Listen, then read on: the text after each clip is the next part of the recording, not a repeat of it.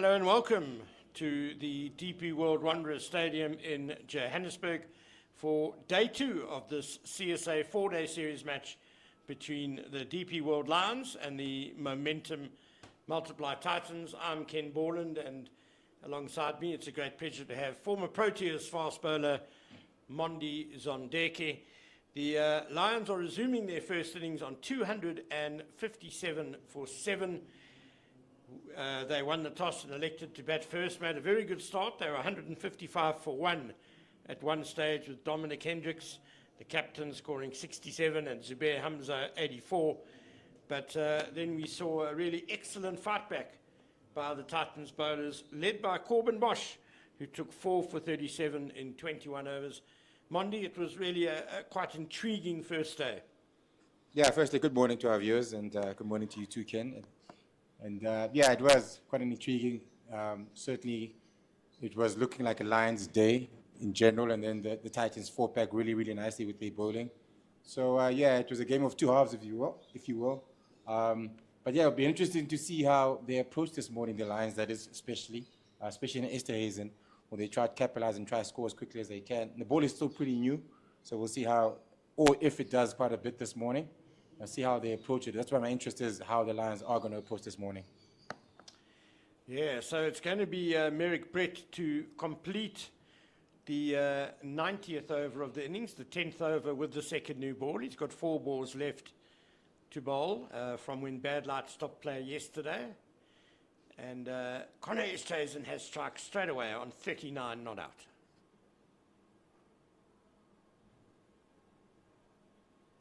With him is Cody Yusuf on 3 not out. Yusuf is a handy batsman. He can certainly hold his end up. Mondi, you've said what the Lions will be looking to do. For the Titans, what are the important things for them to get right this morning? Oh, I think, one, yeah, they've got the new ball in their hand, but I think you bowl into 2 different batters. One is very much in and is a top batter, so I think to him, you've got to be patient, hang it outside all the time. Don't go to him, don't be attacking to him, I think. Try to get him off strike as much as possible and try to bowl to the tail enders. Yeah. Whipped away off the legs, but there is protection at a deep mid wicket. So yeah, I was about to say that, yeah, I think to him, you try to keep him as quiet as possible. So just hang it outside all time, 4th, 5th stump, and let him come to you. But then you can be more attacking to the bowlers on the other end. And I think you try to bowl those guys out, but not by being too selfish, by bowling too straight, but more 4th stump and making them play a little bit more. Yeah, so there were 2 slips and a gully for Connor Esterhazen. Same field for Cody Yusuf, taking guard now. Middle stump guard.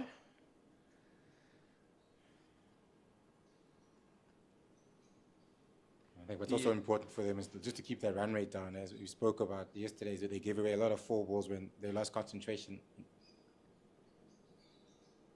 And when consistent in their areas. And I'm just interested to see if the conversation beforehand from the Titans was, yesterday we started off very badly in the morning. We sort of gave the momentum away. This morning we need to be on the button from ball 1 is the way I think they need to be, because it can get away from it very quickly, especially with the new ball, a hard new ball. It's a new day. Bowlers are quite tired. And if Esterhazen gets going, then it could be trouble for the Titans. For sure. I mean, if the Lions add, say, another 100 runs to the score, suddenly it's a quite substantial first innings total for here at the Wanderers.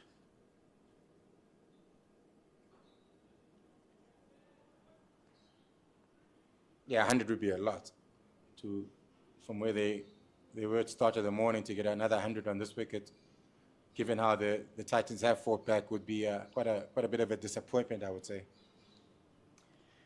So it looks like Corbin Bosch is going to take the new ball from the corner drive-in, which seems a sensible choice given how well he bowled yesterday. 21 overs, 7 maidens, 4 for 37. Mondi, what do you think he did particularly well yesterday? Well, I think like all of them, they started off pretty shaky in terms of their areas and their lengths, and I think once he got it right, obviously he's the quickest out of the bunch here, and he's more of the enforcer guy. And then once he got his lines and his lengths right, he was really, really good. He hit the wicket hard, he ran in all day, and he bowled really, really well. So I think he'll want to start off where he left off yesterday, and be aggressive as well, especially to the tail enders, because we know with a quick bowler you don't really like the ball flying past your nose and whatnot. So I expect him to mix it up a little bit to the bottom, to the tail enders, and then a little bit more disciplined, obviously, to Esterhuizen. So Corbin Bosch conceded the least boundaries out of the frontline Titans bowlers yesterday. He bowled the most overs, 21, and conceded just 3 fours.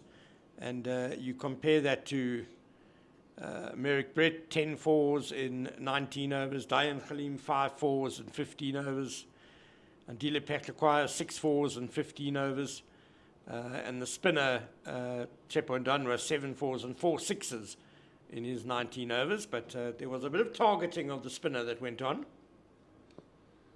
Yeah, I was going to say it was pretty obvious that the batters, especially in Esterhuizen, and then he picked up the wicket of Hendricks when they tried to be aggressive with him as well. So there was a considered effort from the Lions batters to go after the spinner, and you could see it in their approach and batting.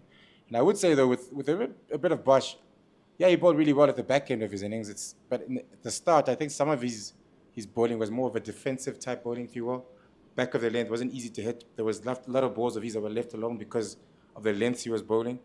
I think Brett and Khalim were probably a little bit more fuller, so the batters were maybe given more that they were playing at instead of leaving. I think yesterday, especially early on, with Bosch, there was a lot of balls that were left that were going to the keeper because of the length that he bowls naturally, which is that back of the length, always missing the stumps.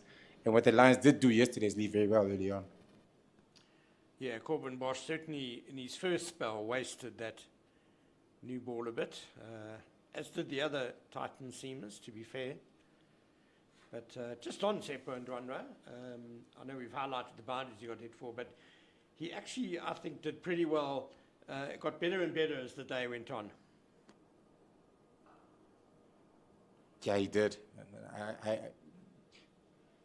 You look at the sixes that he was hit. He wasn't through very bad deliveries or short, or it was the Lions bowlers literally making a concerted effort to go after him, either using their feet or using the sweeping.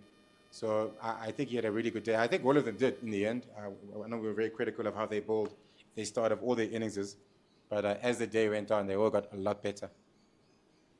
Yeah, and Ndunwa handled the onslaught pretty well and got 2 key wickets, really. Dominic Hendricks, when he was very well set on 67, and the dangerous Mitchell van Buren for just 3. We're going to see a short leg is going to be employed against Cody Yusuf. Makes sense for the number 9 to get someone in under the bucket.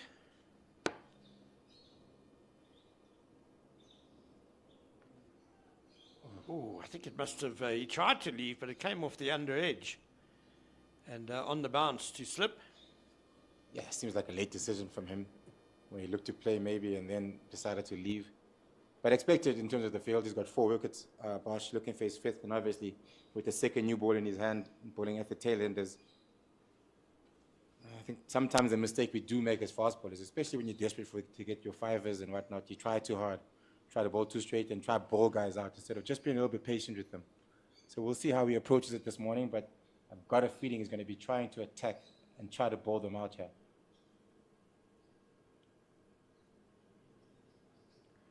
Oh, it's an awkward fend, really, by Cody Yusuf following that ball outside off stump. He'll get 4 runs, but it wasn't the most convincing stroke. 4 runs to end the over as well. 263 for 7. 4 precious runs for the Lions. I guess the one thing Cody Yusuf did do well was to play the ball down, got it to ground quite quickly. So 263 for 7, the Lions, and this partnership is worth 12. And that boundary means they've added 6 runs this morning off the 10 deliveries they faced. Merrick Brett will continue from the golf course end.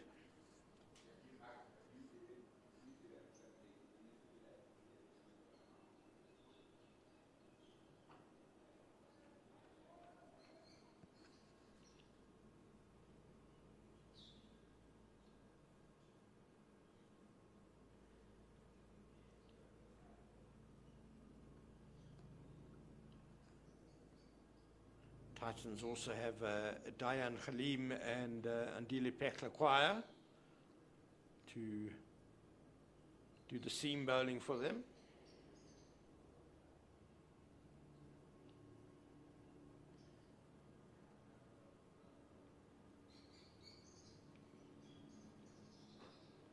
Driven through extra cover. There is a fielder scampering across. Neil Brunt, the captain, keeps it down to just a single. The weather at the Wanderers Day is actually similar to yesterday morning start as well. It's fairly cool. There's a few clouds about. Nothing looks too threatening though at the moment. Yeah, not too threatening. Yesterday it looked pretty much the same. In fact, yesterday you could argue it was a little bit worse looking like in the morning, and then it cleared up quite a bit. So we'll see how it plays out today, but let's hope that we do get a full day's play of cricket.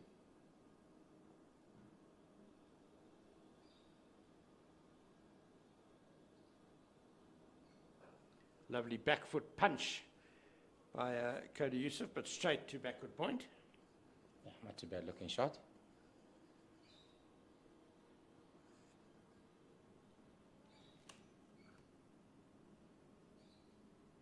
Maybe some tired legs this morning from the quick bowlers, I reckon. Day one after having just played T20 cricket. It's been a long time since you spent so much time on the field, on your feet that is. 21 overs in one day is a lot for a Bosch, by the way. It's a good effort by them.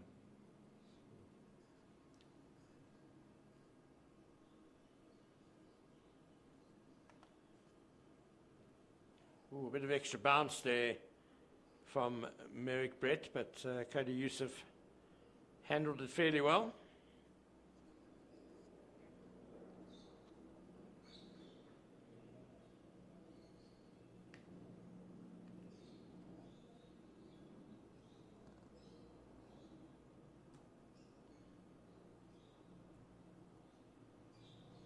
I wouldn't imagine, given the way that the Titans used Ndwandwe and the way the approach of the Lions, especially Oosthuizen, really went after Ndwandwe yesterday, quite aggressively. I don't think you're going to see him today unless Oosthuizen is out, because what the Titans don't want to do is let the Lions get away from them today at all. I think they'll just keep it tight with their seamers.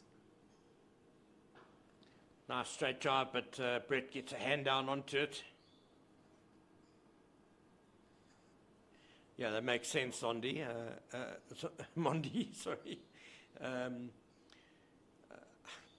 I guess if Oosthuizen really gets in and he's still batting after lunch, so then you might have to bowl the spinner, but Titans certainly will be hoping that's not the case. Yeah, well, one, they'll be hoping that Oosthuizen goes out quite quickly, and sometimes with spinners and the tailenders, they can be very effective because the tailenders do like to have a go at them as well. But what you don't want to do is let Ndwandwe have to face or bowl to a Oosthuizen who's looked to be very aggressive in general. So that's the end of a pretty tidy over by Merrick Brett, 264 for 7, Oosthuizen on 42, Cody Yusuf on 7. I mentioned yesterday that Cody Yusuf played, in fact I think I mentioned it this morning as well, that Cody Yusuf played two very useful innings in the 4-day final against Western Province, here back at the end of February into March. And yeah, I mean, in that first innings, the Lions were in all sorts at 112 for 7. And Cody Yusuf came in and put on 54 with Delano Potgieter for the 8th wicket. Potgieter went on to score 81, and it got the Lions to 225. Not a great score, but it could have been a lot worse, and they had a first innings deficit of 87 runs, and in their second innings they were 245 for 8 when Cody Yusuf came to the crease, and he added 118 for the 9th wicket with Delano Potgieter again. Cody Yusuf made 46, and that was the incredible innings where Delano Potgieter finished with 155 not out. lifting the Lions to 394, and they then bowled Western Province out for 208 to win by 99 runs. Yeah, I remember watching that, thinking, especially that first innings, I thought the Lions were going to crumble. And obviously, as a former Western Province player, that is, I was supporting Western Province.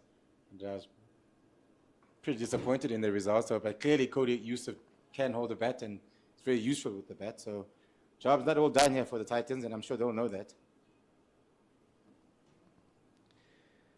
Given that you played most of your cricket for Western Province, Mondi, I'm sure everyone understands that they still have a place dear to your heart. Yeah, Western Province and Border, still close to my heart, I guess, in many ways. Where I started off and where I ended off. So those are my teams when I support, when I'm watching. Even with the commentators' eye, I still have to be a little bit biased towards my teams. Well, you'll be bringing balance to this game between the Lions and the Titans. Yeah, no, I don't. It doesn't matter to me who wins here. Got no skin in the game, as they say.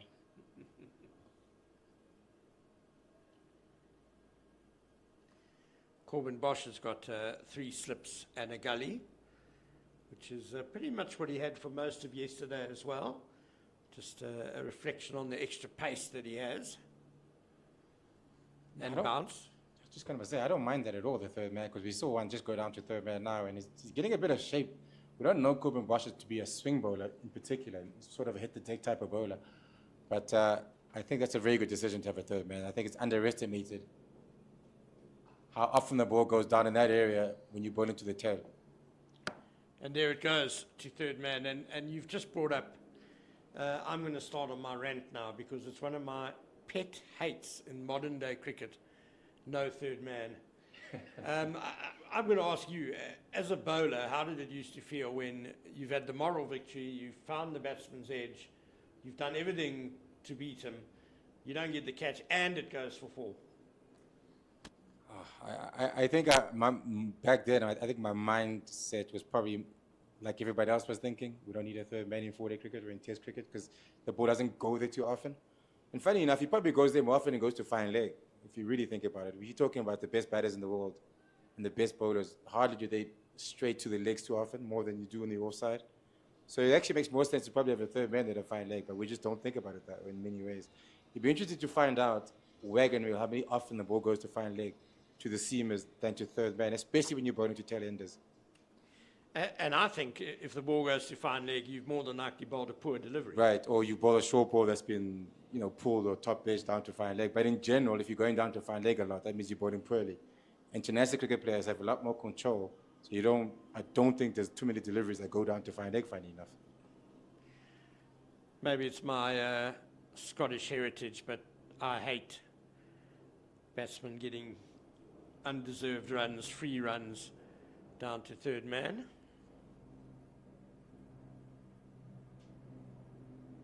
I think 2 of the smartest batters in Test cricket of recent that I can think of that actually use and deliberately play the ball down to third man is Joe Root, one.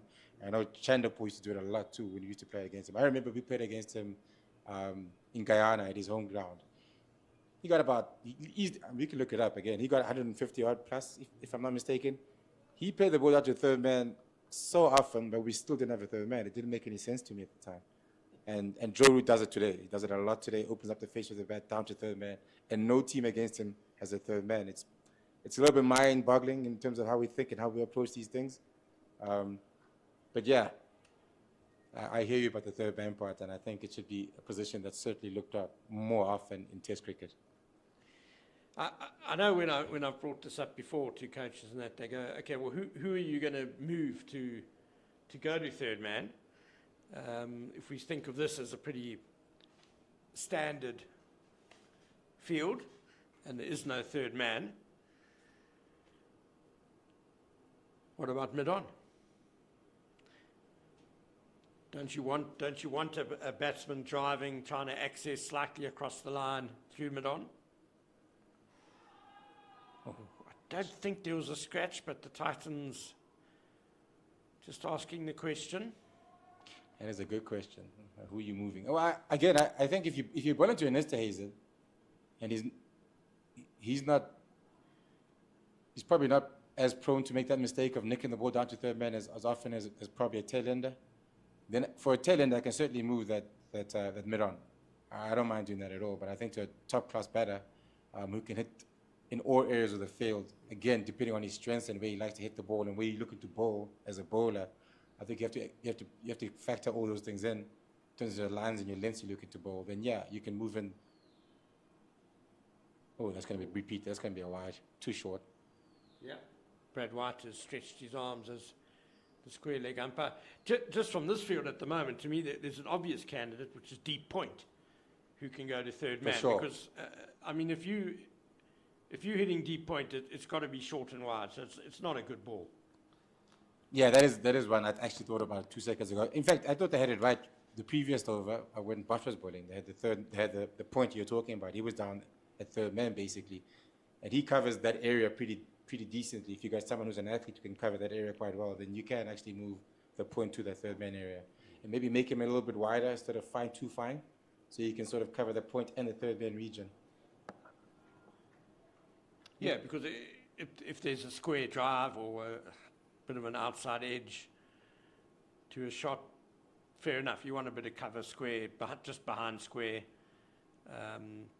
But to have a deep point anywhere in front of square just implies to me that you've bowled a short and wide one that's been cut. Don't really like setting fields for bad bowling. Yeah. And also, if you bowl into an estate, I think you can even have your gully back at third man. Because with him, you want to have a mid-on and someone on the onside, because he's good enough to, whether he walks across and tries to flick you to the onside, maybe he can do that. But with him, you'd want to hang it out to the fourth, fifth stump, I would imagine, give him a bit of room, not ball at him. So he's more likely going to hit you to the offside. So if you got your third man and your point covering that side, then you got that side covered. But with your Yusuf, you can certainly take out the mid-on, because I'm not sure how good it is, unless you look at the ball very straight, which is, I think it would be a big mistake to bowl very straight. I think you still want to be bowling back at the good length, sorry, fourth stump, more or less, and try and nick him off. So you have your gully, your two steps, but you take your point, you make him your third man. Hasn't quite got the bouncer right this morning, Merrick Brett, another rather wayward one. I think Corbin Bosch would like a gully just because of the extra bounce he gets, but otherwise your point is well made, yeah. Interesting. Obviously, teams have different ideas about what tactics they want to employ and the field setting that will back up those tactics. It's 268 for 7. I think it's certainly a conversation about the third man in Test cricket that needs to be exploited a bit more. I think we become so used to it, and it's become the norm that you just don't have one, regardless of how often the ball goes down to third man. They usually just have one when the guys are looking to hit and have a tonk, and then they'll spread the field out. But in general, we just never have a third man. Oh, he spotted that one. It's a decent delivery by Corbin Bosch. Maybe if it had been a little bit fuller, might actually have found the edge.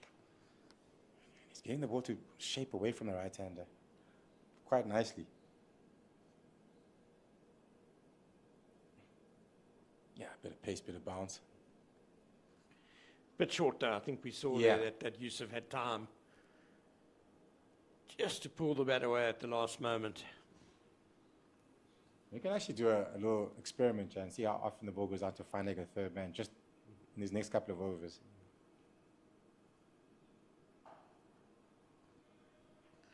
Nicely behind that one, Cody Yusuf. You can see he's got a bit of technique. No, he's actually looked quite good. Actually looked quite decent. Where I would say you certainly need a fine leg is certainly in the subcontinent, or if the wicket is a wicket where you want to bowl straight. And you want to, because of maybe it's up and down, it's a bit of a, not the greatest wicket to bat on, then you do want to have a fine leg for sure, because you want to bowl a bit straighter and look for the LBWs and whatnot. But on a wicket like this here in Joburg, I don't think you need one so much, because you want to exploit the extra bounce, and you want to be bowling the fourth to fifth stump if you're going to be using the extra bounce for the guys behind catching, and obviously the ball going down to third man more often than fine leg. Yeah, it's all about working out what are my likely modes of dismissal what's the most likely way of getting batters out and adapting your field accordingly.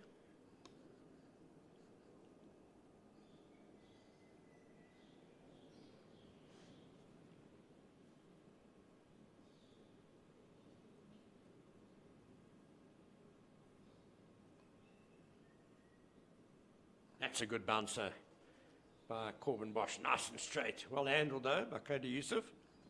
Yeah, better direction. And the height was good as well.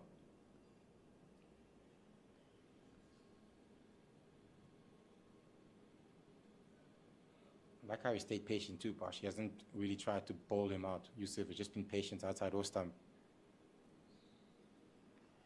I can't remember, were you a swayer or a ducker? I did both. I guess it depending on the delivery, and then your instincts take over. Sometimes you duck, sometimes you sway. Yeah, it's not a. It certainly wasn't a preference of any kind. It just depending how, who the bowler was. A lot of work for the third man fielder now, running all the way to deep backward point, and they've gone through for 3. He's going to have a lot of ground to cover. That's why I thought if you're going to have someone there, you're going to have your best fielder, probably your quickest fielder in that position, because he's going to cover a lot of ground.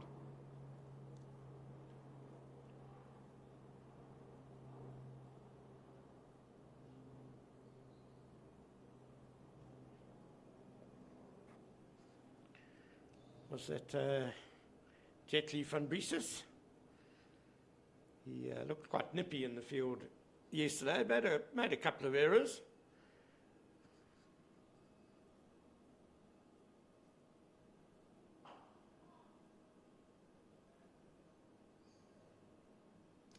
And that's the end of the over. 271 for 7. So we've had almost 6 overs this morning, and the Lions have added 14 runs. The last few overs have been pretty tight by the Titans. That's a good steady start, yeah.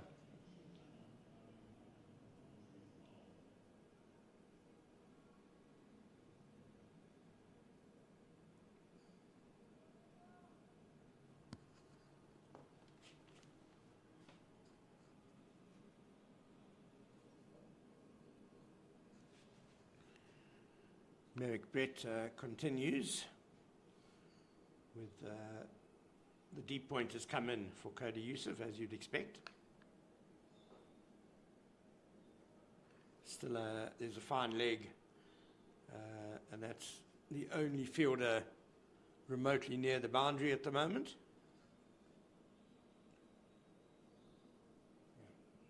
Still haven't seen a ball go down to fine leg yet.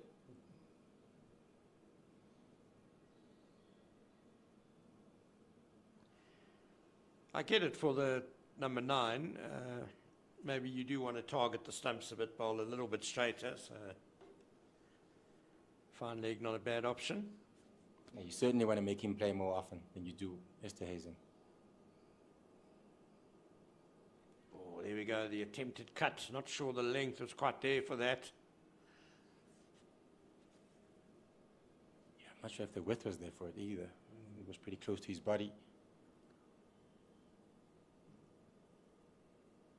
I think it was there, yeah, the width.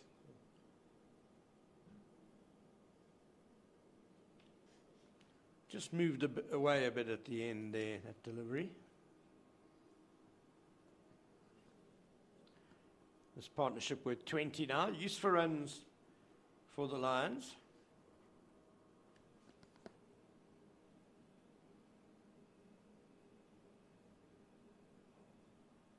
Nicely worked away, and there's first run of the day to fine leg, I think. Feels like he heard you when I said that. He decided to put it too straight, just so we could prove a point that we do need a fine leg.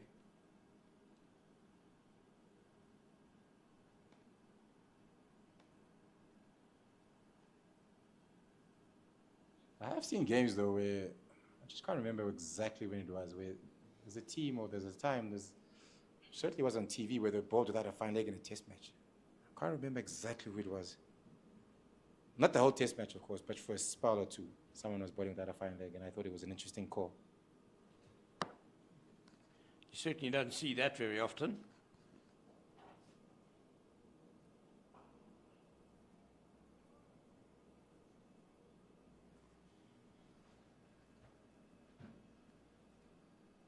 Well, we always talk about you don't put fields for bad balls, a fielder in an area for a bad ball. I mean, when you actually really think about it in Test cricket, especially when you start off with a new ball, fine leg is for a bad ball. Because nobody wants you to be bowling too straight or bowling at people's legs, especially in a wicket like in South Africa where you get extra bouncer in Australia. Like I said, even the subcontinent, maybe I can understand if you're trying to go straight, but early on, you hardly want to go too straight. And it's certainly kind of protecting the leg side if you're saying, but yeah, well, that means I'm bowling a bad ball down leg or it's too straight, so you shouldn't need to have someone at fine leg in a way. So yeah, there's that argument too you can make. Yeah, I would say unless there's a specific plan with the short ball to try and get the batter out hooking, that's the only time really.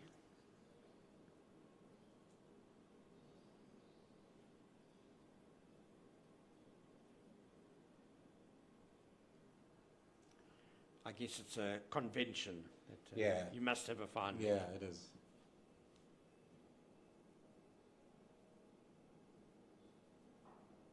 Nicely put away through mid-wicket by Connor Esterhuizen, and they'll jog back for 2, takes him to 45 not out.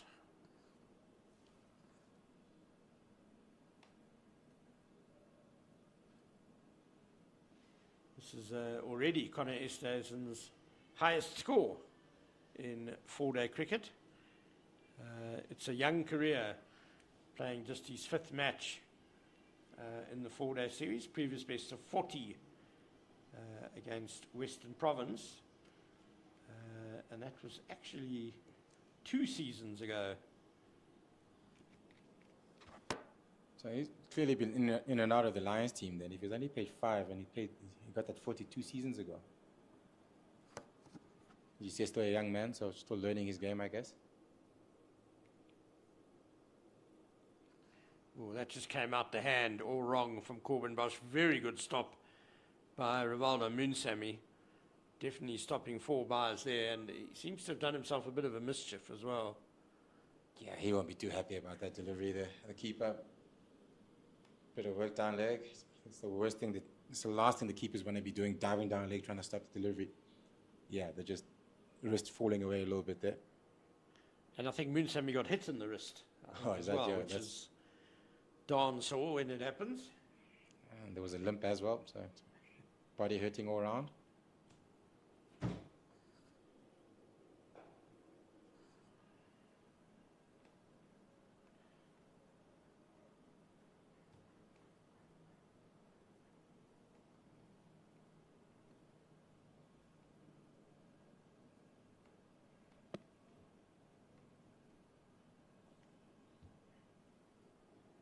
Yeah, just to go back to Connor Esterhuizen, he is just 23 years old. Been quite hard to get into the Lions team with the depth of talent they have.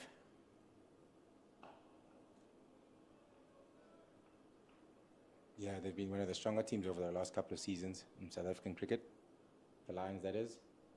Especially the last season since Russell Domingo took over. They've been pretty much winning everything.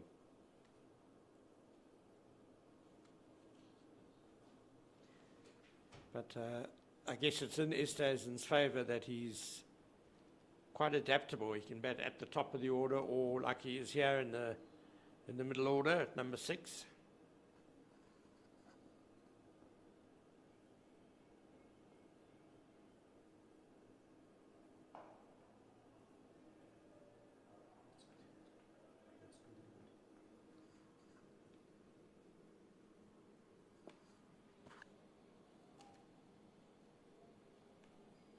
Been a pretty mild day morning. A lot has happened so far this morning. Haven't seen too many deliveries go to the boundary. Not too many wickets or chances created so far. Just pretty mild morning to start off with.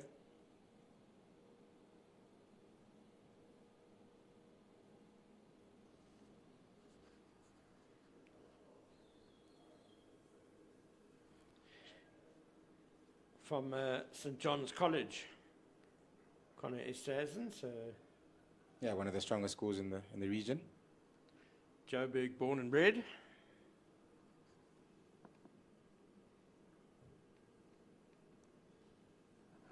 Between St. John's, Castilians, and Cares, probably the majority of where the top cricketers would probably go to school, yeah? Or come from, I would imagine, in this area. Yeah, they've been the big three, I guess. Jeppy, I suppose, have provided a couple as well. It's a well-judged single. St. David's is coming along quite nicely as well. Temba Bavuma from there as well. So maybe there's a push to uplift the cricket in that school. I know Dave Nosworthy is the head of sport, or cricket that is. So they look to be coming on quite nicely. Yeah, Dave Nosworthy, of course, former Lions coach, doing great work with St. David's, certainly lifting them up into the big league, if you like, of Johannesburg schools. Can't imagine it's easy to sort of infiltrate that core of the main schools that are the top schools in the country to emerge as a new school that's tried to make a stamp. Wouldn't be an easy task, I would imagine. The traditional schools will always probably get the top boys until your name becomes a big name. Yeah, it's a bit of a double-edged sword, isn't it? Because our top cricket schools really supply so much to the pipeline. It's arguably the envy of world cricket, just our school system, and what a great job they do providing cricketers. But then it also can happen that if you're not fortunate enough to go to one of those top schools, that you can get kind of lost. It's difficult sometimes for guys to be selected from these lesser-known schools. Yeah, I guess it's really about finding the talent and identifying it and then keep track of it, especially if you don't go to those main schools. I also think, I'm not sure what's happened in the Western Province region. I mean, just coming from there, the traditionally strong schools don't seem that side anyway to be producing like they used to, the Rondebosches and the Weinbergs. Clearly missing leg stump, that LBW appeal. The Joburg schools certainly seem like they still are the very strong traditional schools of cricket. I'm just not sure if in the Western Cape over the last couple of years if it's the same thing. Well, maybe that's a good thing. Hit away very hard by Cody Yusuf. Found the length he wanted there, slapped away very well for 4. Well, he's shown us that he's capable, and we know we've been rattling his stats from last season's final, sorry. And that one was short and wide and certainly there to be hit. The timing was really, really good, got to the boundary really quickly. So looking really good, yeah, Cody Yusuf. And the partnership is up to 30, so really becoming a bit of a pain for the Titans. You would have imagined taking early wickets and wrapping up the innings.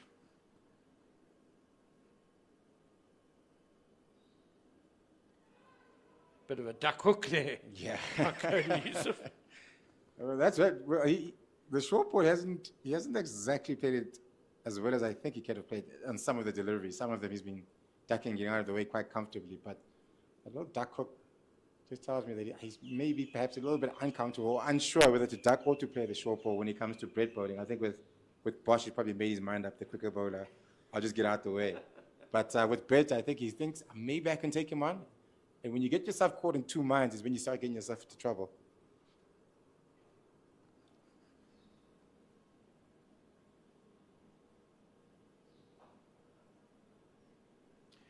Yeah, why I said it might be a good thing that Western Province schools cricket it sort of diversifies their options more, doesn't it?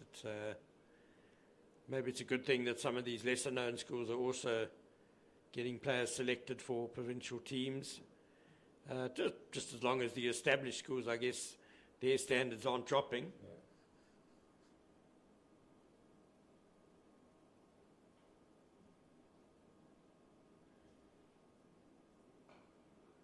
Yeah. I certainly know the worry that in the Eastern Cape, some of those schools have certainly dropped their standards and they're not producing as many of the top-class cricket players like they used to back in the day. I think of a Dale College, a Selborne, even a Queen's to some effect in terms of cricket. Certainly not producing as many cricketers as they used to. And I think Hudson Park has been, which is very rare for the Eastern Cape, that I'm calling it a co-ed school. I might get myself into trouble or anything like that, but it is a co-ed school, and they become one of the top cricket schools in that region, in the border region, where the traditionally strong schools, the Dales, the colleges, pretty much Selborne, the Queens, certainly haven't been producing the cricket players that they used to back in the day. So it's a bit of a way down the Eastern Cape. Diversity is great, and it's good that it comes from different schools at times. But I still think, to your point earlier, that the strong traditional schools are still producing. And I think it's an issue in the border region that they're not. Yeah, I suppose Grey High School is also one of the powerhouses.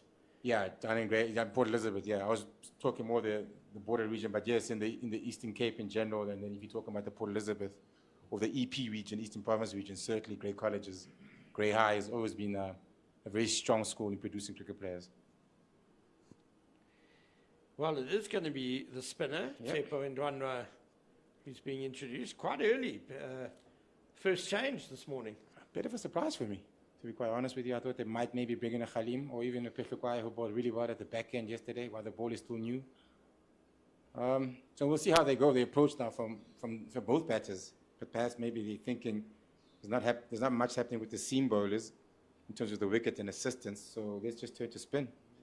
Maybe the guys are a little bit tired, so they want to rotate the seamers from one end as well. Could be another option for them. Yeah, so it will be very interesting how Connor Esterhuizen approaches this. He played in Ndwanwa really well yesterday. Had a couple of straight sixes. Will he see this as an opportunity to really boost that total quickly? Could get himself into trouble in doing so.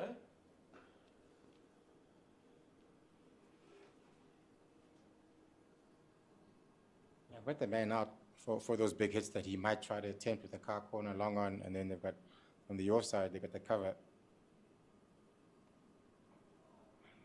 I think there's an element of risk of playing him, because if they do go after him and then get a hold of him, it does change the scoreboard quite quickly and gets the runs going. They haven't been scoring freely this morning. It's been quiet in terms of runs. Quick run taken. Oh, I think that's out if he hits. That's out. Given out, yeah. Oh, the gamble was taken, and not in the way we thought it would be. He's got himself out over a quick single. That is brilliant fielding, by the way. That's very good work. Unfortunately, not the way we thought they might lose a wicket today, but looking for the quick single, I don't think it was necessary. He was close in, too, at mid-off. He was very close in. Yeah, that's bad judgment, really, by Connor Esterhuizen, no doubt about it. Hit it straight to mid-off and ran, and mid-off had a very good view of the stumps from there. So Connor Esterhuizen's gone a big blow for the Lions. He's out for 45. He was there for 2.5 hours, faced 99 balls, 5 fours, and 2 sixes. Yeah, huge wicket. Given the circumstances they're in, now you got just the batters coming in. If it was a batter batting with some bowlers, maybe you would have thought they could still get to a 350. It's going to look a little bit harder now to get to that with Esterhuizen, the one who is gone. That's exactly who they would have wanted, is a wicket of Esterhuizen.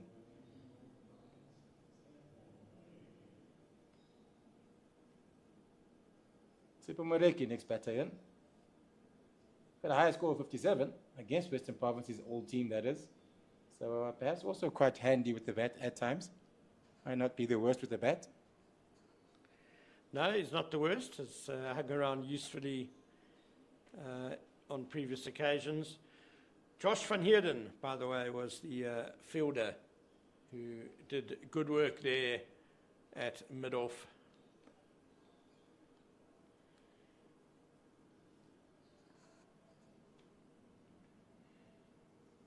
But Esterhuizen will be kicking himself still, I think. Yeah, silly run. Certainly going to, especially given how close he was to his 50 as well, he's on 45. There was nothing really going on. I didn't think there was a need for us to take a quick single or anything like that. It was not like he wanted to get to the other end because he was worried about Yusuf getting out. We were both looking very comfortable, both batters.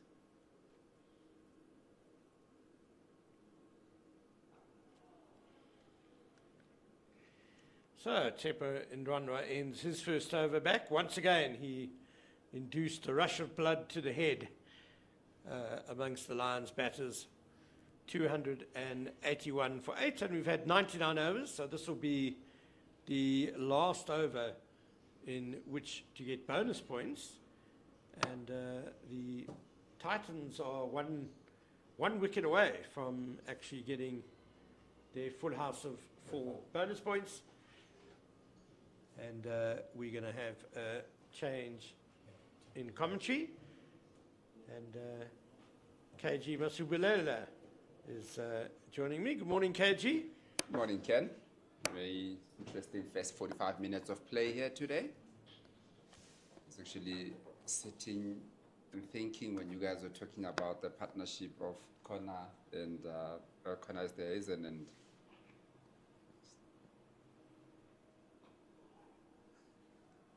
that one through that square leg by Tsepa Moreki down to the boundary. They're looking for 3, and they do come back for 3. I was just thinking, as you were in commentary with Zondegi a bit earlier, about how much does it remind him of his debut against England, scoring that 59 after surviving a barrage from Freddie Flintoff there, getting a 150 partnership with Gary Kirsten in 2003.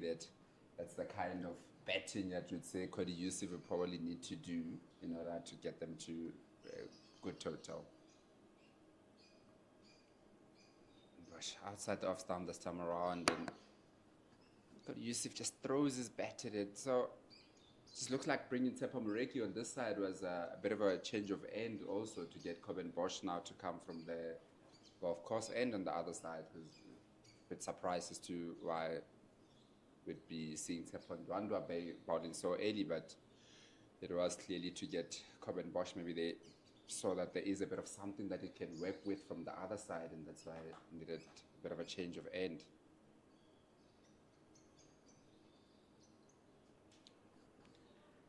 Just going back to Mondi Zondeki, it's one of my favourite Proteas memories, that. 59 not out, was it? Is that correct? Out, 59, but 59 was the number, yeah.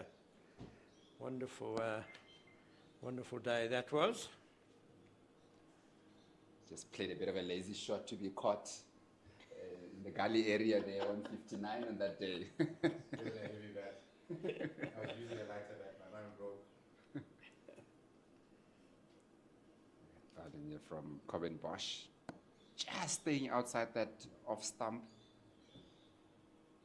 Very good discipline bowling here.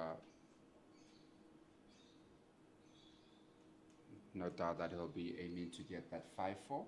He had a very good spell yesterday, late on in the day. Reminds me of the days of Dale Steyn. You give him the ball in the last hour of play or so, and he just torments everyone.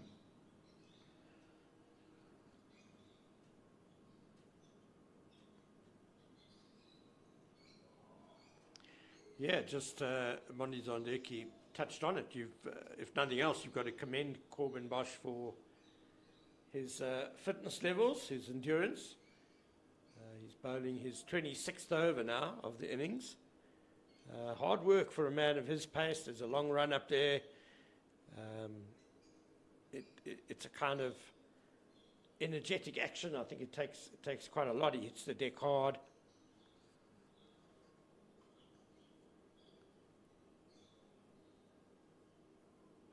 Just outside that off stump, and Cody Yusuf just manages to hit it down to that fine or deep backward point. And that's the end of the 100th over. The DP World Lions are 285 for 8. I'd say that Titans will probably be the happier of the two teams. They would have liked to obviously have gotten the wickets to have bowled them out, but the Lions have also not gotten away from them that much. So we take a look at the scorecard currently. Just day 2. Tertiary said yesterday just went out for 16. Dominic Hendricks had a very good partnership yesterday with Zubair Hamza, but unfortunately that was broken. Yeah, I was thinking what par would kind of be in these conditions, and I guess around 300 maybe is a par score. Just first ball tip on Rwanda to Yusuf, just blocks it into that vacant cover area, and they just come for a single. Yeah, you'd say 300 would probably be a good score. Going at a very slow run rate here, the Lions going at just 2.9 to the over. But that just shows how well the Titans also bowled. Oh, just outside. It's missing that outside edge there. Well, he was reaching for it, Tepa Moreki, beaten in the flight.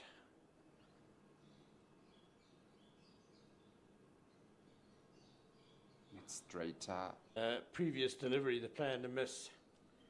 You can see playing well in front of his pads.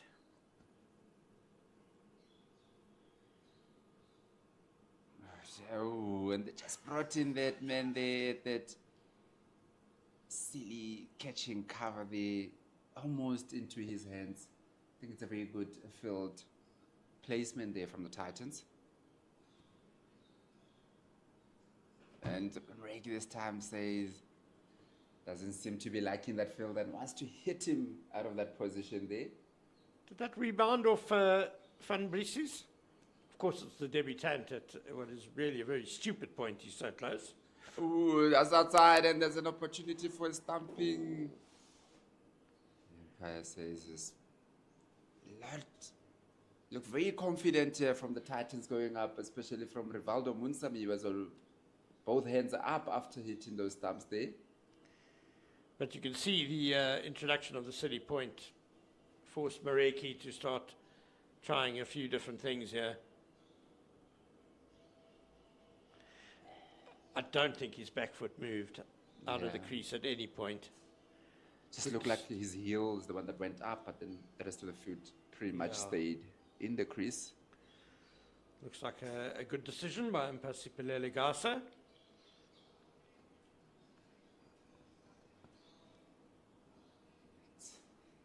Spoke about in the last over the fitness levels that you need to command of Coben Bosch. He is still going on this morning after bowling some marathon spells yesterday. So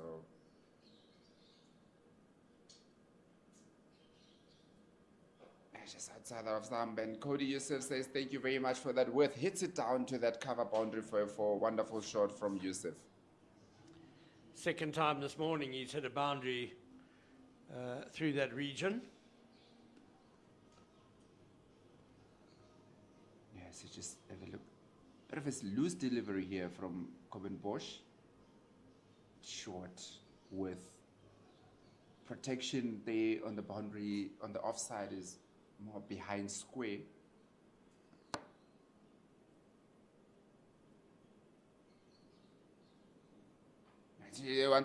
This time around a bit fuller. Cody Yusuf throws his bat at it and just gets it in between that second slip and gully down to the third man boundary for a 4. There's 2 boundaries in a row from Yusuf. Second one, not as convincing as the previous one. It's got a thick edge past that slip cotton. Bit of an opportunity created there. Isn't a great ball, to be honest, also a bit too wide. I think it's almost a plan though, with a deep point in place, and they maybe want Yusuf to flash outside off stump as he did there. This time just tries to guide it past. Deva Brevis just does wonderful fielding cover. I would say though that Ken, if their plan is to get him outside, yes, you do have that deep point behind, but maybe then it's worth it. I mean, we spoke about the fielding positions a bit earlier. Maybe to take that mid on out and put them into that third slip type of area, because you're almost looking for them to play behind square on the offside, so you need to have a bit more protection behind. So maybe take that mid on off if your play is to go wide. It's straighter that time from Bosch.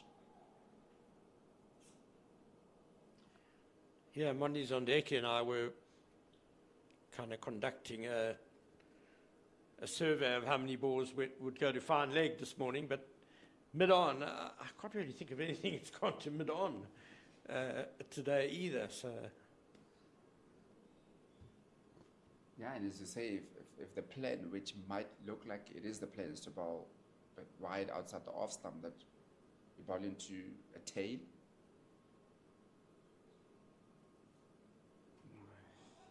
Very good ball from Bosch here. Probably trying to wrap the batting up here, using as much energy that as he can. We spoke about how long he has actually bowled, trying to use up all the energy that he can to try and get that wicket. They would know that getting the wicket off Cody Yusuf here, and then you just leave a number 10, number 11 batter in.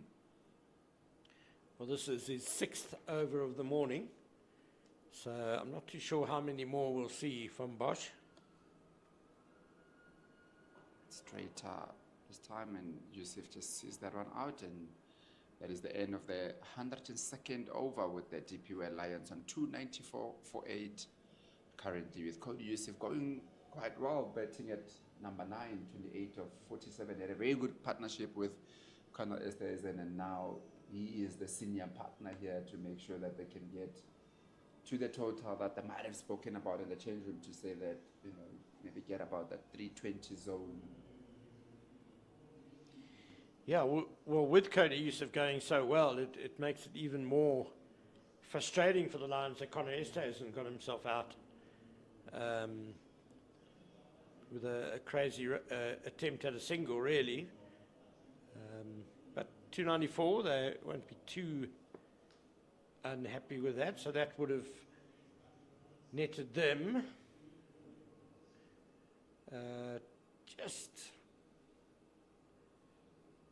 just shy of 4 batting bonus points. Ndwandwe to continue from the collar drive end to Tsepa Mureki.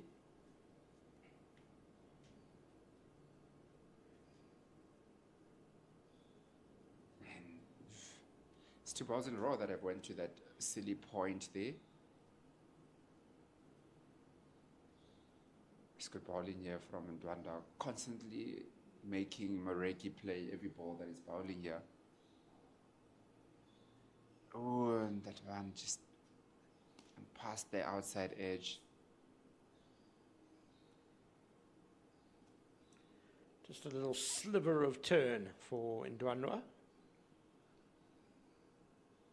A straight gain, and Mureki goes back there.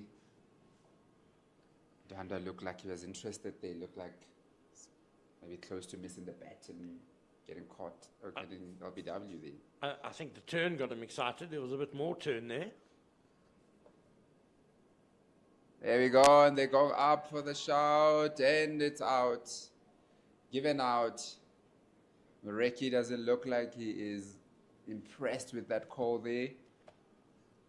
Not too sure if it was given for a caught or LBW there. Showing his frustrations earlier. LBW, I think. Mureki playing around it. Well, definitely not caught. Yeah, it looked pretty straight. And he was trying to play it quite square on the leg side. Ndwandwe angling it in towards leg and then just straightening it enough. Good bowling by the left-arm spinner, who now has 3 wickets. Tsepa Mureki gone for 3. Very good bowling indeed from Ndwandwe. He did speak about it looks like there's a bit of turn there for him, and he is looking to pitch it on that sort of like leg stump area, because you can see that there is assistance that is getting from the pitch. He's getting a bit of patches here from the pitch. And I wonder if Mureki might have got an edge on that one, the way that he was standing. He's almost convinced You look at that again. He was almost convinced that it was an out. Looks like it's far from bad. Yeah, I think he thinks it's missing leg, which is why he played the shot as well, you know. Meanwhile, it's not. It's straightened. Yeah. And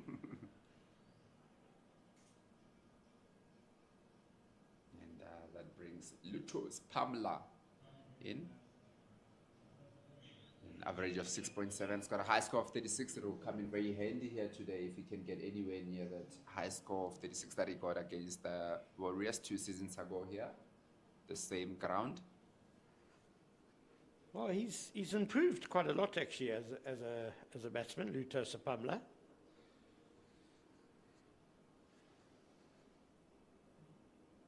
Yeah, I think it's the modern day bowlers. You don't get those traditional number 11s anymore where they just not go in there and just hit the ball any way that they can. They understand now the responsibility that they also have to contribute towards the team. I mean, the same way that they need the batters when they are bowling to do a bit of fielding for them, they need to try and support them in their batting, especially also because if I'm a bowler, I want something to bowl at, so I want to contribute with the bat also just to make sure that, you know, it's a good enough score for me to bowl at and give me some comfort.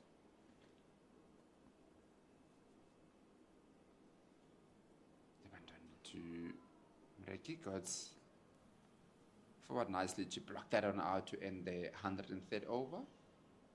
That was actually a maiden wicket there from Ndwandwe. Running very well. I mean, that just came up this year, or went up this year to the Titans from the Lions. Didn't get too much game time for the Lions. And definitely going to the Titans there, and there's a lot of opportunities for him. Left-arm orthodox, obviously, with Aaron Pangiso, who moved to the Knights, opened up that spot for a left-arm orthodox. So you did see last year Aaron Pangiso played 1 or 2 games for the Titans, so they were definitely looking at a left-arm orthodox that can play 4-day cricket, and that's where Ndwandwe fits in.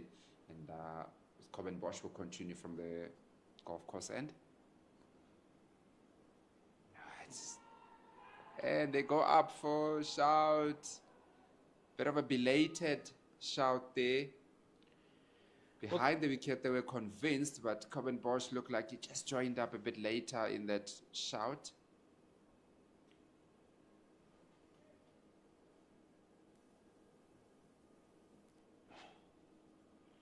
Very close to that outside edge. Bit of movement that Coben Bosch is still getting out of this pitch. Well, the Lions bowlers will be happy to see that. Wonderful delivery. Yeah, especially the 2 batters now who will be coming with that new ball a bit later on to bowl. Straighter that time around from Bosch.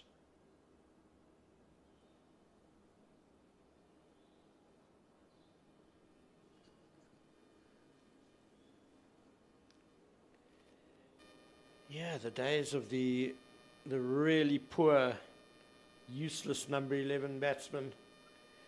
Not too many of those around. I mean, it always used to be a bit of a statistical quirk.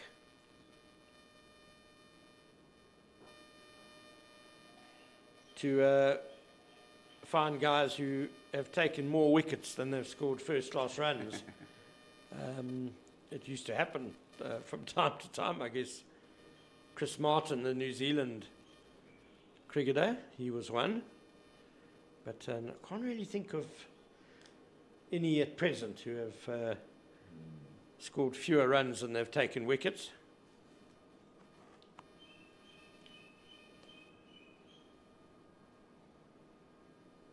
Oh, a bit of... And that was an edge that just didn't carry to the slip cordon and goes through the slip cordon down to the 10-man boundary for a 4. Bit of an opportunity, but that didn't carry that time around, Ken. Unusual for the ball not to carry at the Wanderers.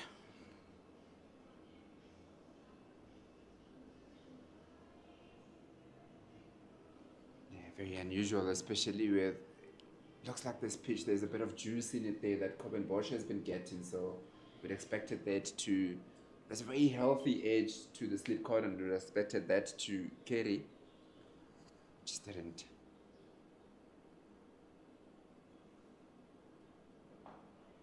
And then now Yusuf just blocks it out to that very opened offside field. Everybody's on the boundary on that side except for the mid-off.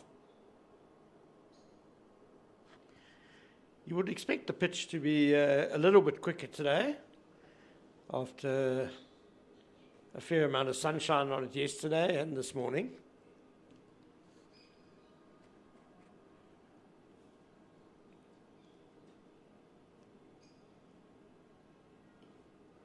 I think it probably still a bit of a debate as to when it's a bit quicker, does it suit more the bowlers, or do the batters like it to be quicker to be coming on? I think both would feel that we like the ball to come on, but the bowlers would also feel like there is more assistance to them when they're bowling, so it provides good context.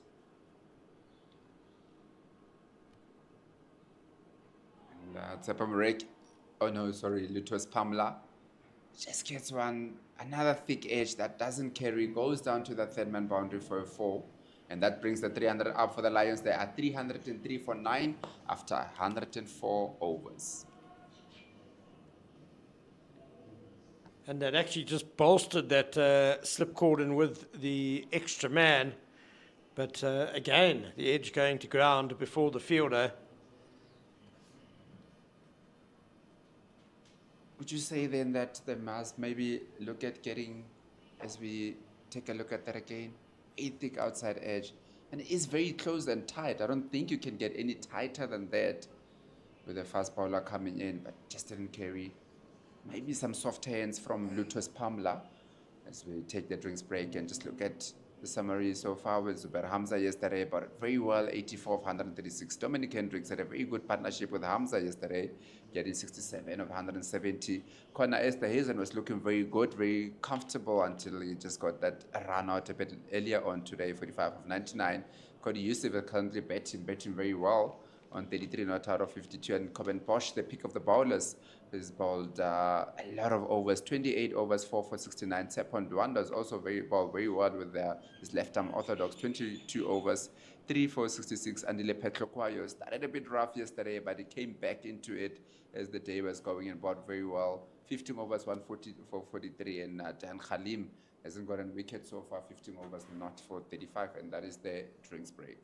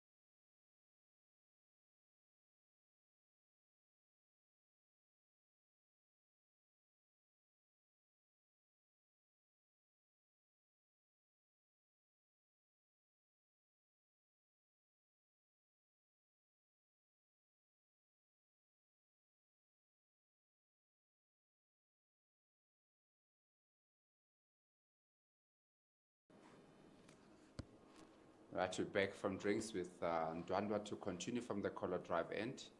We're going to Cody Yusuf, who's still in 33 not out. First ball after drinks, just a dot ball. No silly point for Cody Yusuf, but there is a short leg. Just probably for the one that goes straight on and bounces a bit.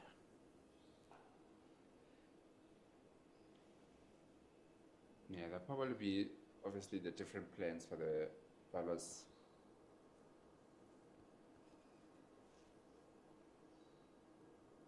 And there's what they're probably looking for just to get that thick inside edge. That one just going past that short leg. Probably feel a Cody Yusuf will probably be more comfortable and he'd be more controlling when he's blocking the ball on the offside rather than your number 10, number 11. Maybe that's why you have a different. But now they've actually changed that plan now with that short leg going in now for Lucas Pamela out of that silly point. Not too sure also if you've got a Lutus Pamela batting and number 11 batting, if you can actually have both. Both have them on both sides, make him uncomfortable on both sides of the wicket. Just Pamela just manages to hit one straight down to mid-on. Well, he deserved one run for that. That was very nicely hit by Lutos Pamela. We saw with a silly point in place that Chepa Mareki started to do some funny things, so I agree with you about having both. And Cody Yusuf just gets one over that mid-on. Wonderful shot down to the boundary for a 4. Very good shot that time around from Yusuf. You just wonder if the way that he approaches as we just take a look at that again. Nice 4-1 from Ndwandwa, allowing Yusuf to just get under it and hit it. Just wonder if Yusuf then will change his approach a bit more. Obviously now he is the senior partner and most of the runs will have to come from his bat. If now he will be looking to be a bit more attacking, or will he just continue to say that he will trust his partner on the other side to keep his wicket? Because normally when you don't trust your partner, then you feel that you have to score all the runs and you have to score them quickly before they get the partner out on the other side. I don't think it's so much a trust issue as the fact that Cody Yusuf is well in now. He's on 38 not out. Yeah, I think he should be a bit more positive, try and get quick runs. Straight out, very good bowling here from Bosch, just outside that edge there. Very good bowling here. Maybe too good for a number 11 batter to get any sort of bat on it. Yeah, for sure. And apart from a 1-over break when he changed ends, Bosch is now bowling his 8th over of the morning, so he's putting in a really good stint here.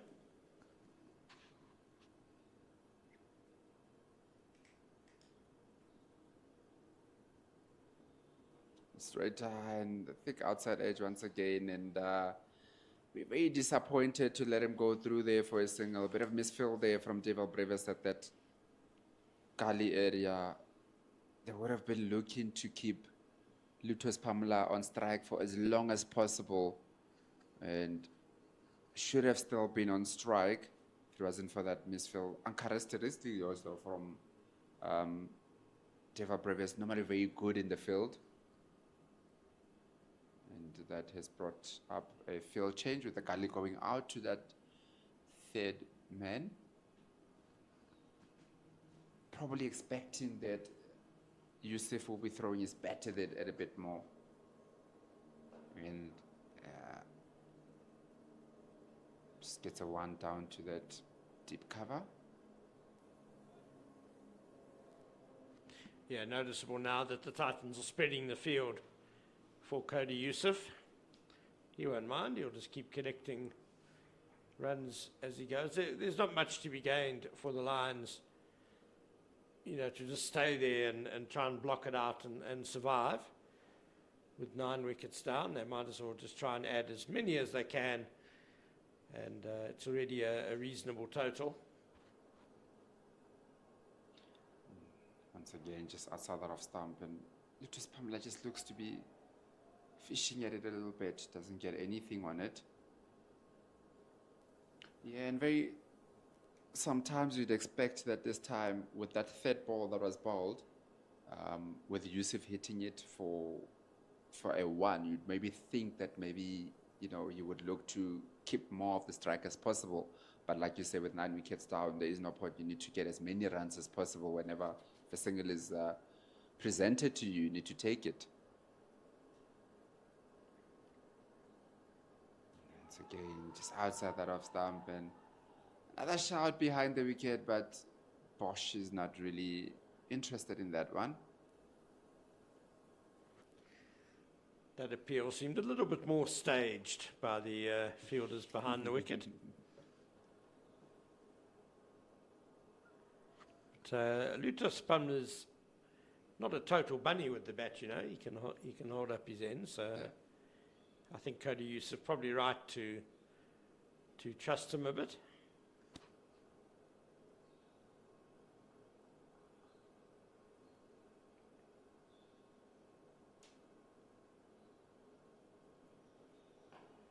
There we go, and he's showing that he can hold the bat.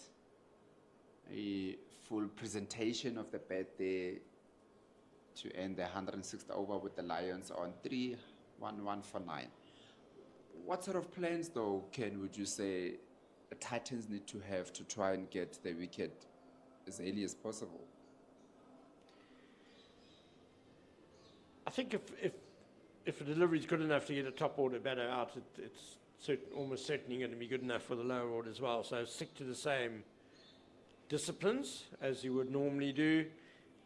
I think a line just around off stump, just outside. I think both these batters will have a feel for it. They're not going to, I don't think they're going to leave as much as maybe the top order guys do. So, yeah, just good lines and lengths. And let's just go a thick inside edge down to that shot 45 for a single. As you said, they're definitely looking to capitalize and maximize as many runs as possible. That was the first ball of the over that just went out, and Sepamla just calling Yusuf for a quick single.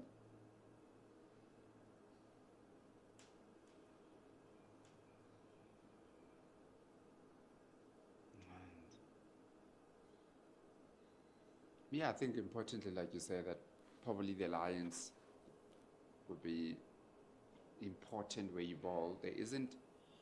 We're not expecting the ball to move as much as it did earlier on yesterday, so you want to get them closer so that better airborne there to mid on. So you want to entice them as much as possible, and the only way for them to do that is to get it as close to them where they always feel that, you know, it's there for them to play, and that's where you're going to get opportunities created.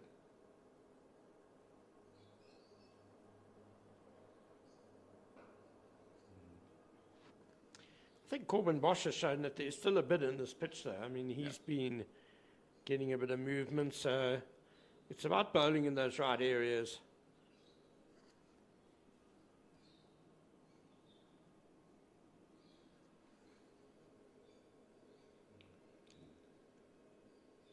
Pamela just loves that one. Very confident leave that from Pamela.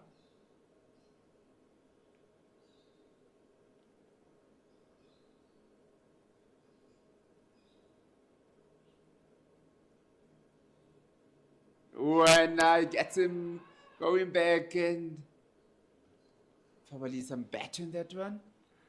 I was going to say that when a left-arm spinner sees a right-handed batter leave like Sepamla did that previous delivery, the on ball can't be too far away.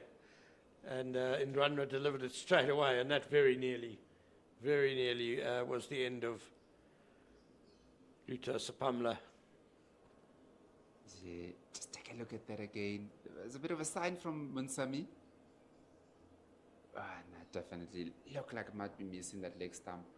There was a sign from Munsami from the wicket there saying that but his sign was, it looked like it was more to say, just toss it up a bit more to entice him.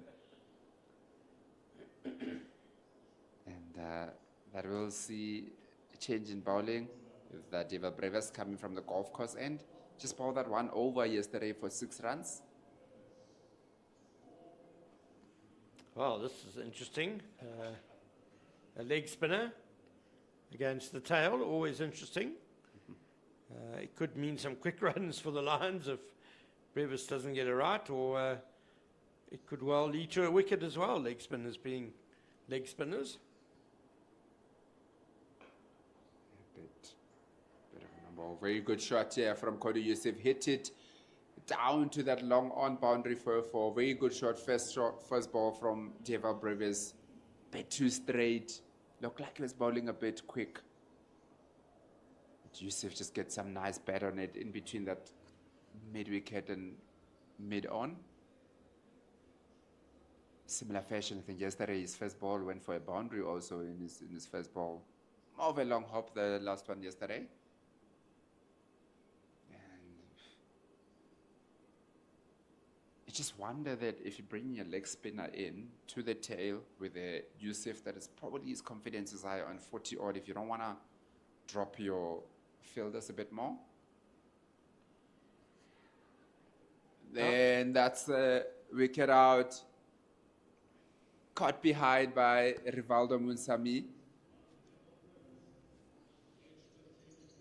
Bit of a strange one there, Ken. Yusuf still looking at the umpire so as to question. I think we still also interested to see what happened there. We look at that again. It's like it's been given out, caught behind. Yeah, definitely, and it just that Munsami juggled it and had to dive forward to catch the rebound. That caused a little bit of confusion, but it's been a very good effort by Cody Yusuf, scoring 44 runs, just 2 off his career best.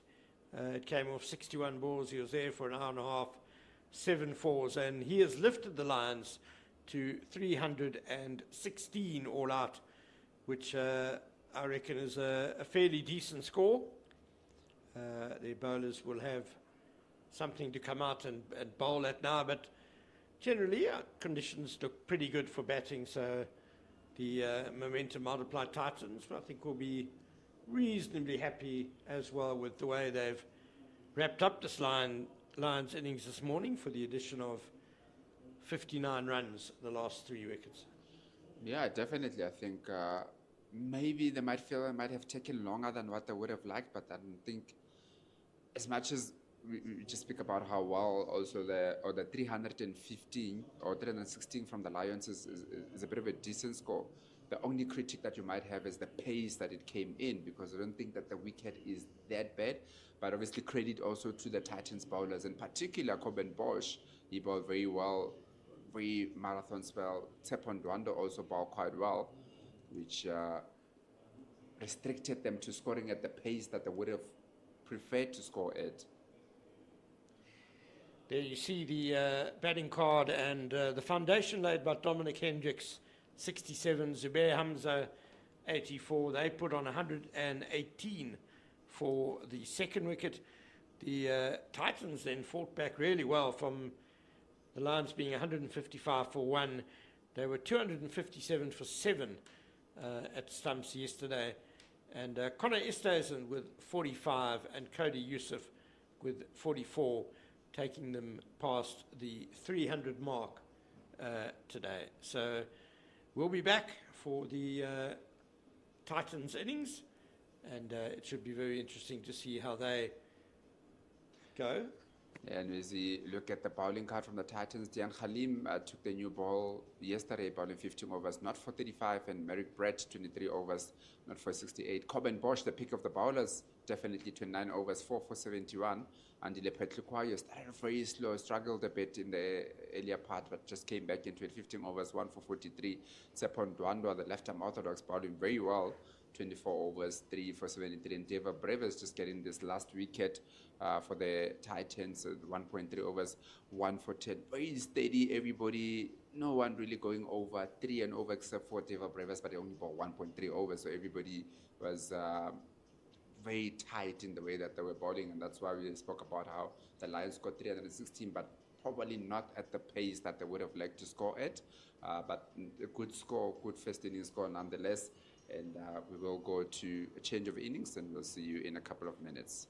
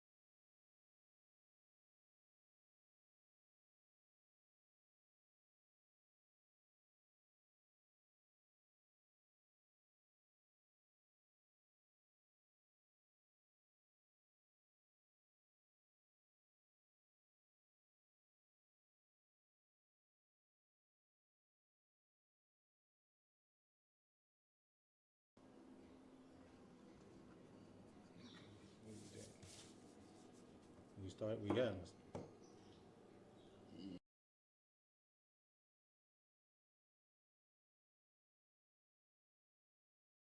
To the DP World Lions playing against the multiple Titans. This is day 2 of the 4-day game that started yesterday.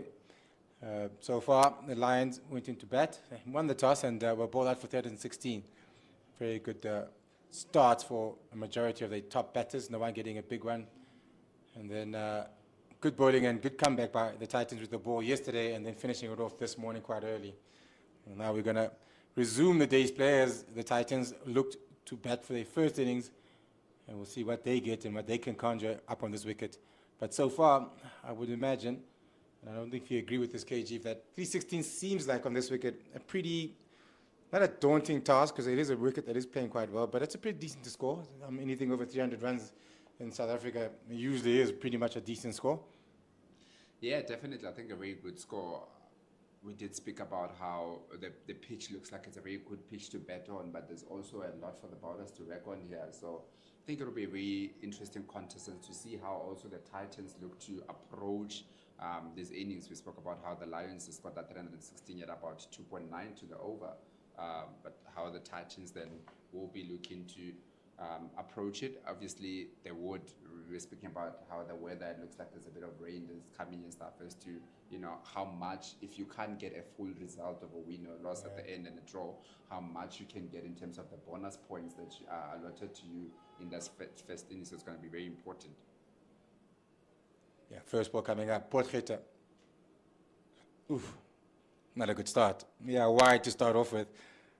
No surprise that they gave the new ball to Potgieter. They got Sepamla and they got Moreki here in their bowling lineup, and he's the all-rounder and probably less of the known as a seamer out of the 3 seamers that they do have. Also got Cody Yusuf, of course. I'm just wondering what the thinking is, and I'm very surprised that they started off with Tilano Potgieter. Of course, Van Heerden opening from one end, and then Neil Brandt, also captain South Africa versus New Zealand earlier on this year. In New Zealand, that is. He's opening the batting from the other end. But yeah, what do you make of Potgieter getting the new ball?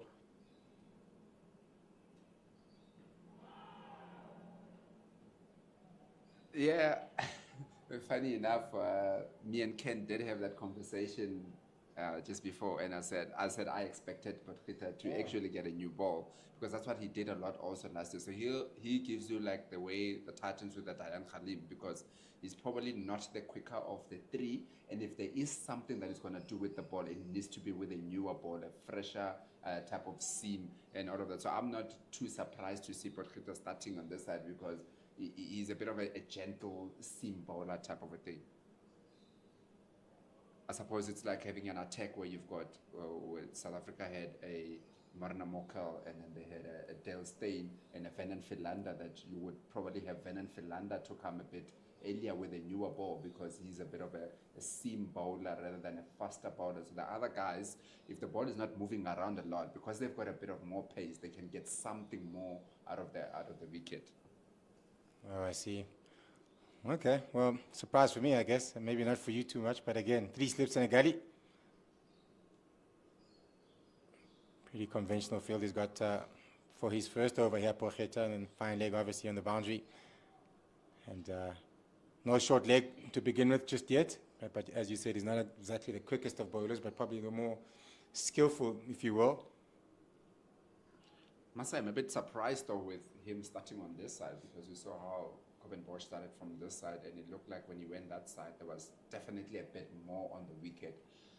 But probably your more traditional opening bowler will probably get the benefit of that side.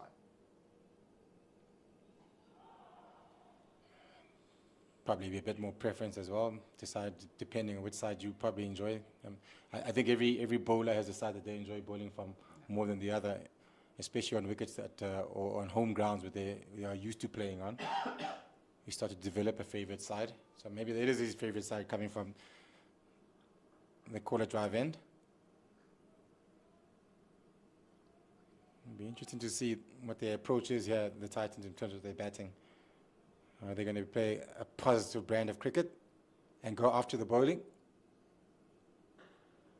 Quite full this time around, driven. It's been a bit of a Inconsistent over here to start off with by Purcheta. First ball he bowled was down leg. It was a big wide, and then also another quite wide ball outside off stump. He's been all over the place just yet at the moment, sorry. The grouping would be very interesting to see the first over if he had to check where the balls have been pitching, but I'm sure the radar will start working soon enough.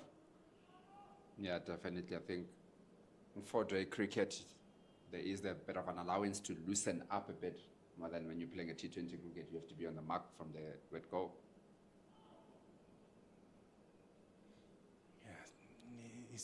That's the end of the first over, and nothing much to speak of there. It was a bit all over the place, Purcheta, but again, it's his first over. Perhaps once he settles down and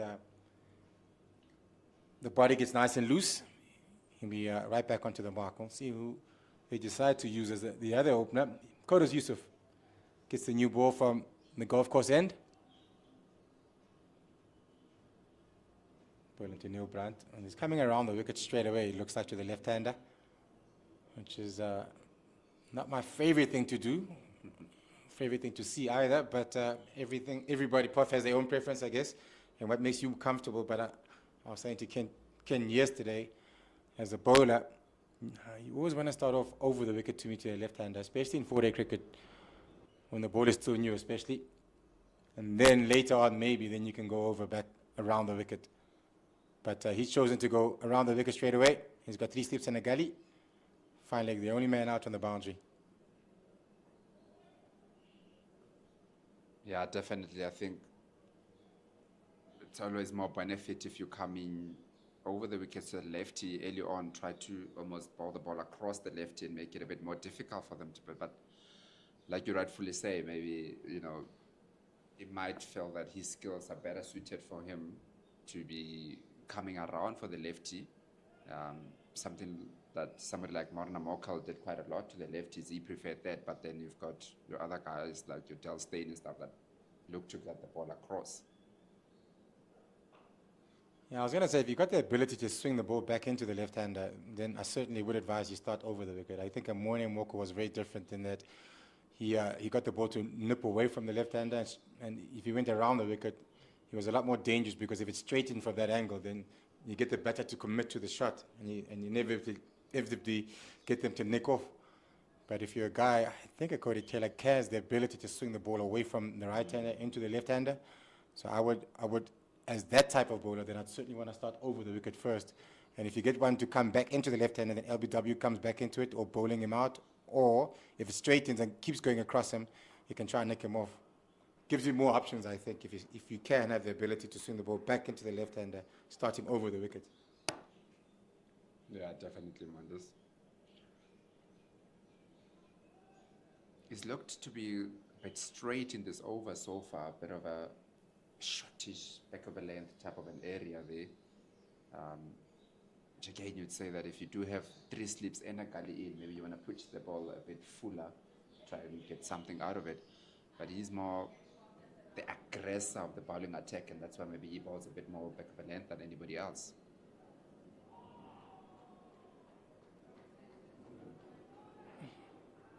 Yeah, I think maybe just the start he has been a little bit short, but we saw that yesterday, especially with the Titans. They also started off a bit slowly in terms of finding their rhythm and finding their lengths.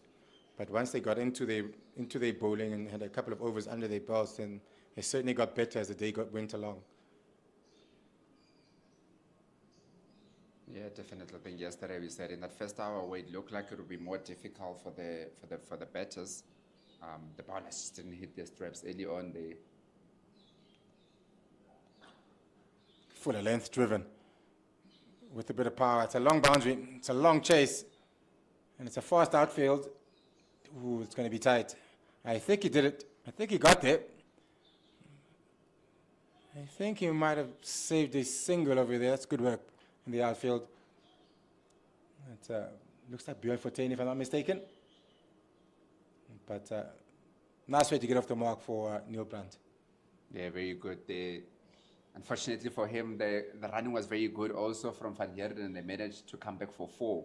So they didn't get to the boundary, but then they ran a boundary. It's not too often, especially up in the Highveld, where you get guys to run for 4.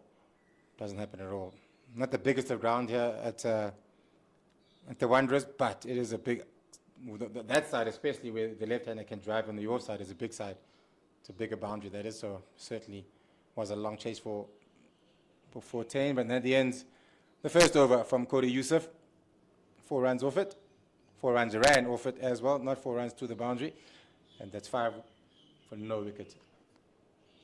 Yeah, I don't think Cody Yusuf should be too disappointed to see a ball being driven past that cover area because, like you said, if you do have 3 slips and a gully, you are looking for the batter to sort of like edge you behind, and the way that you're going to get him to do that is for him to try and play the ball through the offside. So I don't think it's a shot that you'll be too disappointed to see from the batter, because otherwise that's what you're looking for, and just that one that just leaves the bat a bit and might just induce that edge to be caught behind.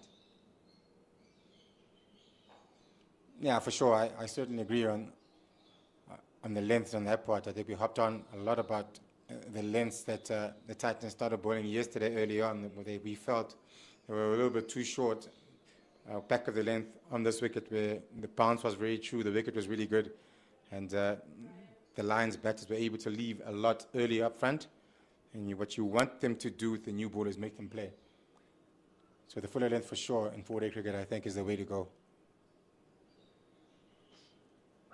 Once again, the road has been a little bit off for Potgieter in his first couple of overs here. Yeah, definitely. He's been bowling on both sides of the wicket, also bowling quite straight, so struggling a bit early on here.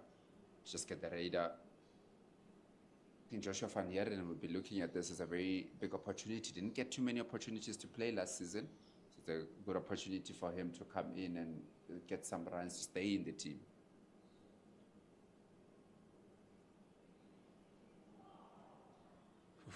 Once again, just angling it down leg. Just the radar is still not quite there for Potgieter, just angling everything. He looks to bring everything back into the right hander, it looks like, just from looking at him in his first couple of deliveries. So I think he'll probably enjoy bowling to the left-hander here with the way that he likes to bowl and the angles that he uses.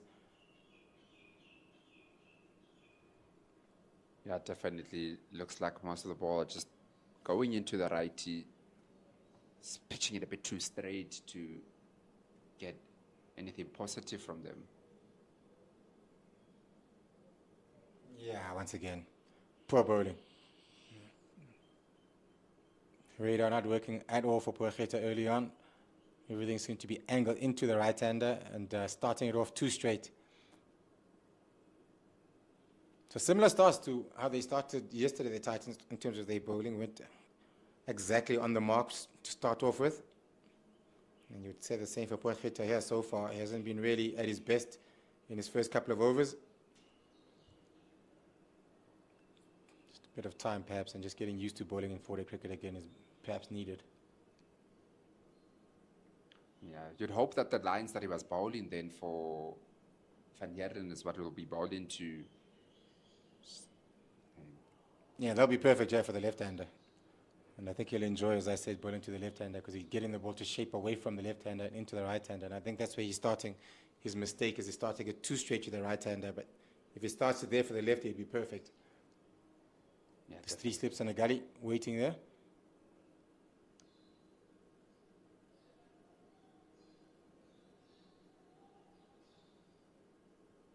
Brunt will, of course, be a very big wicket here for the Titans. Yeah, we say that, it gives it a full toss, and that's driven. That one is going to reach the boundary. It's going to be 4 runs. The first boundary of the day, the last boundary, it was ran by 4 this time around. It's a full toss. That's Talk about, obviously, who gets the benefit of a new ball, and if you get a new ball, you really want to make use of it as much as possible, but it's been too straight to the right-hander where balls have just been going down, not threatening anything, and then just that last ball there to Neil Brunt. Bit of a freebie for Neil Brunt to hit it down the wicket for a 4.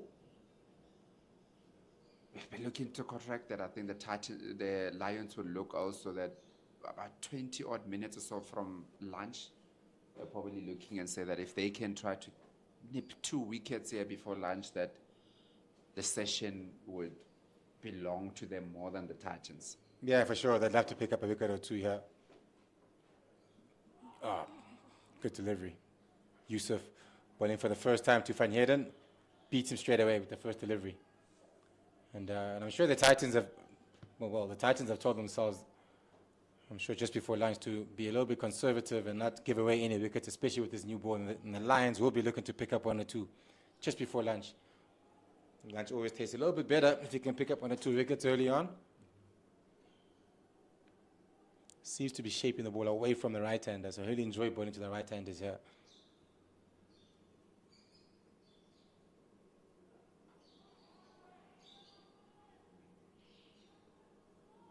Yeah, I think definitely both teams will be looking to go into lunch a bit happier.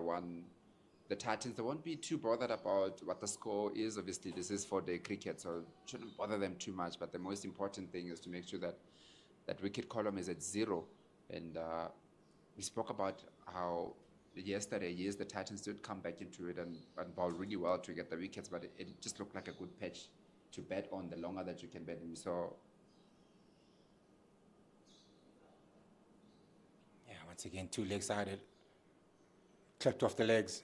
It's a very good shot by Van Heerden, and that's gone for another boundary. It's everything the Lions didn't want to start. They've given away a couple of freebies, full tosses, a bit too straight. They've also a little bit been all over the place. Not so much Yusuf. It's probably the first really bad delivery that he's bowled today so far. But on the other side, Potgieter, we know, but bowling is about bowling in partnerships. And so far, they're not really helping themselves out. In his first couple of overs,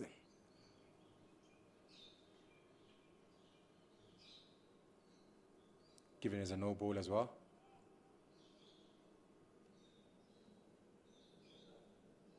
Better. That's where he wants to be.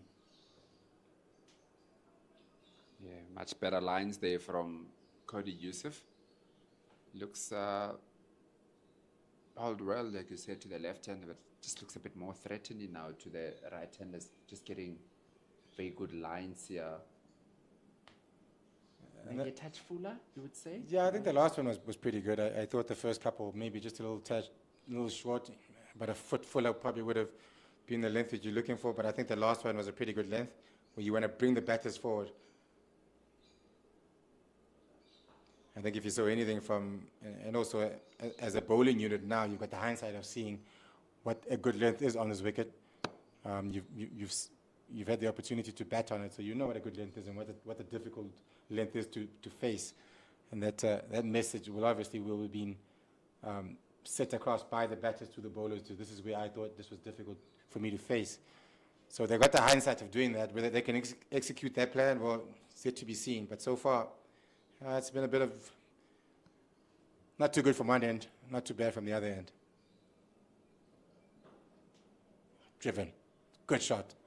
And we talked about getting the fuller length. Don't mind the length.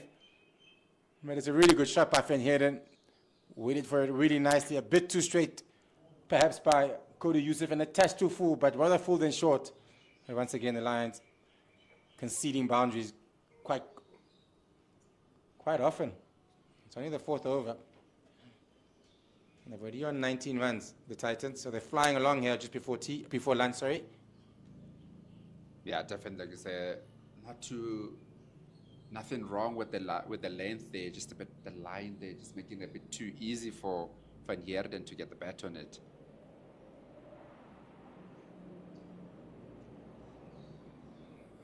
Yeah, not a bad finish, but even that you might be a little bit overcritical and say perhaps a little bit short, but nonetheless, it's 19 without loss after 4 overs.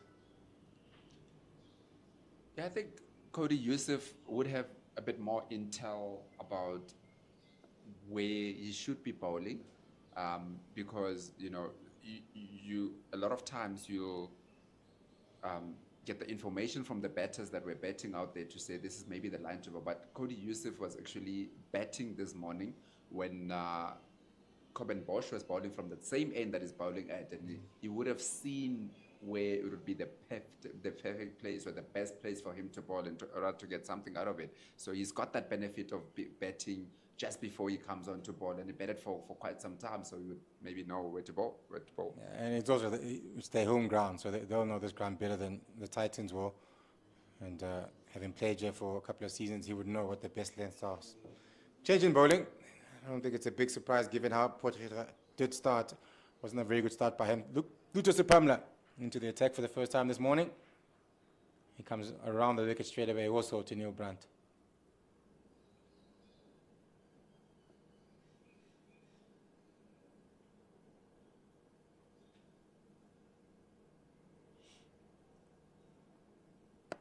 Yeah, also another loosener down leg. The radar for the Lions so far this morning hasn't been on point from the get-go. And what they see him is to start hitting their straps.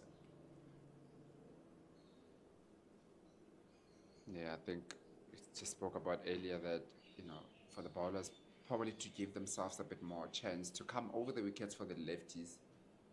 And with 3 slips and a gully, you want the ball to sort of like be moving across the batter to induce an edge. Yeah, once again, a little bit too straight. As a fine leg was coming back for 2. So the runs are flowing here for the Titans early on. Lions bowler just a little bit erratic early on. I haven't quite been on the mark from ball 1. Yeah, the Titans have definitely gotten a better start here to today, continuing from the bowling. And I think they have benefited a lot also from the Lions not being consistent with their lines in particular that they're trying to bowl here.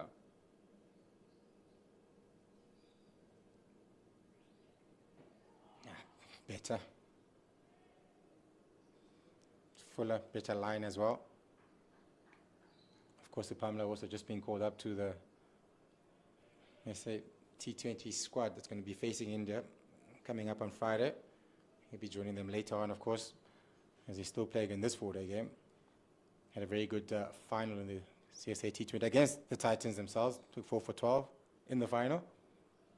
So they'll be very familiar with each other, these two teams.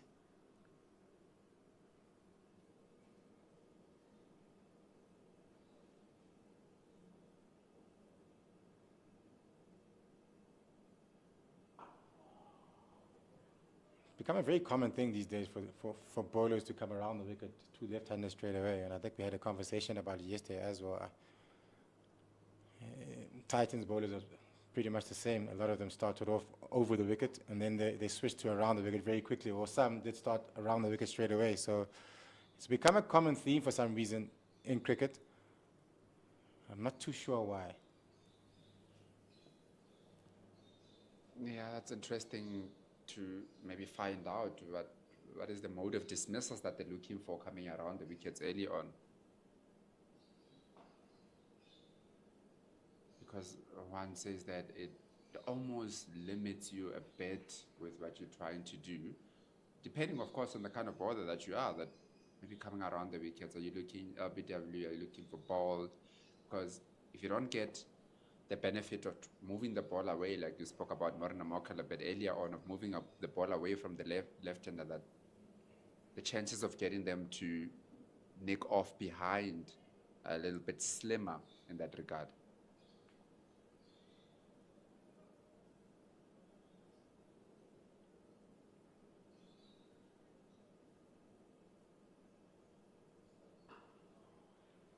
It's a single to finish off the over. And that's the end of the 5th over. 22 without loss. So Pamela just finishes his first over.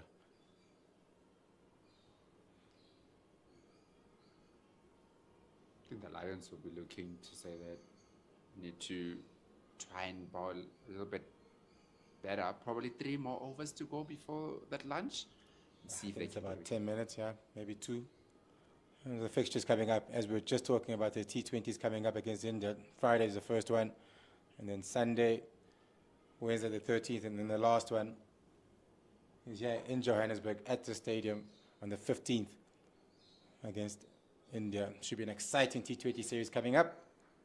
And as I said, Lucas Pamla is going to be added onto that squad once these 4-day games are finished.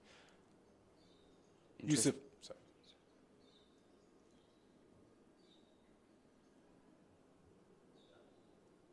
So I was just going to say, yes, Yusuf again around the wicket to the left-hander.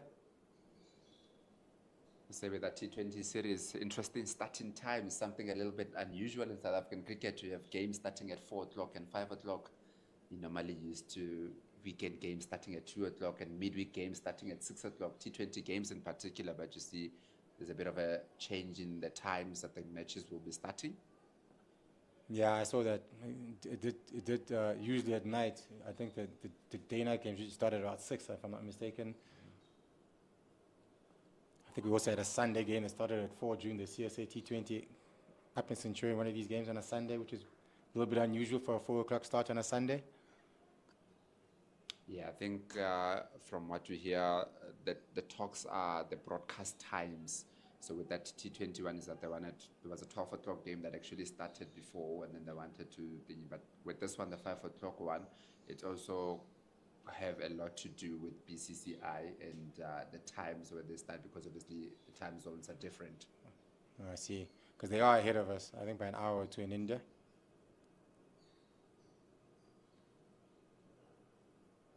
Yeah, once again, a little bit too straight, and I think that's where the Lions have erred a little bit. We've seen a lot of deliveries going down to fine leg. We spoke about fine leg position, not really needed much. But the way the Lions have been bowling so far in this first couple of overs, I think the fine leg was certainly needed. They've bowled a lot of balls that are too straight. Many they've got down leg, actually. So the radar's been off for the 3 seamers so far, up early on here. Yeah, definitely. They've been a bit all over the show here. You'd say that, yes, you say that the way that they've been bowling the fine leg has been a need, but it's almost like they're literally setting a field for bad bowling or poor bowling. Yeah, there again. Yeah, it is left-right combination, so sometimes the bowlers have to adjust, but it just happened way too often today that we've seen them be either too straight or straight down leg where the batter doesn't even get a bat on it.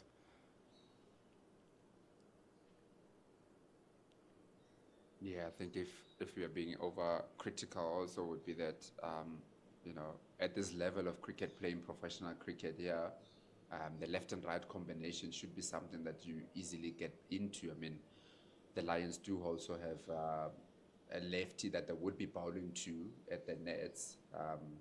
So they would almost have had practice of bowling to a left and right combination in the nets, and they should quickly get into their stripes. Quick single, good running between the wickets between these two. So a really good start here by the Titans. They've been put away any bad deliveries that they've been bowled at, and they've had a couple that they've been given. Even a full toss came in earlier, and a lot that's been very straight. Got off to a really good start. 25 of just 6 overs. Comfortably going at over 4 runs and over without trying.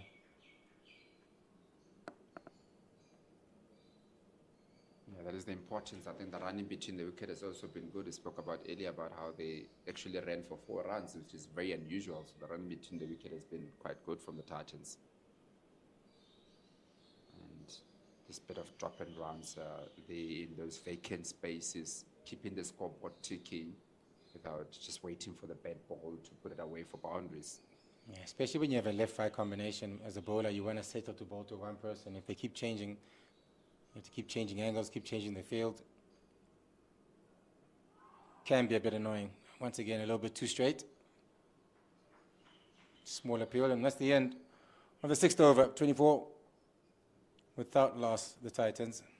Steady start, Neil Blanc on 11. In fact, hidden on 9. That's a squad that's going to be doing duty for South Africa in those 4 T20 games coming up. On Friday is the first one. Pretty strong, young, youthful team. Some veterans as well. I think the bowling side of it is a very young bowling attack, and then the batters are experienced batting lineup. So they mix it up quite nicely between bats and ball, between youth and experience. And just trying to build depth in South African cricket. There's a lot of new, young, exciting players that have been picked. We're missing quite a few stalwarts there in our bowling attack especially. It's a Pamela to continue.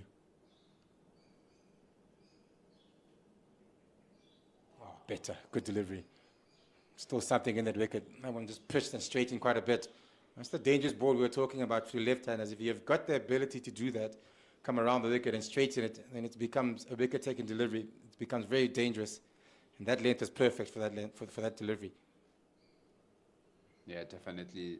Lutus Pamela bowling very well on that occasion, and we're looking to stay in and around that area for the longest of times, because that's how you build up to getting a wicket by consistently bowling the same area for a long time, almost asking the batter to do something different to score runs. Short delivery, pulled, it's up in the air. But the toe of the bat No, there. I thought he went straight up. I was looking up because I thought he pulled the ball, but he was clearly way too early on that shot. I lost the ball, completely lost delivery. If I looked up, everyone, including the fielders and myself. Okay. Yeah, a bit of an interesting time there, but you could see that the fielder was never interested, saw it from the wet go, but up in here in commentary, it looked like it's going to go straight up in the air. It hasn't to be.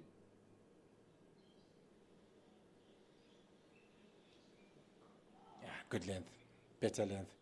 Down to the third man, vacant third man area. That's a bit unlucky. The ones that have gone to the boundary have been because of bad bowling, but this time around, another good delivery by Sipamla, thick outside edge, and that's gone to the boundary for 4. Very good bowling from Lutus Pamela, definitely threatening that outside edge, but benefit from, I think, Neil Brandt playing with a bit of soft hands there, and the ball into the ground, down to the third man. So, but I think Lutus Pamela has had a better over than what we've seen throughout the morning here.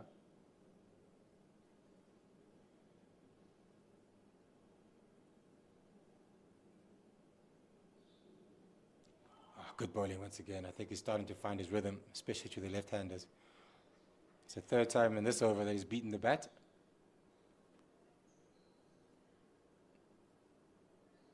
It's starting to get comfortable. Yeah, straightens. That's a very dangerous delivery to a left-hander. I think that's what you spoke about a bit earlier, Monday, about if you can get that one that just slightly leaves the left-hand batter coming around the wicket, where I can think Lutus Pamela has found a bit of something on this wicket, yeah? Yeah, he's found his line and length. Another good delivery, good running between the wickets once again between these two. And again, when you have Sipamla, who looks like he's enjoying bowling to the left-handers with him nipping the ball away from the left-hander, those singles that we spoke about can be very irritating to a bowler, especially the drop and go when they keep changing, especially when you want to bowl to a certain batter because of you enjoy bowling to a left-hander, for example. Those little singles can be a bit annoying. Yeah, definitely. And it's always good from the batter if you've seen that the bowler enjoys bowling to you and you just get to the other end, not allow them to bowl to you for too long.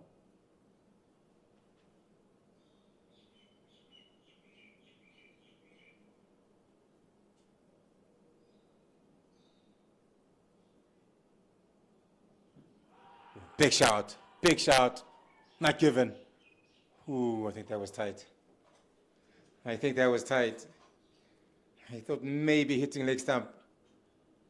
But nonetheless, the umpire says no, 29 without a wicket down, and that 7 overs gone. Yeah, have a look.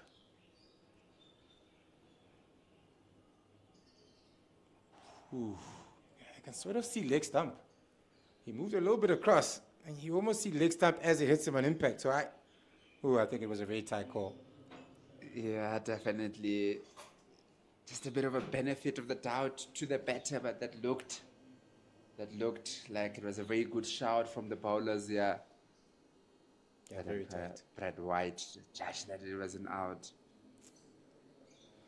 Very Change in good. bowling, sorry, last over before lunch. And you usually see this a lot in cricket. The last over before lunch or tea, they usually give to the bowler, the spin bowler. 14 into the attack, quite nice and early. They'll just give us 1 over before lunch. Yeah, Pierre Fortin, very key bowler for the Lions. You would have seen, although bowling from the different ends to where Ndwanda was bowling from this morning. But we're looking if they can nip one away here before they go for that lunch break. Do have somebody catching on that leg side there. Yeah, we'll check the field quickly. It's just a slip and there's a short leg in place. A big turn of the ball. 14, so don't expect too much turn. We didn't see Ndwanda turn minute deliveries either. I started maybe a little bit at the back end of his innings this morning, but I don't expect a lot of turn from 14. Ball's wicket to wicket, very straight. Another good single. We've talked about how good these guys have been so far. Earlier on in this innings, the running between the wicket has been really, really good. Communication's been good as well. Yeah, it's very important early on in the innings to get those running going, and you can certainly see that with the Titans that there's an opportunity, they take it. If there isn't an opportunity, they also look to create one, because that was hit straight to that long on, to that mid on. But because they are looking to make something happen here, they just went off quite quickly. Caught that mid on a bit off guard there. Oh, good delivery. Beat him. Hard to tell from this angle, but I think he might have got a bit of turn and bounce on that one, 14.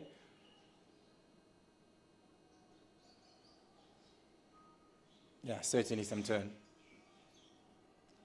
It's a good sign for the spinners. Getting some purchase with the new ball already.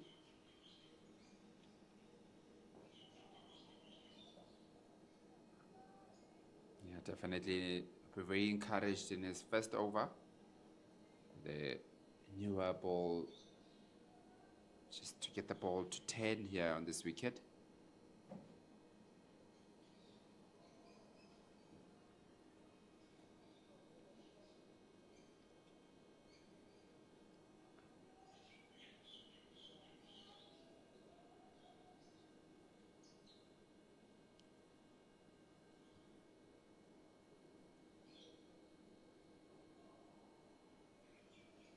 Yeah, 1 ball. I thought it was 1 more ball left. Oh, man. The last delivery takes us to lunchtime. That's the end of the first session on day 2 between these two teams, these two rivals. And Titans going along really nicely at 30 without a loss after 8 overs. And you have to say, if you're a little bit strict, I think the Lions were a little bit off when they bowled this morning. And it was a couple of overs, wasn't a lot. But didn't really challenge the Titans batters. We got off to a really good start of 30. But all in all, good day's cricket, a good first session. Western Province, sorry, the DP World Lions, 316 all out.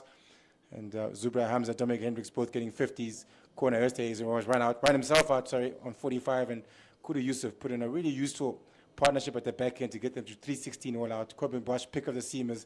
He got 4 wickets. And Ndwanda was also very good, picking up 3. Pitlukwai picking up 1. And Brivas picking up 1. And the Titans on the chase at 30 without loss after 8 overs. We'll be back after lunchtime for the second session on day 2.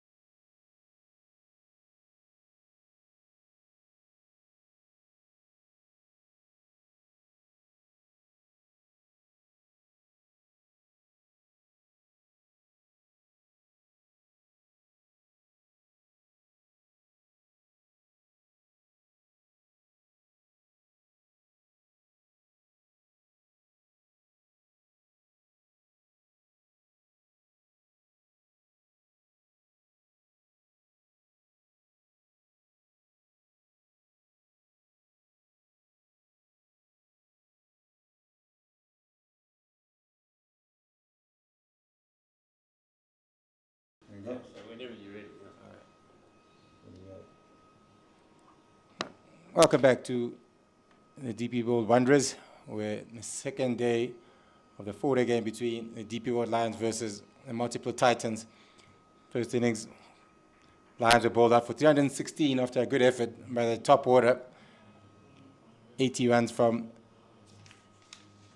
Hamza, a 50 also from the captain Dominic Hendricks, and a 40 from both Esterhazen and Yusuf, who was surprisingly got 44 today. So 316 they were bowled out for. And then in the effort with the bat, the Titans have been pretty good. They got 31 with no wickets down, and they've done it in a pretty good rated. After 8 overs, they got 31, so almost at 4 runs and over. And to continue, Mtusi Pamela, who started off really well against the left-hander, he goes to Neil Brunt, the Titans captain. With me after lunch, Ken. Afternoon, Monday. Afternoon, listeners.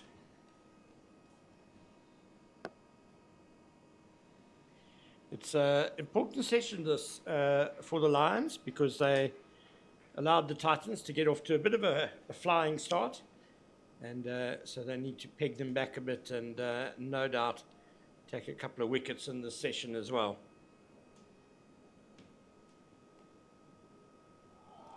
Good start. That's where he ended off. I think he really enjoys bowling to the left-hander. That's the way he's beaten the bat a couple of times earlier on, just before lunch. And first up after lunch, first ball beats the outside edge again. Even if he started around the wicket straight away to the left-hander, something we talked about yesterday. But we saw in that T20 Challenge final that Lutus Pamela really understands the lengths to bowl here at the Wanderers. And I think it's his sort of pitch as well. You know, he can just nibble it around a bit. He generally bowls those good lines and lengths, and I expect he'll get the most out of this wicket.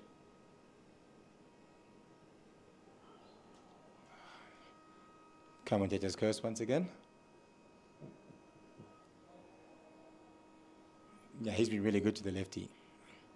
He clearly does enjoy bowling to the left-handers. And yeah, we did have a conversation about that today again with the right-handers, the seamers that is going around the wicket straight away to the left-hander.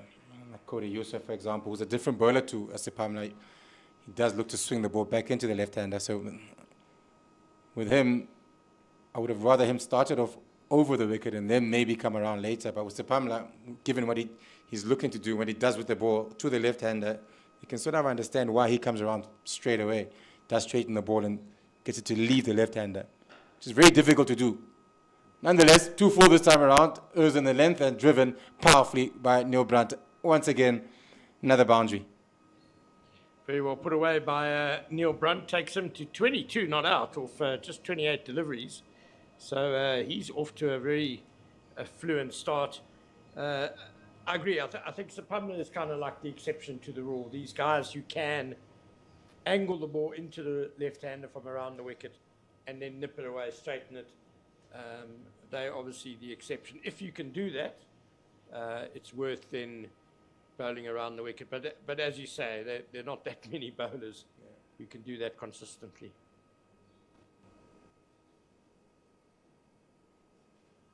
Yeah. 4 slips for Sipamla. Start off with the new ball.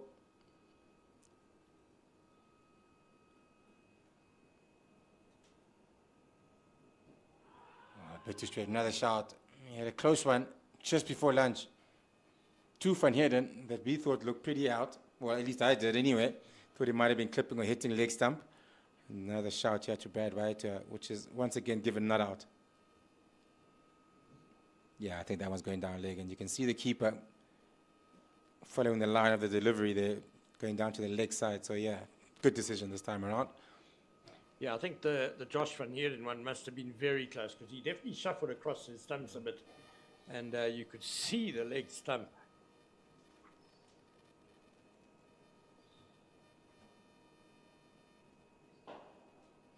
Once again, very full, driven down past the offside, mid-off, sorry, and that's going to reach the boundary. Yeah, reaches the boundary. That's the second boundary in this over. And they're still flying. They're on 39.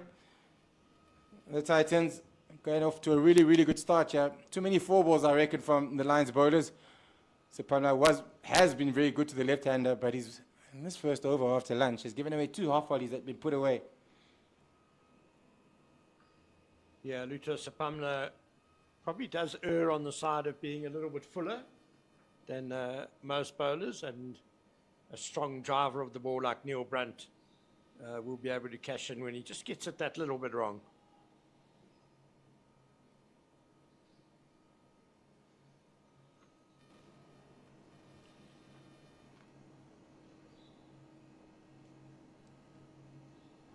Better.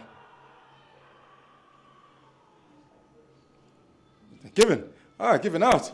Sorry, I didn't see the finger there from Brad White, but this time around it does give Neil Brunt out. After a really good start to the over after lunch. 2 fours, last delivery, given LBW.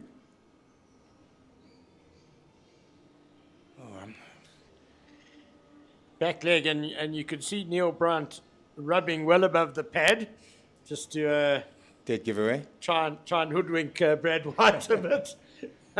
I think it was definitely straight enough, that one. It straightened nicely on him. Height might have been an issue.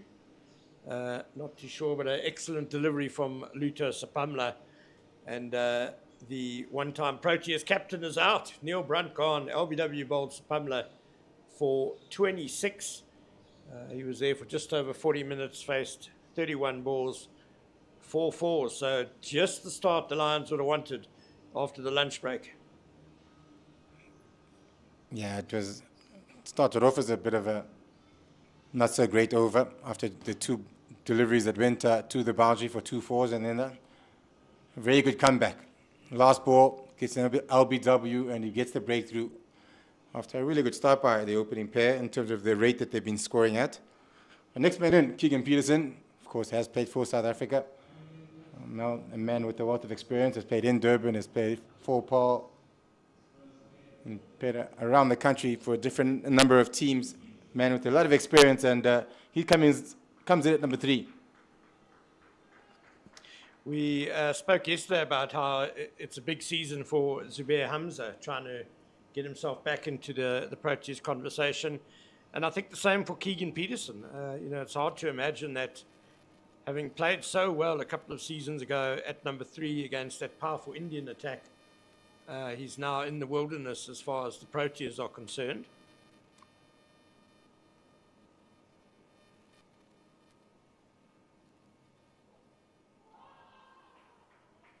Yeah, a bit of energy now from the Lions players on the field after that wicket. It would have been pretty quiet given the start that they got. The bowlers were a bit loose and had a couple of deliveries that did go to the boundary quite often. But after picking up that wicket of Neil Brunt, I think the energy levels are quite up. First ball by Yusuf after the lunch break, a bit short with an offer. Well left. So we mentioned Neil Brunt captaining South Africa at the beginning of this year. Josh van Heerden is also an international cricketer, interestingly enough.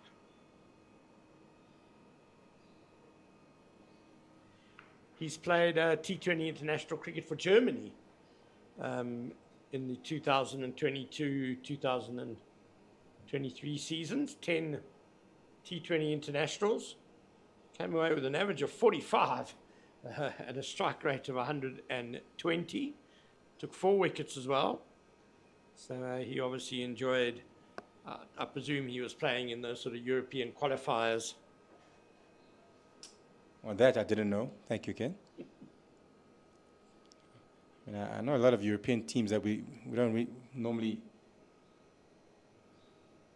associate with cricket. There's a lot of them that do play the game, and I'm not surprised Germany did play, but didn't know one of our South African players was also part of that. So that's some news, I guess. Yeah, when I found it out, it took me by surprise a bit. I didn't realize there were any sort of German links for Josh van Heerden, St Albans college product, born in Pretoria.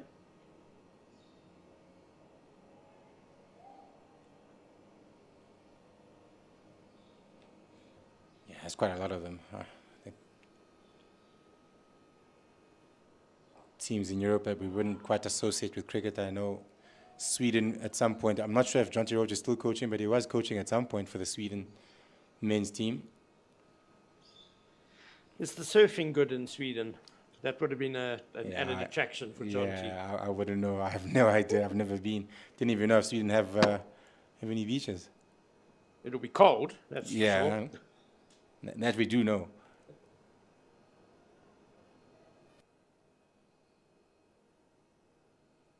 Yeah, 2 slips and a gully. Quite quickly, though, that they've got rid of the 3rd slip. He's gone into the covers. Yeah. I think also because of the start that the Titans did get going at over 4 runs and over, but that's been up to the bad bowling, you would say, from the Lions bowlers more than the very good batting by the Titans. I think they got rid of the slip prematurely, if you ask me. I think if they get the ball in the right areas, and we saw with the Titans, once they got hit their strides and were bowling in those areas, then they got challenging for the batters at times. So it's almost, again, putting out a feel for bad bowling and being very protective instead of with the new ball that's less than 10 overs old. You got very defensive quite quickly.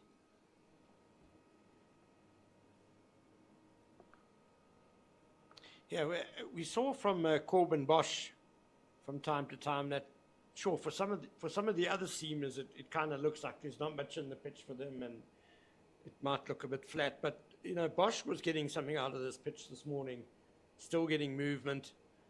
So I agree. I think there is something in this pitch for the seamers. You've just got to hit those right areas. Tepe Moreki, sorry. He takes over from Cody Yusuf. So it's his first over, and no runs off it. 39 for 1. Pleased to see Joshua van Heerden getting a go at the start of the season for the Momentum Multiply Titans. Last season, he only played 3 4-day games, averaged 51, got 100 from memory against the KZN Inland Tuskers in Pietermaritzburg. So good that he's getting opportunity again. Alongside Keegan Peterson, who we were talking about him losing his number 3 berth in the Proteas. Shukri Conrad, Tristan Stubbs is a bit like his project. He's decided to turn him into a number 3. And so far, things are going really well with Tristan Stubbs. But one imagines if Keegan Peterson makes bucket loads of runs this season domestically, and maybe the Proteas batting doesn't continue doing as well as it has, I don't think Keegan Peterson is out of the picture yet. Yeah, we spoke about Hamza as well yesterday, and so you can add Peterson to that list, I guess. Proteas batting lineup that hasn't quite settled just yet. Been a few chops and changes here and there. Yes, because of injury here and there to Themba Bavuma. Of late, quite a few times that he has been injured over the past season or two. But other than that, I'm trying to think who's a stalemate who's been there for a really long time. I mean, Dean Alga was obviously there for a really long time with Themba and Markram's. Markram's form, again, has been a little bit off this season in the 4-day comp. The 1-day competition has been really good, just a longer version of it. Calvin Rain is also back into the squad. Rickleton in the team as well. Came in for Themba Bavuma. So there's been a couple of changes. Not a settled starting 6 and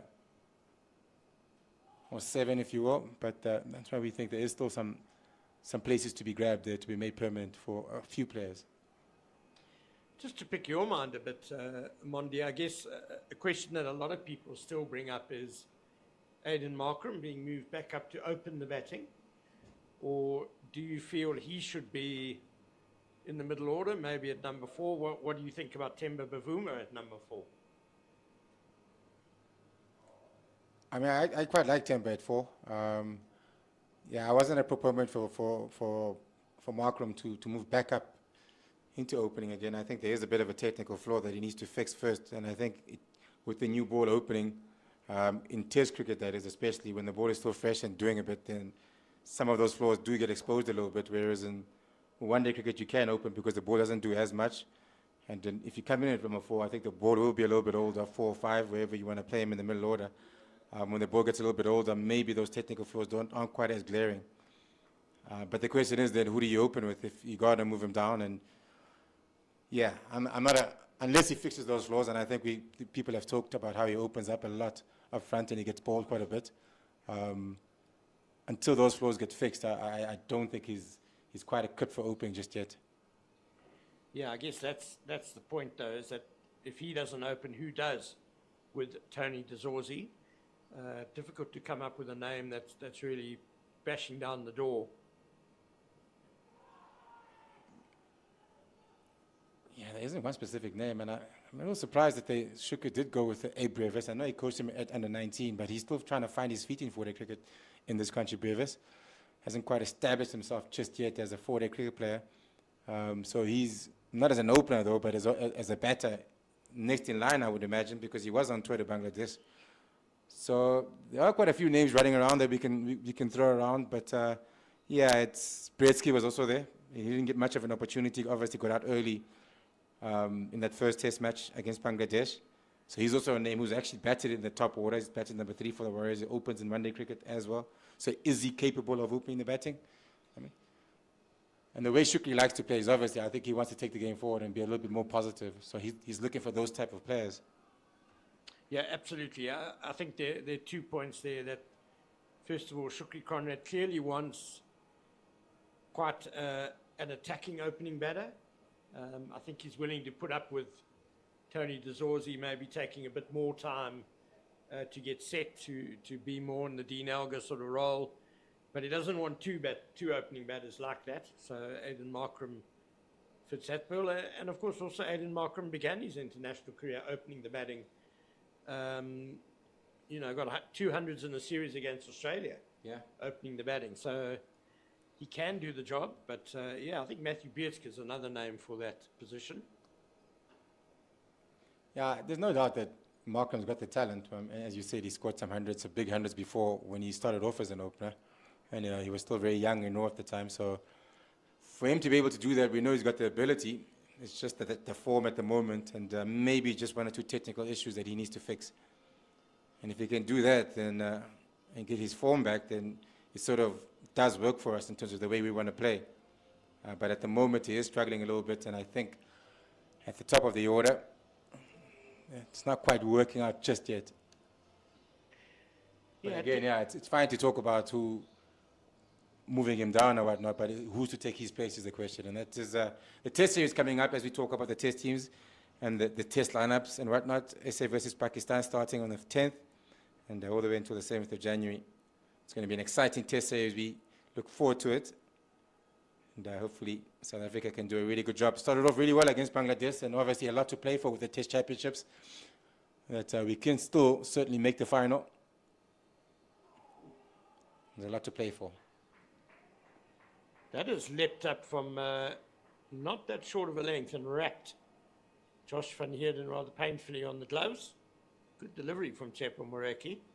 It does hit the wicket quite hard, Tsepo Moreki.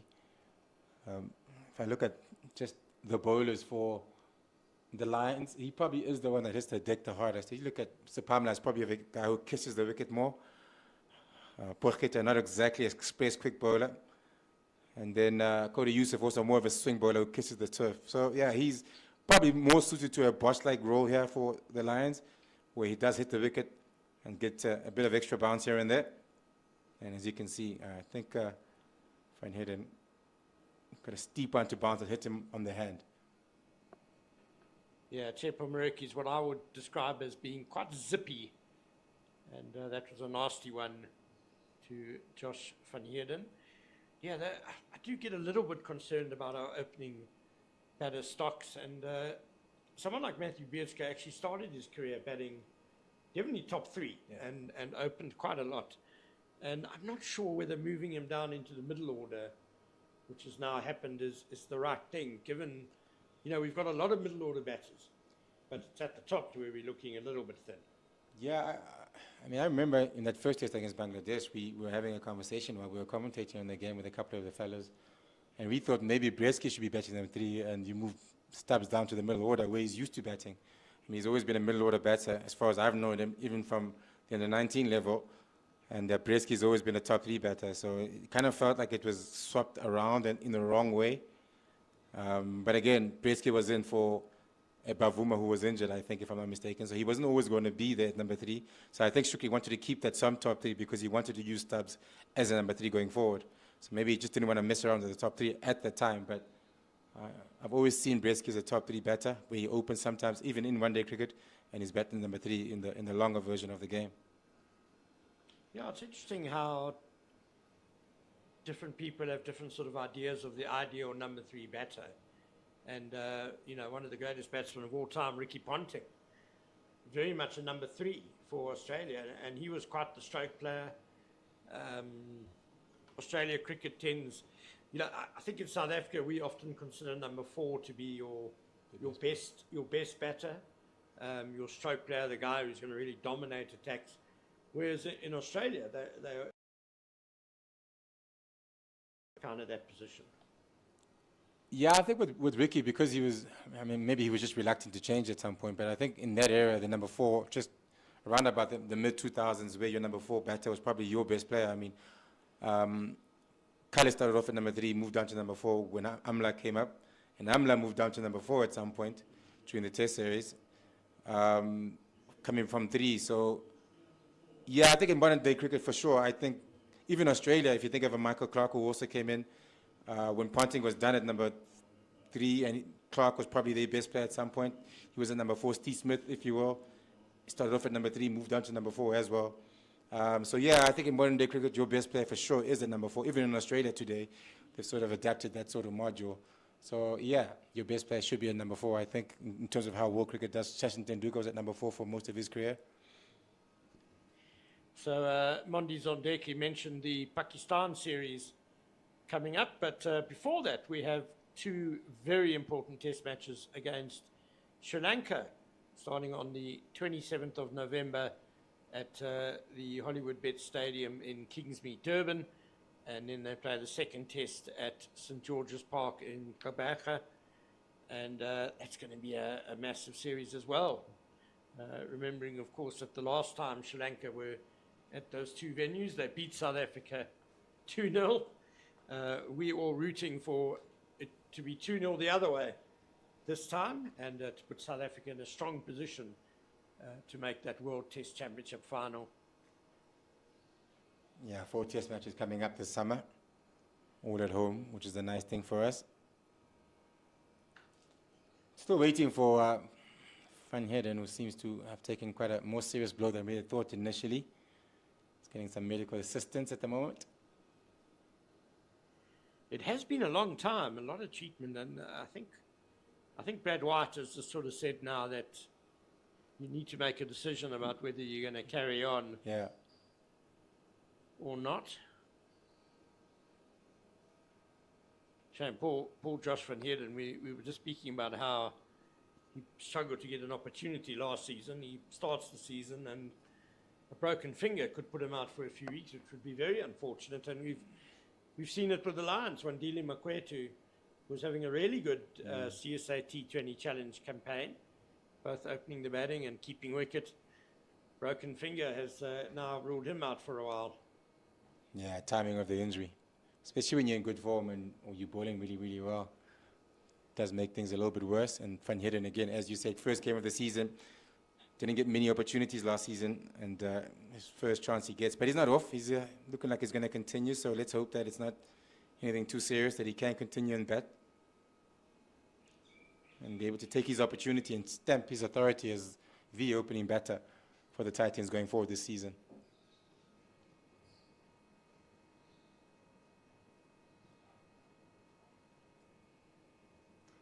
He's 26 years old, Josh Van Heerden, so starting to mature as a batter, starting to understand his game a bit more.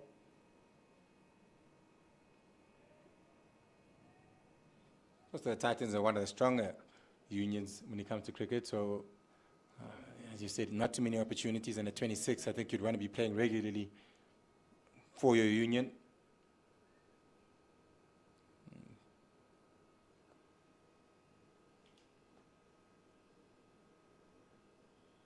We've been talking a lot about looking for opening batters for South African team. There's certainly opportunities in our top 6, top 7 in the national team for guys to put their hand up. His partner, Keegan Peterson, is an interesting case. as well, 31 years old. We've spoken about him trying to get back into the Proteas team. He's moved around a bit in recent years. Made his name with Boland and the Cape Cobras, then moved to Free State, Northern Cape, had a stint at the Dolphins.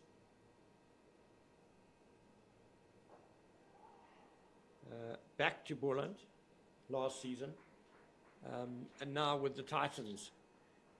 I suppose one way of looking at it is that he's learning how to play in all sorts of conditions around the country, and maybe he feels that to get back in the test picture, he needs to be able to master high-foul pitches with pace and bounce and those sort of things, having mostly played for coastal teams before.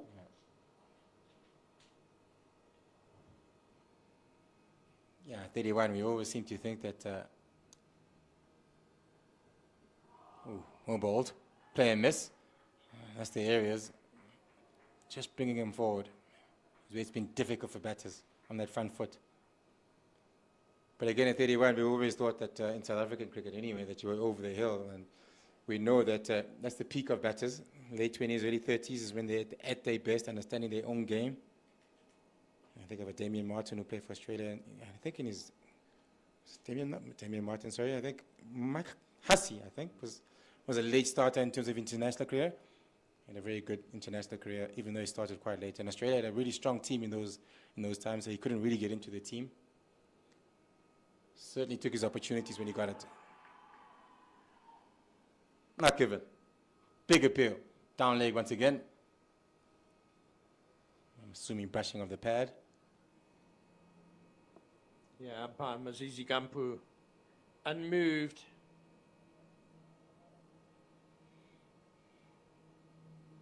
Quite a convincing appeal by the Lions, but they obviously heard something. It looked quite close to pad as well. Yeah. If there was any noise, I'm assuming, yeah, it must affect the pad or thigh pad or something. Yeah, that Australian team, they used to say you had to have 10,000 first-class runs before you could have a look in.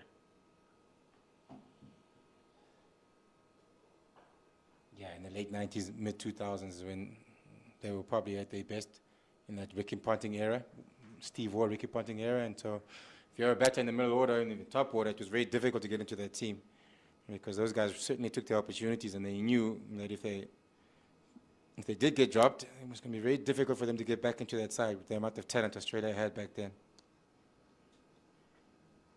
And it did take South Africa a while, but we did finally seem to catch on that discarding batters when they're 32, 33 years old is not necessarily a very clever thing to do. And a sort of ageist selection policy did change. But guys like Neil McKenzie were able to resurrect their international careers after they were 30. Yeah, I was going to say, I think with South Africa, it's more of the guys who actually came back into the team. Maybe Vera Peterson might have been one who was picked quite late in his career. There's one guy I can remember who was picked for the first time ever.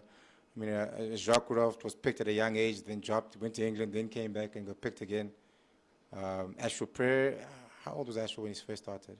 Prince? 28, I don't know. It's somewhere around there, I think, yeah.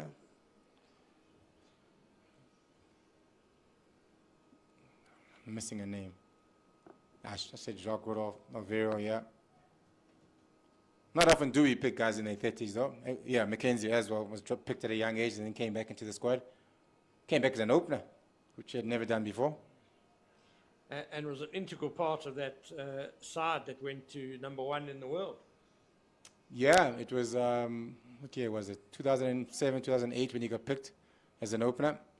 And he was around for about 2 years, and he did really well when he started off as an opener. Got some hundreds in India, got some hundreds in some scores in England and in Australia.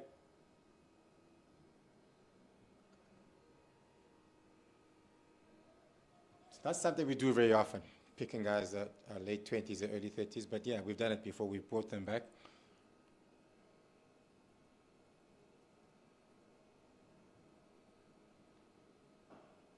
On his legs again, clipped. Beautiful shot. Timing was also very good by Keegan Peterson, so that's gone to the boundary. 2 full again by Supamla. And as you said earlier, that's his natural length. He likes to go full. Sometimes he can go 2 full. We've seen a couple of half volleys that were put away by Neil Brunt earlier. And this time a leg stump half volley to the mid-wicket region, gone for 4. Yeah, too easy for a batsman of Keegan Peterson's caliber. I see Ashwell Prince was actually 25 when he made his test debut. Played for 10 seasons. Not continually. Yeah, I think he did get dropped as well, yeah, and then he got brought back in later. I think it's fair to say that Ashwell Prince, he played 66 test matches, but he probably should have played more. He was a bit unappreciated just for the steel and the determination he brought to the South African batting lineup. Yeah. I think at the time, I think 2008, when he was really having a good year. I mean, he got some hundreds in England. I remember when we won for the first time in the series there. Batted well in India, and then in Australia before that first test matches, the 2008-2009 season when we were there for the New Year's Christmas period. He broke his finger in the net literally the day before the first test and was replaced by JP Duminy. I think the rest is history there from JP's side when he got a 50, and then the next test match got 160 yard. And it was hard for Ashwell to get back into the team after that. When he did eventually get back into the team, he was also moved up to open, and then wasn't quite the same player after that. So yeah, I certainly agree about perhaps should have played a lot more test matches, underappreciated maybe. It's funny, he got his highest score opening the batting, 162. I think that was his highest score. I do remember he got a big 100 in the first test. He was pushed up to open. He wasn't happy about No. pushed up to open. No, he wasn't happy at all And it about was it. against Australia, but Yes. typical Ashwell Prince. He made his views known by scoring a big 100, which kind of was counterproductive for him because it showed what a good opener he could be.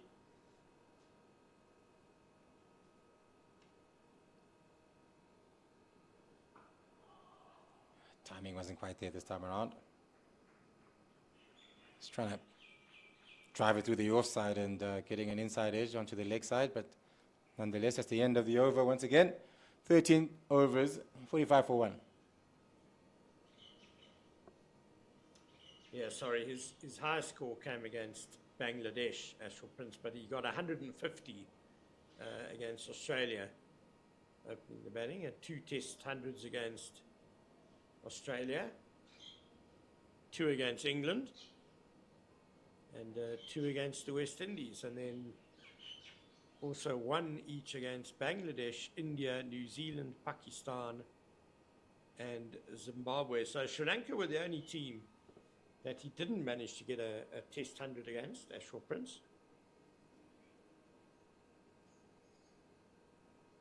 I think that period between 2005 and around about 2015 is a 10-year period. I think it was the golden period of South African cricket, both bat and ball. And you think about the players that did play in that era. And I think it's also set South Africa back. And I think Australia went through the same process where it was a golden era. There were a lot of players, a lot of depth, and those guys all pretty much retired around about the same time. So it left a huge hole and a huge gap in our cricket. And it's still taking us some time to get back onto our feet after that, because when you lose a Steyn and Walcott and Tini, De Villiers, Duminy, Smith, Cullis, all around the same area, Amla, all a couple of years apart, Walcott, you do lose a lot of depth, a lot of quality players at the same time, and it's hard to replace those players. It's a lot easier if one of them retires and you bring someone else in who learns from other great guys, but when you lose a whole lot of experience and great players at the same time, then there's a huge gap, a huge void that needs to be filled, and we haven't quite got there just yet. No doubt there were some exceptional players during those years, and perhaps expectations are a little bit high for the current crop of Proteas, still trying to make their way, the young guys still trying to establish themselves as, real world-class cricketers.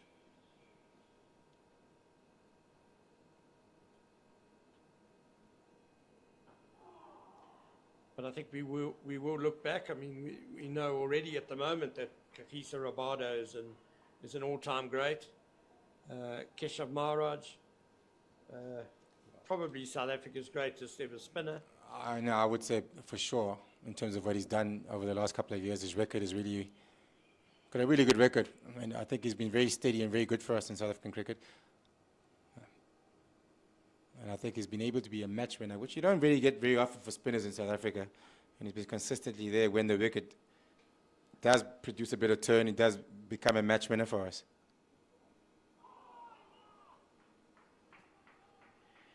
Yeah, I do like that. I know that there are some grumbles, or there used to be in previous Proteas sides, about Kingsmead and how it had become too spin friendly, thereby suiting subcontinent opposition.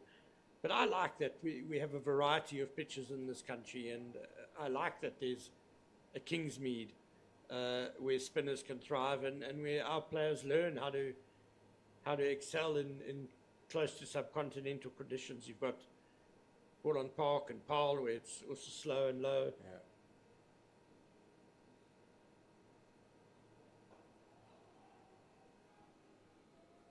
Yeah, we just mustn't place any of the subcontinent teams there, I guess, when they come here, because when we go over there, they don't put any green pitches. They don't take us anywhere where the wickets a little bit seam friendly. I remember in 2008 when we played against India in a wicket that was uncharacteristically had a little bit of grass on it, and Del Steyn ripped through their top order, and they weren't very happy after that because they lost a test match. And next test match, yeah, what I can tell you is from day one it was spinning.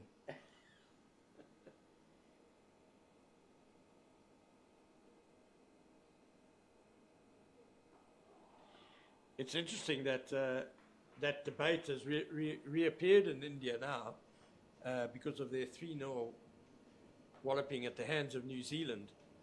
And there's a big argument going there now that preparing these really rank turners, pitches that really turn sharply from day one, it's kind of taking away from India's strength. It's kind of evening the playing field, if you like, in terms of the spin bowlers. That because conditions are so weighted in favour of spinners, that even sort of average overseas spinners can now be a real threat on those pitches. And so again, it goes back to the argument of having good cricket wickets, and India should back their spinners as being significantly better than any opposition's, and being able to get more out of a pitch that, you know, is not an absolute rank turner. I think their argument will be, and I guess it's the same in South Africa, I think their argument will be, and you would think that their batters are more suited to facing spin and to handle it better than teams, especially teams that don't come from the subcontinent, teams like New Zealand, South Africa, Australia. So they would say maybe their counter would that be well, our batters should be able to play the spin better than the players that aren't used to seeing wickets turn that much. Same as when India comes here, and the argument now is, well, with the development of Indian seamers, when they come to play in South Africa, where the wickets can be a little seam friendly, we saw what happened in Cape Town, we got balled out for 50 yard. Their seamers are so skillful now that it's kind of productive for us to have wickets that are seam friendly, because they can actually, given LBW not playing a shot, Keegan Peterson, Brad White gives him out. It's the second LBW from Sipamla, picking up his second wicket. Keegan Peterson doesn't look happy. Not happy at all. I think height maybe again, but it definitely snaked back at him. I think it's definitely straight enough, but height will be what Keegan Peterson is unhappy about. Yeah, I think he's right. I think that looks a little bit too high for me. Yes, it did come back off the seam quite sharply, but it did hit him quite high. He's not the tallest of men, but yeah, that looks a bit too high for me. I think it's almost hit him below the roll, to be honest. Maybe we can get another look at that. He's certainly not happy. Yeah. Nonetheless, 45 for 2. Sipamla picks up the second wicket. And it's been a good period for the Lions after the no break. They started off giving away a lot of boundary deliveries. And Moreki and Sepamla sort of settled things down a little bit. And they've picked up their second wicket. Dewald Brevis just having a moment on the boundary edge. And then out he comes running, playing shots. A lot of intent just on the way he enters the bull ring. A little bit reminiscent of A.B. de Villiers, I guess, was also all business as he ran onto the pitch.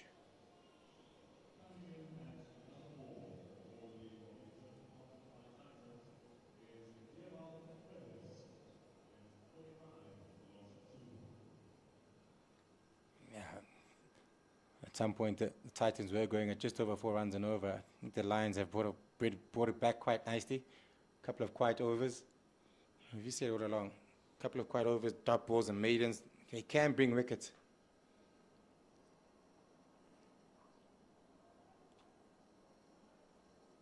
David Brevis, as we said earlier, just came back from Bangladesh touring with the national team, so he would have perhaps learned quite a few things from being around those senior players and practicing on wickets that he wouldn't have normally been able to practice on. Still very young and very early in his career, but a very talented young man, as we know.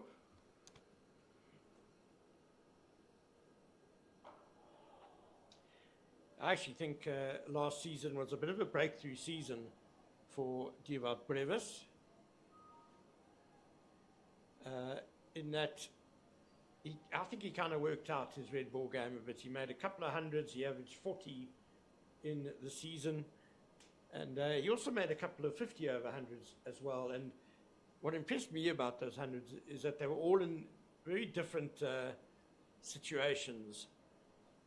There were times when he was kind of ramming home the advantage after a good start. There were other times when he was making 100 out of, a total of 200. Yeah, and I think with him, we had this conversation earlier, I think on day one, about cricket and how to grow the game and where to learn the game. And it almost felt like we're doing it the wrong way around. We're starting off with these kids that are playing at T20s and then asking them to become 4-day players afterwards, but it should be that way around. You learn the game at 4-day games, and then you become the T20 player. If you've got the power to hit the ball out the park, you're always going to have the power. It's just about the technique and learning how to structure your game. And I think with him, because of the sensation that he was at the under-19 level and then getting an IPL contract from the World Cup under-19, he sort of started off as a T20 player, and now he's learning to play 4-day cricket, and I think he needed that, to play 4-day cricket and then get back into the one-day game. So it's nice to see his development. We know he's a very talented young man. There's no doubt about that at all. It's just about working out his game. Temperament. And I felt at times, just seeing him start, that he was always going at 100 miles an hour. When it does come off, it came off really nice. I remember a knock in Potchefstroom. He got 160 or something in a T20 game. In the next game, he thought he was still on 160 because he was trying to hit from ball one, and he got himself into a bit of trouble. And Joe Coetzee was bowling really quickly at him.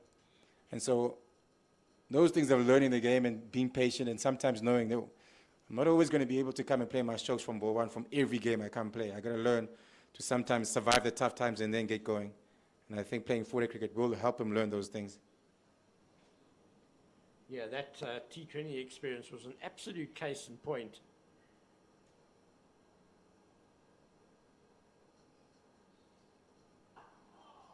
That he smashed that record score of 162. It was against the Free State Knights. And it was the last round robin game of the competition. And then the Titans played the Knights again in the semi-finals. Just a couple of days later. And it was totally different because the Knights, as you said, had the pace of Gerald Coetzee, they had Miguel Pretorius, and they just bombarded Dewald Brevis. Lots of short balls at the start of the innings, and he just looked a totally different batter. And that's the thing, that having only played T20, he hasn't really been subjected to a whole lot of short pitch bowling for prolonged periods of time. I'm happy to say that I think he's got a lot better now at handling the short ball because he's had more experience from playing red ball cricket.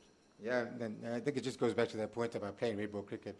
and also temperament. I think sometimes when you are struggling a bit and someone's bowling quickly at you, making you uncomfortable, sometimes the best place to bat is on the other end. Just take a one and move on and just gather your thoughts again.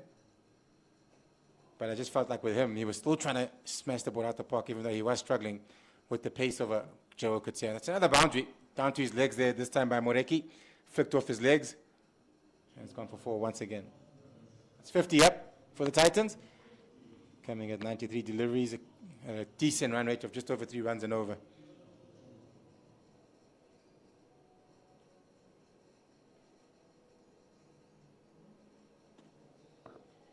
He does always come in with a good positive intent, as you've seen in this innings. Looks busy at the crease. Straight away, if he does find a boundary ball, he tends to put it away. And intent is very good. I like batters who show intent, have a good presence about them. Brevis batted very well at the start of this summer for the SAA team in Benoni against Sri Lanka.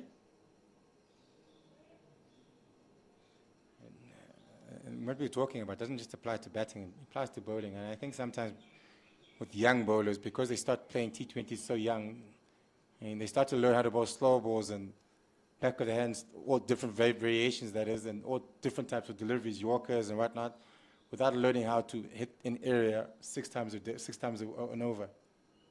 It's another brilliant delivery. I've seen Moreki beat the bat a couple of times so far in his spell today. When he gets it right and he hits it the right areas, we've seen with the Titans bowlers as well in the first innings, it can be a bit tricky. So that's why we say this is a good wicket, because there's something in it for both for the batters and bowlers. Isn't that a great length? That's just the perfect length. He's another bowler who's well suited to this Wanderers pitch.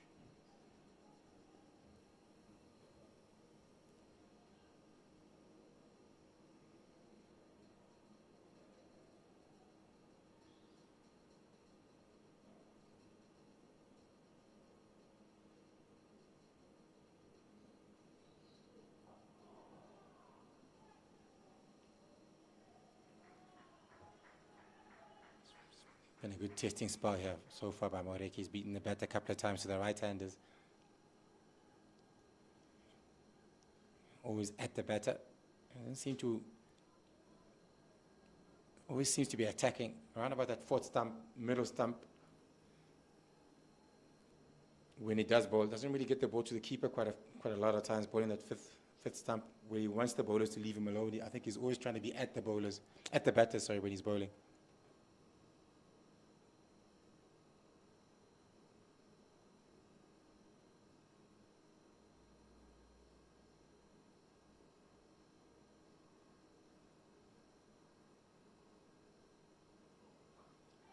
In the air, try to pull it.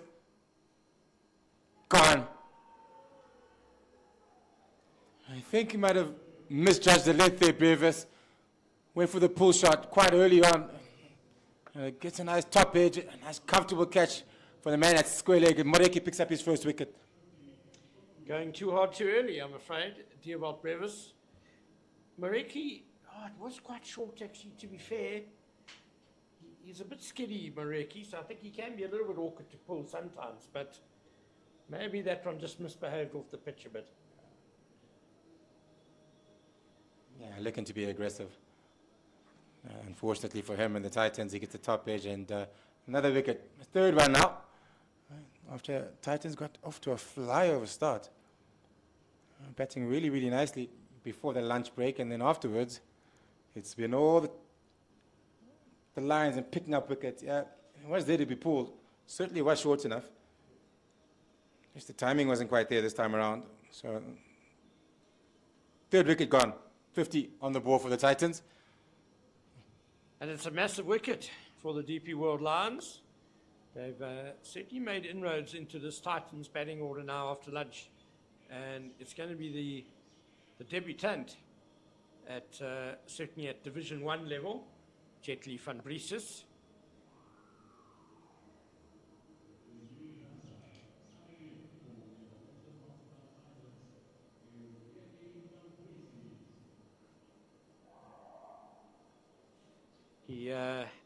hails from the Southwestern Districts area.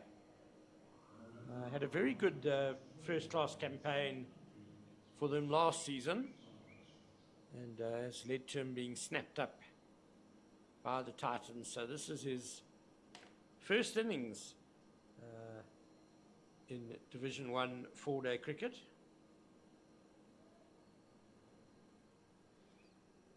Yeah, he's nice and in early. The ball's still quite newish, 16th over.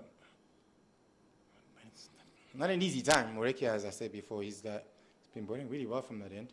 Started off a little bit shaky, but once he's found his rhythm, once he hits his areas, can be a bit of a difficult customer to deal with. 2 slips in a gully. And quite surprised they haven't moved that cover into the slips for the new batter.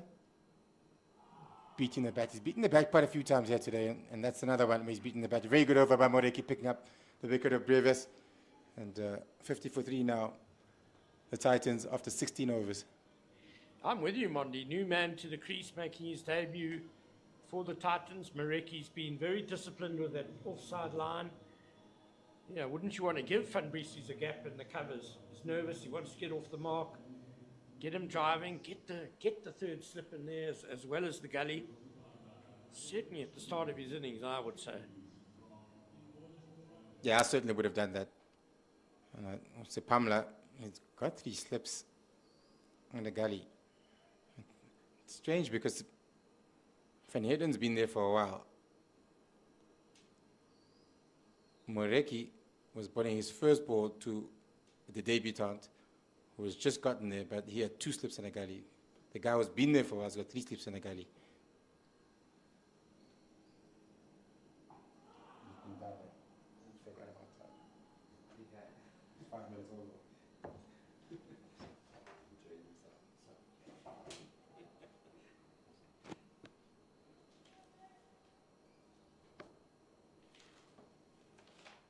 Good spell for the Lions here. Been able to pick up a couple of wickets, and the runs aren't flowing exactly like they were earlier for the Titans.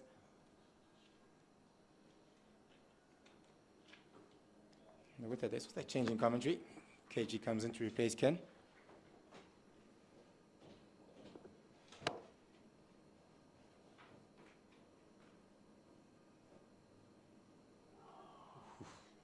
Inside edge. 1 down to final leg. Testing time here for the Titans. The Lions bowlers are found their rhythm and making things happen on this wicket. Yeah, definitely. As we just take a look at that again, with the inside edge from the bat of Van Heerden, we were quite critical in the way that they started in that first session just before lunch. Just looked like they were struggling to find their way with the bowling, but since lunch, must have had good lunch. They've really just come back here and they've hit their straps, and particularly Lutus Pamela started things going for the Lions, and he's just kept on his way with the support on the other side from Tsepo Moreki, which brought a lot of energy also into the bowling attack. Oh, another brilliant delivery. Very good delivery. Yeah, it's all happening. It's all happening here for the Lions, beating the bat consistently now. Once they find that right area, it can get a little bit testy for the batters, and they're doing that more often than not. Yeah, definitely. Bit of pressure here on Jetley van Breeses. Hasn't played any white ball cricket for the Titans, any official white ball. He played in that Momentum Health Challenge before the T20 knockout competition or challenge competition. So this will be the time for him to sort of like justify his signing to the Titans. Short delivery, pulled. It's a short boundary that side, on the onside, and that's gone for 4. A little bit too short by Sipamla, and pulled away nicely by Van Breeses. Yeah, much needed there from Van Breeses to get himself going in these innings. Bit too straight and short there from Lutus Pamela, that's just allowing Van Breeses to hit it down to the boundary. Did try to get his eye in a bit. Played some club cricket for Mamelodi Cricket Club this past Saturday. Unfortunately, that didn't work out too well for him as he got a duck in that game. It is 50 overs, but they do play with red balls, so it would have been something that was looking to get himself into the season. As he said, he hasn't played in the T20 Challenge competition, so he needed a bit of game time under his belt before this 4-day competition started. Well, he's off the mark here, so he doesn't have to worry about a duck today.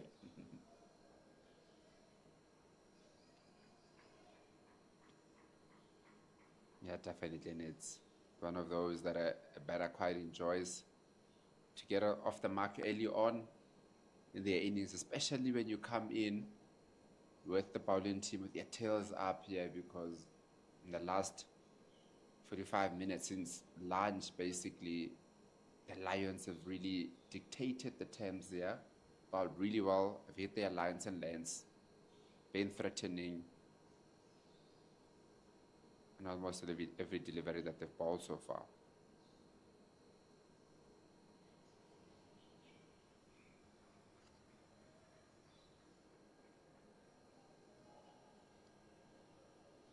Yeah, but it's been good. It's been good pressure by the two bowlers on the batters here. Haven't given much away. Suddenly, it doesn't look easy to bat on this wicket.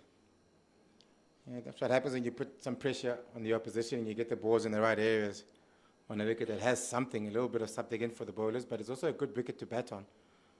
But if you more than often get the ball in the right areas, then it can get difficult, and it seems like it's a seam-friendly wicket, which it isn't overly a seam-friendly wicket, but it is a good wicket. Short and wide, no runs. It's the end of the 17th over, 56 for 3 for the Titans. Yeah, you're quite right, Monday, in terms of, it's that wicket that we actually looked at a bit earlier on, and we were saying that it looks like a very good wicket to bat on, and certainly when the Titans came out flying in that first 45 minutes or so just before lunch, they came out flying, and we thought, very good wicket to be batting on. But since the lunchtime, the Lions have really come back strongly here. We've had some chats, especially with the bowling coach of Alan Donald, as we just take a quick look again at the Lions innings a bit earlier.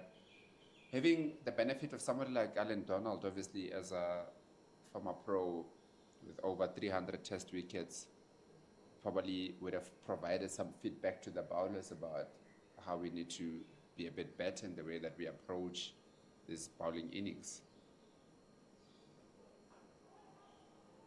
Yeah, I was about of experience down in the Lions coaching staff. Russell Domingo, of course, coached South Africa, has coached Bangladesh. Now the head coach of the Lions, Garner Kruger, also part of the coaching staff as the bowling coach with Alan Donald, and Hashim Amla as the batting coach. A lot of experience, a lot of international caps in that coaching staff.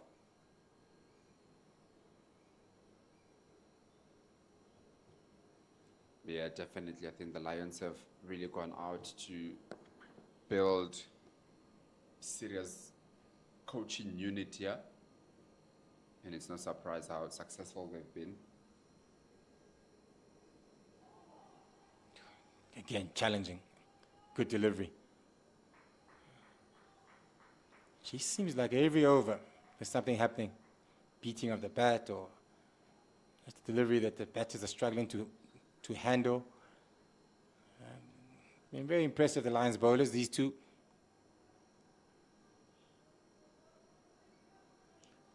Yeah, I think sometimes the change is just the energy that a bowler is bringing in. That's what Tsepo Moreki has been doing each and every ball that is running. You can even see after he bowls the ball that he's just got that energy, and the rest of the team just feeds on that.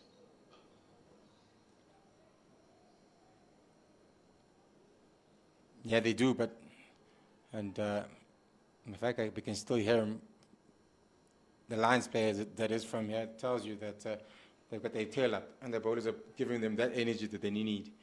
It's changing field, square leg, gone back onto the boundary, just perhaps giving Van Heerden something to think about in terms of the short ball that might be coming. Could be a double bluff though.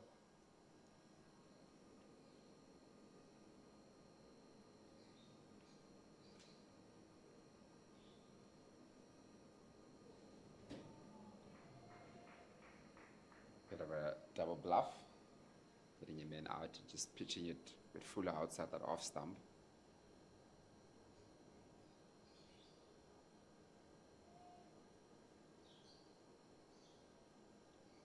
Very good bowling from Tsepa Moreki. Got a taste of international cricket earlier this year, that New Zealand series during the SA20. No doubt that he would know that, you know, there once your KG Rabada, Lungis and everything are available, then he goes down the pecking order. So the only way to break into that is to show performances there. It was a strange test tide and strange time to actually take a team to play test cricket with pretty much your third string team, with a lot of the first and second team available players were playing in the SA20 at that time.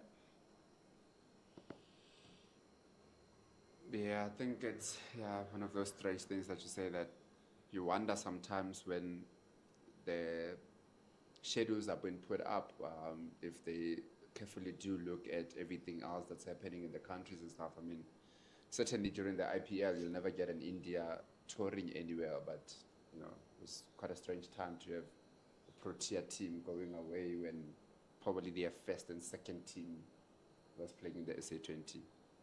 Ooh, pulled away last minute. I'm not sure what the issue was. I think something might have flown maybe into his helmet. It is summertime when it is hot. You do get a couple of, what do you call them? Michis. Michis.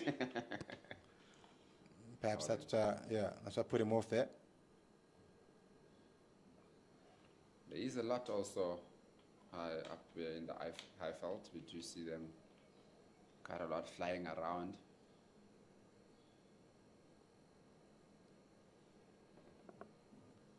Last ball. So far so good, no runs off it. Not quite the last ball. Yes, it is. It's the end of the over. 18th over is gone, 56 for 3. Another good over by Moreki.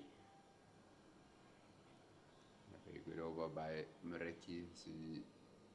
See the Lions change room, probably sitting a little bit more comfortably than what they did just before lunch. Really do look like they're enjoying what's happening. See, you know, I'll be Mokel there having a chat to the change room. The Lions will also benefit. We spoke about the changing room, the type of guys that are there in terms of the coaches, but also having a video analyst like Prasanna, who's very experienced, a man that's been around for a while, was with the Proteas a while. So that's somebody that really can give you a lot of valuable information and would have shared some of the information during the lunchtime, as we see Dilana Potgieter back into the attack from the collar drive end.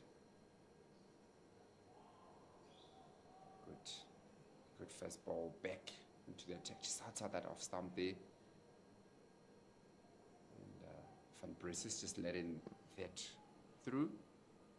It's going to be a very important partnership here for the Titans. Lost 3 quite quick wickets here. The next genuine batter, if you can call that, the next will be Rivaldo Munsam, who's the reigning Titans Player of the Year, and then we get into the more all-rounders. And given... Given.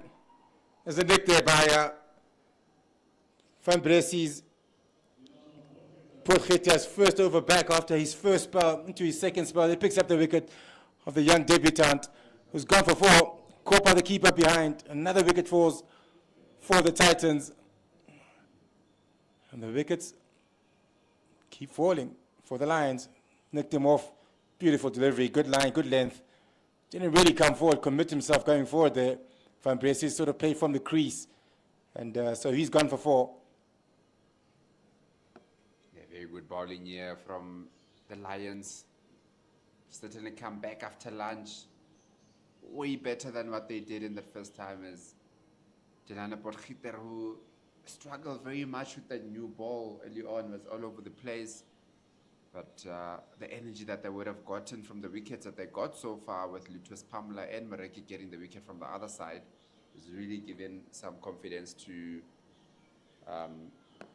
Delano Potgieter. And as we say that, we go to our drinks break with the Titans on 56 for 4 in 18.2 overs. And when we come back, we'll have Joshua van Heerden and Rivaldo Monsami at the wicket.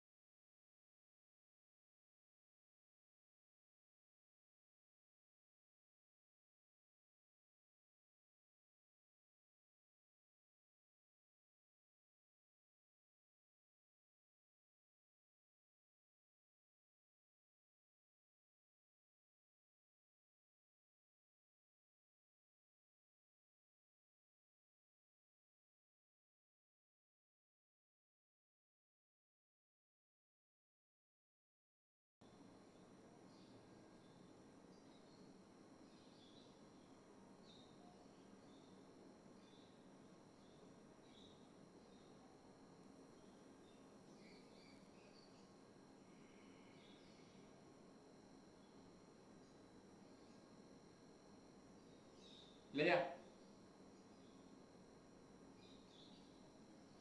Right, we break from the drinks break we went to drinks break with a wicket here from Delano Potgieter getting Van Bresses caught in his crease, LBW.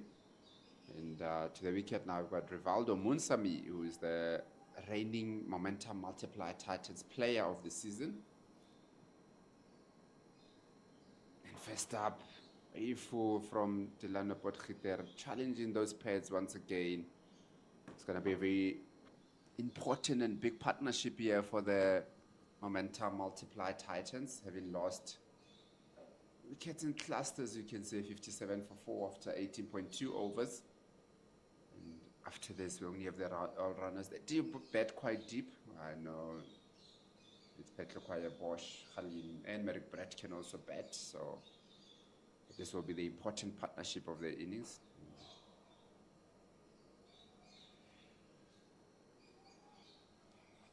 Yeah, they need one big partnership here somewhere. Started off really well with that first partnership of the two openers, but have stumbled after that. 57 for 4. Not a good position to be in. Lions have brought it back nicely though. After starting off a bit shaky with the ball, they certainly brought it back.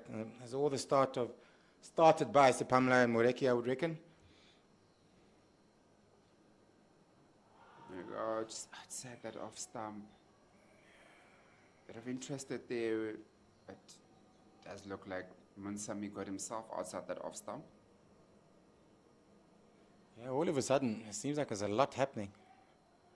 It looks like they're batting on a different wicket to what the Lions are batting at, but I think they've just found their rhythm and they found their lengths quickly. There's certainly still something in it in this wicket for the seamers.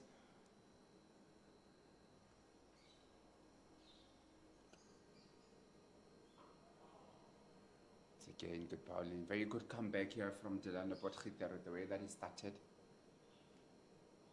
Valdo Munsami will be looking to continue where he left off.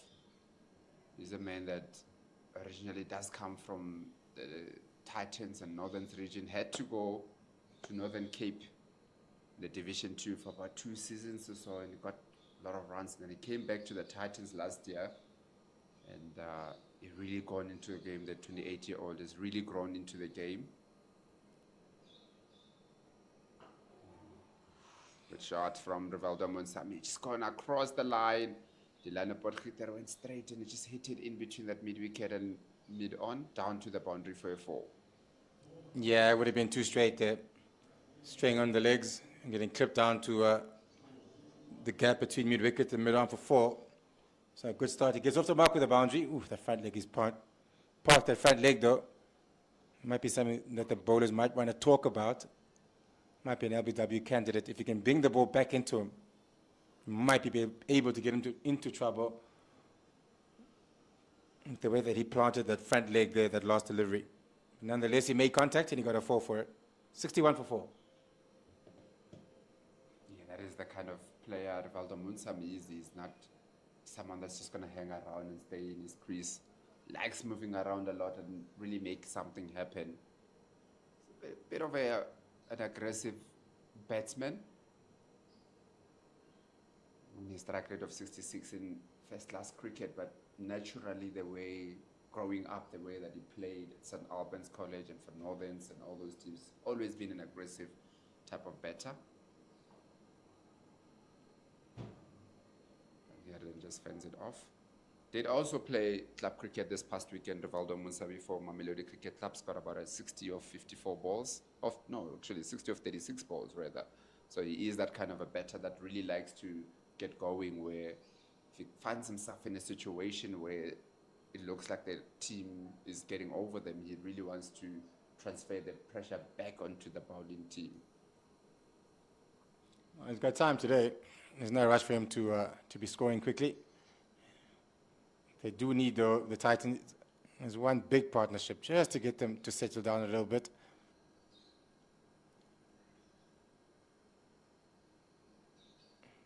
The Lions so far have been putting them under a lot of pressure, haven't allowed them to settle at all, been challenging deliveries in good areas. Yeah, definitely. I think the Titans, especially these two batters here, they will be looking at them to get that big partnership, that much-needed big partnership here. The last thing they want is to be bowled out today, having to follow on, or to be bowling again soon after just finishing the bowling innings earlier today. Once again, good bowling. Certainly found their rhythm and their length.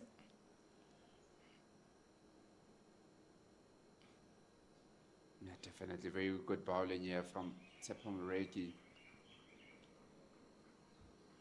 Still a long way to go in the game, though.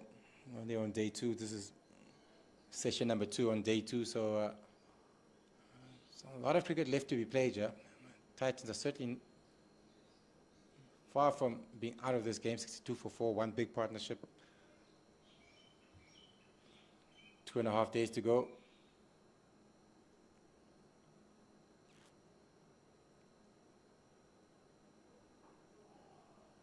Straight that time from Moreki into Monsami. It's just so pleasing just to see a fast bowler. The way Moreki is going about his business here is that there's a lot of ooh-ahs after almost every ball that he's bowling, just the energy that he's bringing into it. And you can see when he goes back to his mark that he's really looking to bowl. You can say in a hurry, but he's really looking eager to run up and bowl. He's followed through, quite a bit of a long follow through, also just making sure that he's putting all the energy that he has out there. Oh, that one wanted it to be hit. It was short, it was wide. Munsami, sorry. I think he feel like he missed out on that one. But yeah, you're right, Moreki is running in, hitting the wicket hard, and he's been at the batters all day long. So with that previous one that looked like it was, not look like, but it was actually there to be hit, but because of the amount of pressure that has been built, the batters find themselves in a bit of a doubt there where he's not really getting as close to the ball as possible and just ends up throwing his hands at it. And that's because of the way that Moreki has been going about his bowling innings. This time straighter, and Aldo Musami gets some good bat on it. Don't go to the boundary, but they'll be coming back for 2. Yeah, I'm into his 6th over of the chart now, Moreki. You feel like maybe, perhaps getting just a little bit tired after his last couple of deliveries that he bowled. Yusuf hasn't bowled too much either.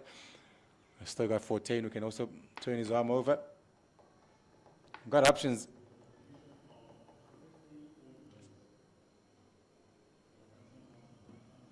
You see the Lions women coaching staff and also the Titans SNC. Leiden. Enjoying a bit of game, having some conversations here about the game. It's also quite pleasing, I must say, Monday, to see how the game has evolved. I mean, with Pitch Vision coming in and streaming the games, and also to have the game on the big screen there where the bowlers and the batters are very interested to see the replay as to how they're going about the games. It's very good to see all of these things that are being put together to make the game. Sort of stamp from Delano Potgieter again. So did you say that was it Titans SNC, strength and conditioning coach? SNC. The strength and conditioning coach. Was that Leiden Gamite? Yes. It's a former teammate of mine from Border. Oh, I know Leiden very well. Yeah, we played together at Border when I started off. oh, nice. Yeah. Now that is him there with Sandile, who coaches the Lions women's team. Yes, I'm very aware of Sandile as well, yeah. So it's had the off stump and Good fielding. When everything's going your way, it just keeps going your way, I guess, in many ways. The fielding. Yeah, I see them. Yeah, I see them. Okay. Very big Arsenal fan. Probably looking forward to them playing later on today in the Champions League. Oh, they are playing today, yeah, that's true.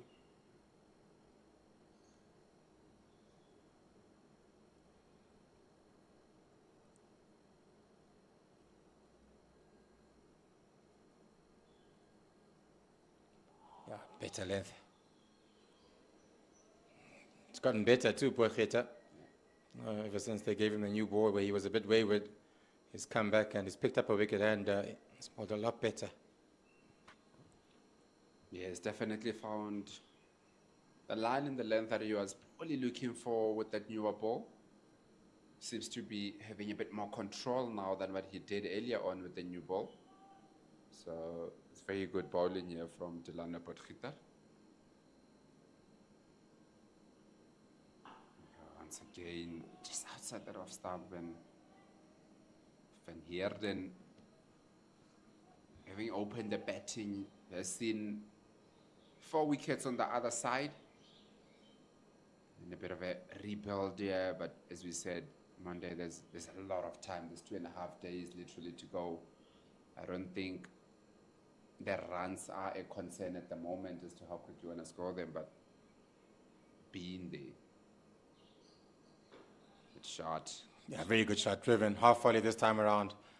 And he says thank you very much. Much needed runs here for the Titans. And a very good shot as well. A very good shot here from Joshua Van Heerden. Not looking to overhit it, just allowed it to come to him. Hit it nicely under his eyes. It's a very good shot there. Yeah, it was a half volley. Full face of the bat. Driven very nicely. Changing the field once again. Mid-wicket. Now, there is a mid-wicket in there. 2 steps in a gully. And only boundary rider is still the fine leg. It was very square, that fine leg. Attempted pull shot. No runs on it.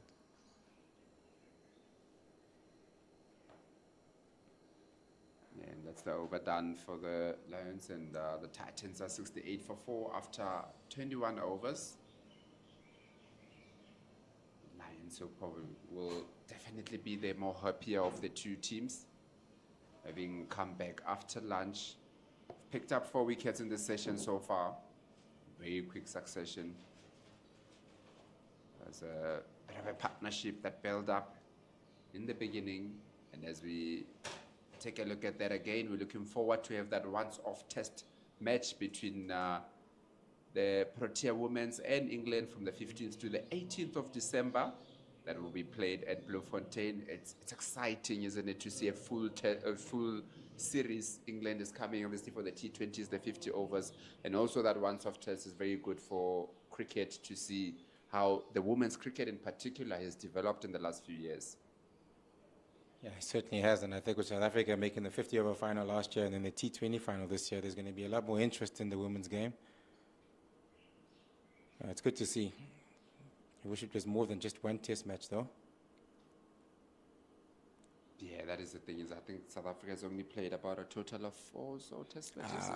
I'm not exactly sure of the number, to be honest with you, but I know it's not a lot of test matches that we have played so far, so perhaps just still getting us into test match cricket nice and slowly.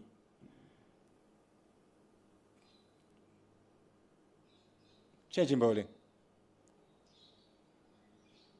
Go to Yusuf back into the attack.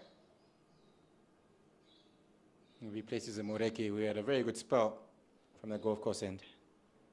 Yeah, you did say in the last 2 balls, over the last over, that it might be slightly tired after bowling 7 overs. Was on the trot, Tsepo Moreki. So Who does this? Who does this course? Way behind. 70 and 60.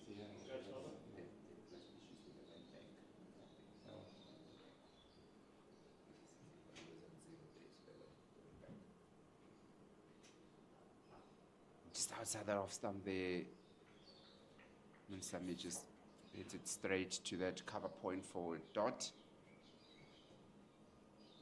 The score is currently 70 for 4 after 21.3 overs, with Van Heerden on 15 and Munsami fairly new to the wicket on 6 runs.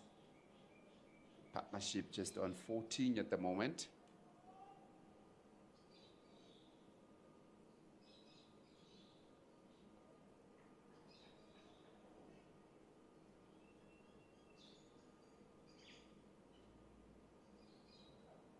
Oh, and it just gets an edge to it and put down. Put down at first slip. I don't think they come easier than that at first slip. That was a bit of a regulation catch there at first slip. Yeah, it was. Straight to him. Didn't have to move much. Put down a pretty regular catch, that. And Kota Yusuf into his first over after his first spell. Into his second spell, he would have really wanted to take that wicket. Yeah, and fortunately put down there by Dominic Hendricks. His chest height there, got his hands, but just couldn't hold on to it. It's a good, comfortable height, too.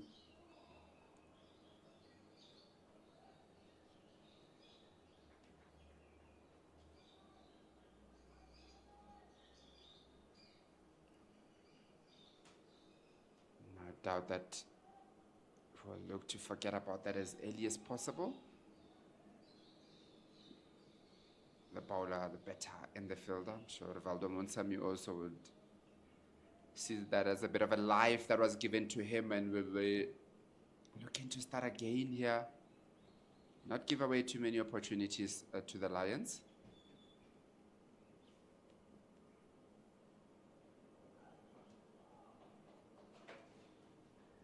Straight to that time from Yusuf. And that's the end of the 22nd over. The momentum multiplier Titans are 70 for 4 after 22 overs.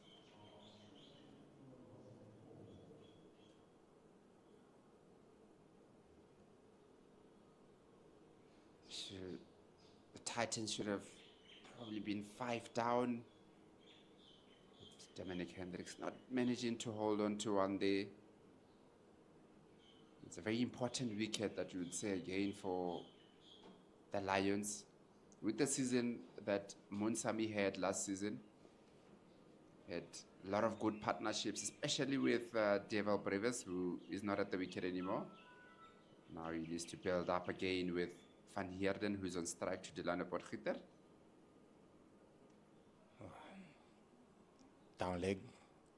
This time around, he gets the ball sort of angle into the right hander and away from the left hander. We saw in that first ball of his where he was just starting it a bit too straight, and he bowled a lot of balls at their legs or down leg. Of course, he started off very well in his second spell.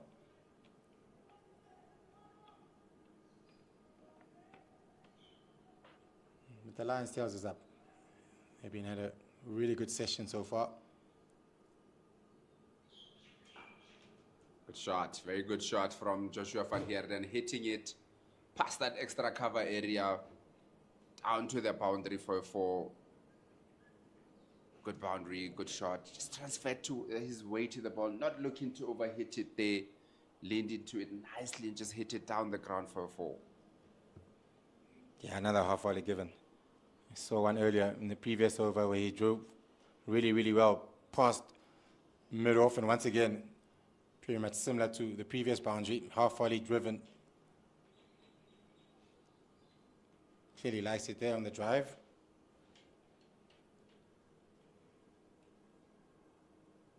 I think it's always a good of a present here for the batter to get a nice juicy half volley outside that off stump.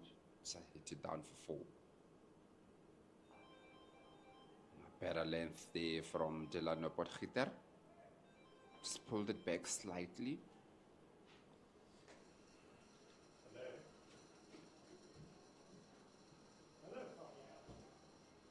It is all about a bit more consistency, Monday. We saw in that first time on the ball that there was a lot of inconsistency. Then Tsepo Moreki and Lutus Pamla sort of like came in and gave us that consistency. There was a lot of times where they were beating the bat and ball. And that's what Cody Yusuf and once again, as we say that. Yeah, the consistency was, I think, the key here. And we saw it earlier from, as you said, Moreki and Sipamla. And I think Potgieter, yeah, he did pick up the wicket of Van Bressie's earlier. But again, in this over, it seems like to be struggling again with both his length and his line. It's been a bit straight and it's been a bit full at times. I think if he does continue in this fashion, you might see Bruin Fortuin back into the attack at some point.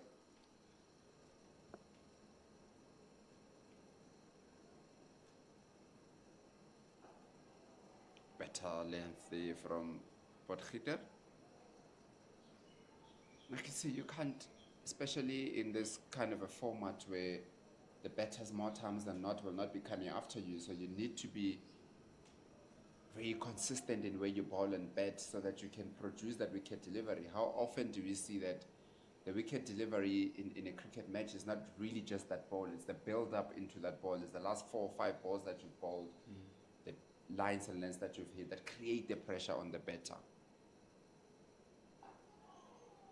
Yeah, that's where he wants to be. That's the end of the 23rd over, 74 for 4. Just there where he ended, that's where he wants to be, but sort of like getting into a rhythm of just bowling that 1 or 2 boundary balls and over, and really letting the pressure go that you can put, not consistently bowling where you want it to bowl.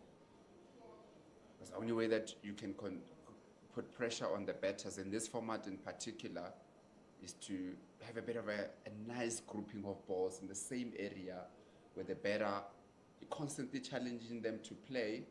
You don't mind when the bowler bowls too full, when he bowls full, but you don't want him to bowl too full when it ends up being a half volley, especially to Joshua van Heerden, who's been there since the beginning. So he's seen the ball better than anybody will be seeing it coming in. So you want to give him those half volleys. Yeah, for sure.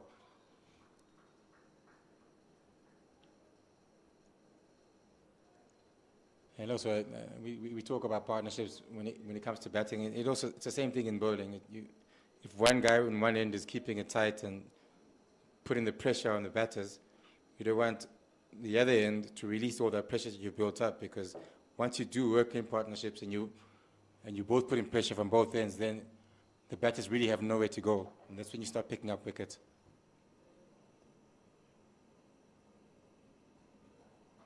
Wider that time around, and Bit of a freebie to Rivaldo Munsami, who just hits it past that point for a 4. Very good shot from Munsami. That will take off a bit of pressure from the batting unit here.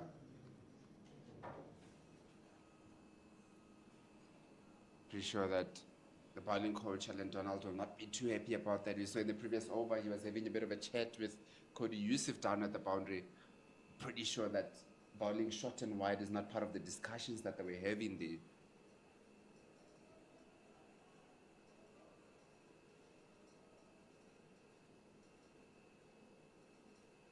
Bit of a change in the field there. Seeing the deep square leg going out to the boundary.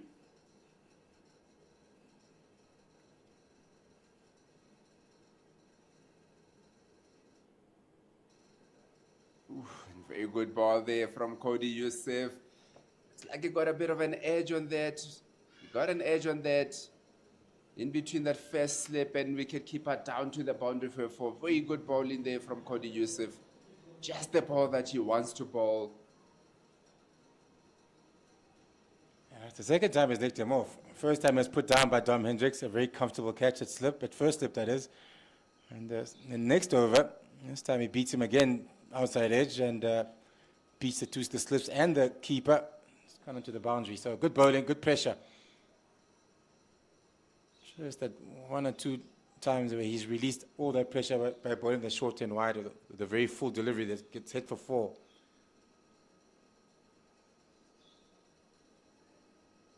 Rivaldo Munsami definitely riding his luck. He has given away 2 opportunities that haven't been taken.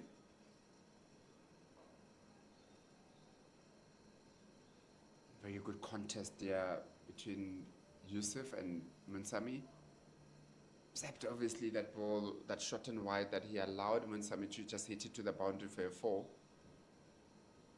He's bowled a lot of good balls, but in between there's just been a few loose deliveries that sort of like takes pressure off the batters.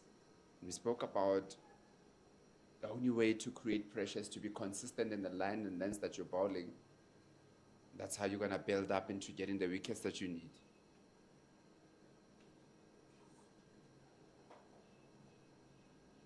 Family behind it there from Rivaldo Munsami. You'll obviously know Munsami that there's a lot that you would say are riding on him here to try and get the score a bit up. But we did say that the biggest thing now is not the runs, and that shouldn't be the worry of how many runs you got on the scoreboard. But the most important thing for them there is to bat and bat for a very long time, which is what the Lions did. We spoke about how they didn't go too quickly, batted at just about 2.9 to the over. However, because they spent so much time at the wicket batting over 100 overs, they were able to get over 300. Once again, yeah, he's working him. It's not too easy there for Munsami. But with that, it's my turn to go.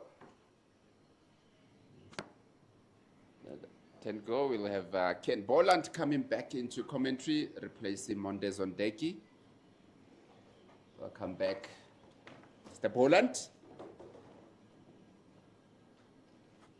Thank you very much, KG. Just retrieving my dropped pen.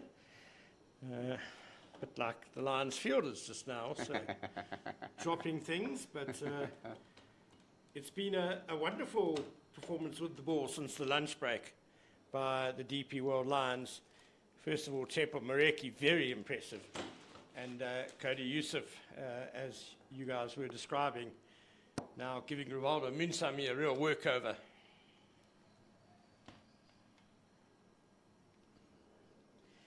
Delano Potgieter continues down leg and just tickled away very nicely by Joshua van Heerden, and that will be 4 runs. Yeah, that's been a bit of a struggle that we've seen so far. Since Moreki and Sepamla got out of the attack, there's been some good balls from the Lions, but there's fairly also been a lot of loose deliveries, a lot of boundary balls that have been given to the Titans. Yeah, they don't want to let the Titans off the hook here, having claimed the first 4 wickets. maybe just sliding down, only a half-hearted appeal by the Lions.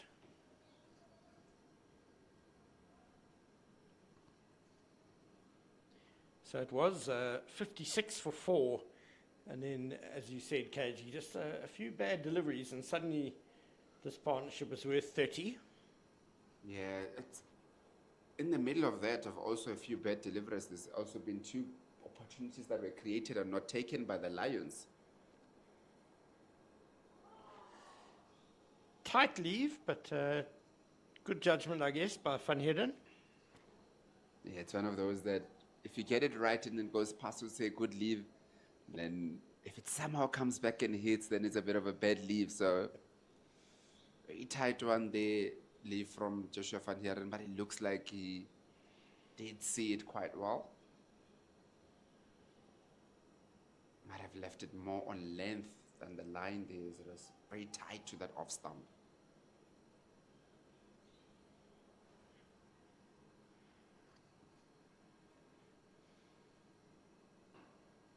Nicely driven between mid-wicket and mid-on by Van Heerden, who seems to be growing in confidence now.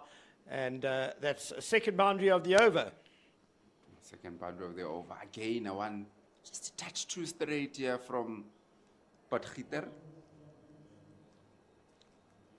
Just straying on those pads of Joshua Van Heerden. Very nice, closing the face of the bat. Getting good connection to it down to the boundary. Yeah, he picked his gap really well and kept his balance really well too. Again, Potgieter just straying on that leg side.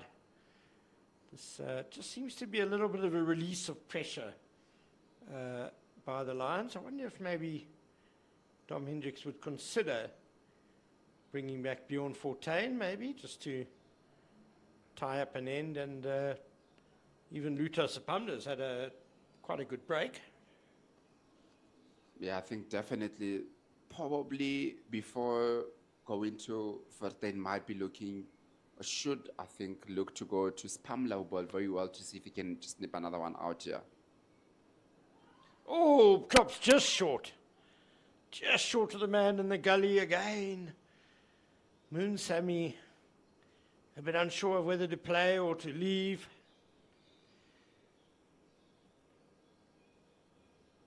Yeah, there's definitely, Monsami definitely isn't. He's got 14 of 21 balls, but he's really looked a bit unsure about how he's going about things. There's that 2 edges that probably should have been taken. Just that last one also, if you take a look at that again. Yeah, and Josh Richards has actually left the field because of hurting himself in trying to take that catch diving forward. He looks in quite a lot of pain, actually. I don't know if it's from the ball striking his hand or maybe a finger got caught in the turf or something, but he was very quick to leave the field and call for the 12th man to come onto the field.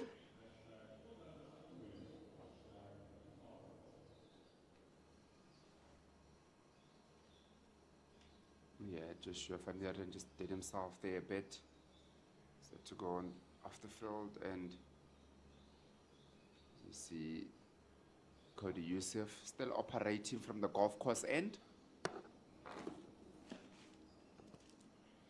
Might probably, I think, is bowled for quite some time now. It's 5th over, 6th over on the trot here. And he's been threatening, and that's a very good line and length he's bowled there. Yeah, definitely. He's brought in a bit of ooh-ahs from that side. He's twice nicked off Rivaldo Munsami. Unfortunately, it wasn't taken on both occasions. So it's really looked to threaten the batters here. Fortunately, the chances haven't been taken when presented.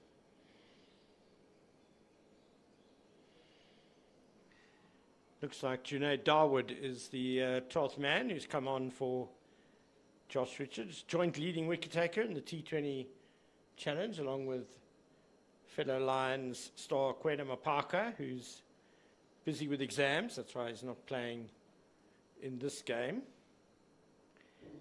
But so that's one definite chance, and 2 half chances that the Lions haven't taken in the last few overs. Yeah, definitely. There has been something here that has been created by the bowlers but not taken.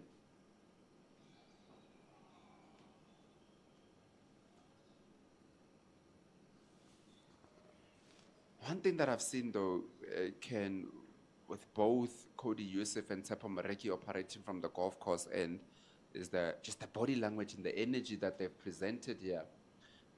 They've both really been running in and looking to really get something out of this pitch. And I spoke to Monde a bit earlier to say that it doesn't look like the pitch has really changed that much for the Titans to have lost the wickets that they did, but rather the good bowling from the Lions that they've done and the energy that they've just put on the pitch. Yeah, it's one of the things I've always liked about Cody Yusuf is the intent he shows just from the time he runs in. He means business. You can just see it. There's a lot of energy there. Tsepo Mareki as well. I think this Wanderers pitch, it very much depends, I guess, as most pitches, how well you bowl on it. And especially if you can consistently find that right length on it, then it will always assist the bowler. And I think that's what the Lions have done very well since lunch, is that they've been quite consistent in finding that good area.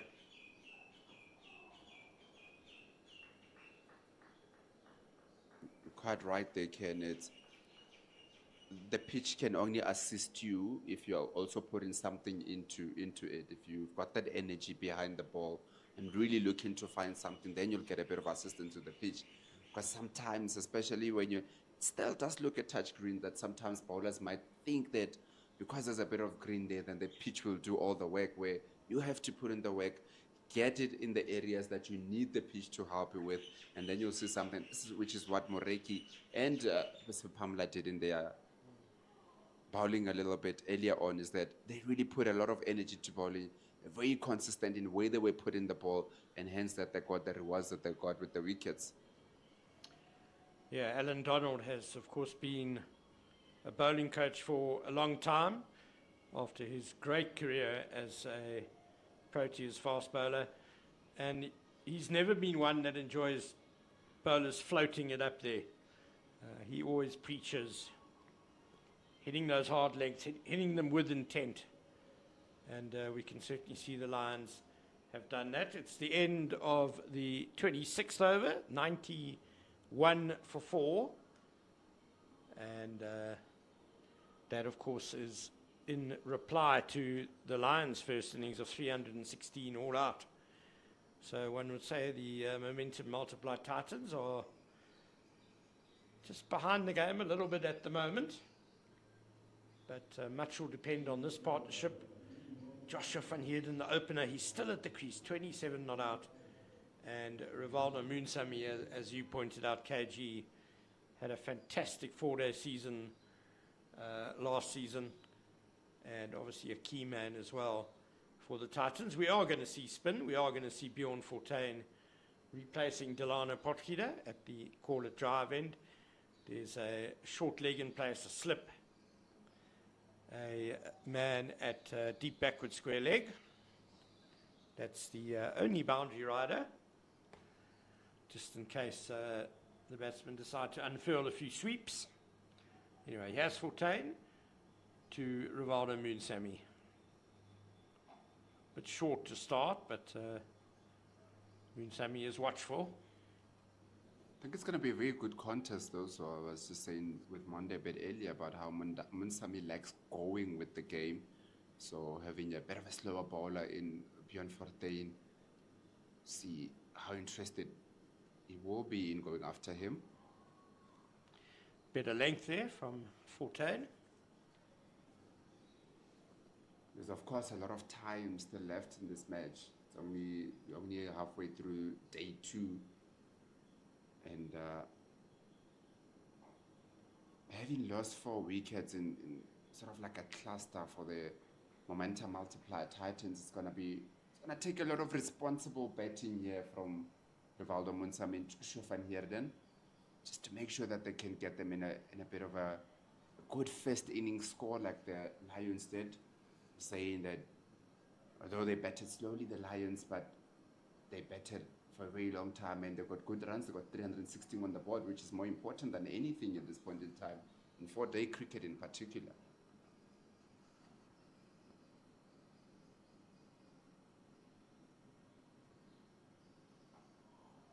Yeah, you mentioned a cluster of wickets, and that's what it was after really a good start by the Titans. They were 31 without loss at lunch, got to 39 without loss, and then 4 wickets. Those 4 wickets fell in the space of 9 overs for 17 runs, which would have been a bit of a shock to the visiting change room. But Van Heerden and Moonsami just turning things around a bit now. Their partnership worth 36 as the 27th over comes to a close, 91 for 4. The most big factor now for both teams, with the Lions will be looking to take 1 or 2 with them to the tea break, but I think Van Heerden and Munsam are probably looking to say that we want to come back and bat after tea. Not saying that you should now play negative cricket and not to look to score runs, but they really have to be careful about how they go about building this partnership. Cody Yusuf back, and he's just turned behind square on the leg side. And Chepo Mareki, I think, wanted to do the quick pick up and throw, but then left the ball behind, so they'll get the extra run.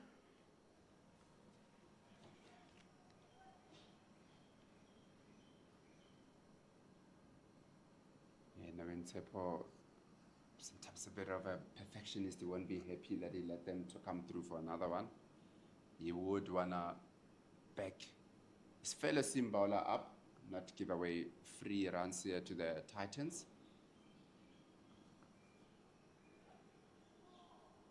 Yeah, Chepo Mareki, he's very much an all-in type cricketer. A real trier, really gives of his best all the time, and I think a bit of an underrated bowler. I mean, there were a lot of eyebrows raised when he was included in that second string Proteas test side that went to New Zealand. But his domestic record over the last couple of seasons has been very good. Of course, had a stint with the Titans as well.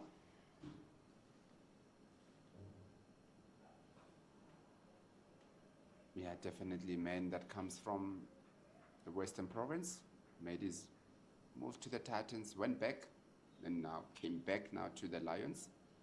So man that has got an experience also in different parts of the country. Fair enough, it's been either in the high field, in the low field, it's either been up north or down south.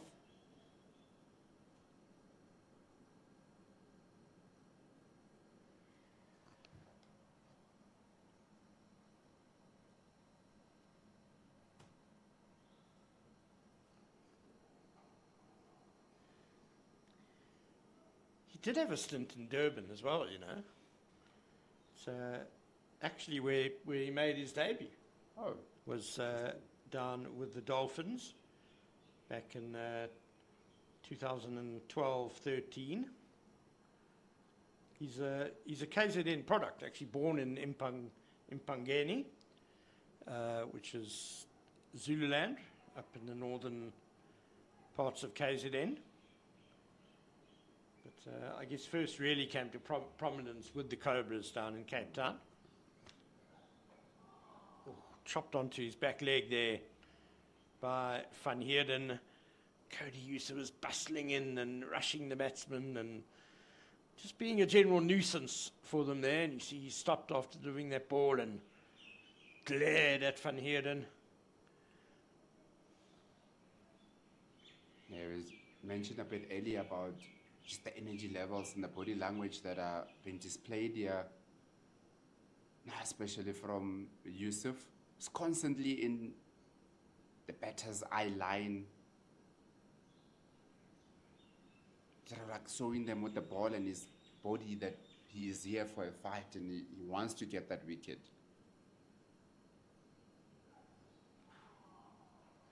Another good delivery. Yeah, the whole body language thing, it's an important part of fast bowling. And that's the end of another tidy over from Cody Yusuf, 93 for 4.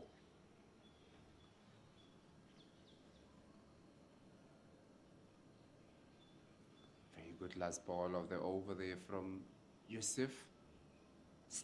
Looks like there's just a touch, tiny little movement there, just leaving the bat away. Just a bit of a movement here from Cody Yusuf. Just wonder that if he will be coming back to bowl another one because he's bowled quite a bit of a long spell here. Yeah, he has worked hard. That's the thing about this wondrous pitch, is that if you put something in, there's pretty much always a little bit of assistance, whether it be from good bounce or just a bit of nibble. There's the sweep shot, he's missed. Umpire Brad White turns down the LBW appeal.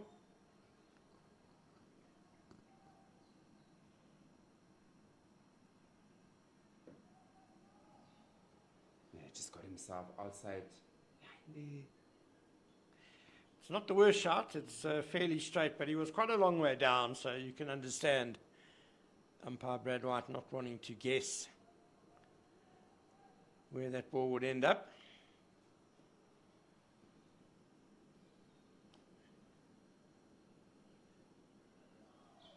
Nice take by Connor Esterhuizen, whipping off the bails as well.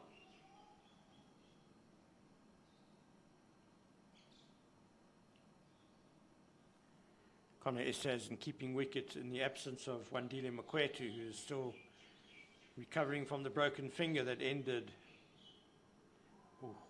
just nurdled around the corner for, it's going to be at least 2, maybe even 4. Yeah, the fielder gives it up. So nicely worked little boundary there for Rivaldo Moonsamy. Just saying about Wandile Mkwetu, he broke his finger, which ended what was a very solid T20 campaign for him. It wasn't while he was batting, it was while he was keeping wicket. Took an awkward one, broke his finger. That is an unfortunate thing, isn't it, when you are in the middle of a campaign. One thing the last few seasons he's played too much cricket, now he comes back and looking good, unfortunately gets an injury.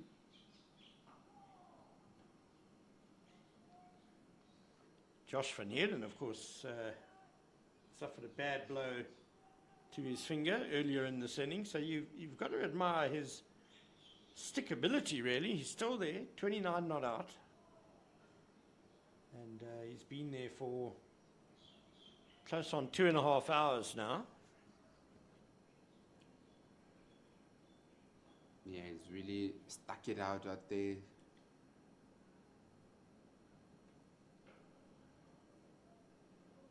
Went through phases where in the beginning it was a bit easier for him and Neil Brandt, but after the lunch break it became a bit more difficult. He's really had to guts it out there. And that's what he's doing currently. He's going well on 29 of 85 balls. I quite like this matchup of Bjorn Fortuin bowling to Rivaldo Moonsamy, because Rivaldo Moonsamy, naturally, he's a stroke player. He's an aggressive player. And you just get the feeling in that last over that he wants to score. He tried a sweep shot. He shuffled down the pitch a bit. He hit a hard drive back at the bowler. I think it's going to be a good contest between two of the stars of the 4-day series last season.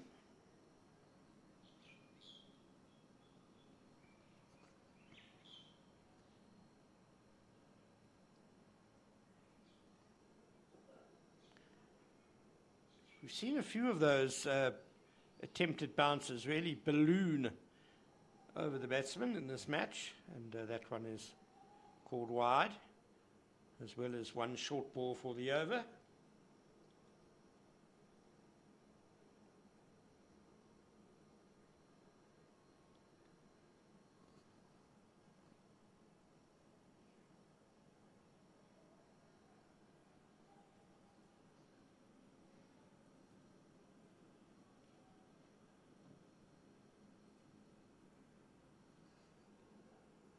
Oh, beaten him.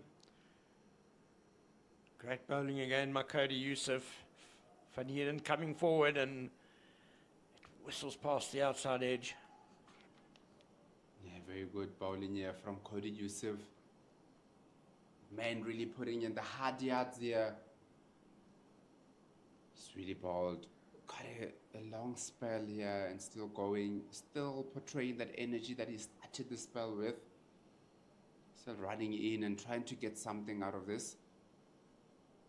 As you said, that the wicket hasn't gotten any worse for the batters, but there's definitely something there when the bowlers are putting in a lot of work, and which is what Cody Yusuf is doing. It'll just be one down to fine leg.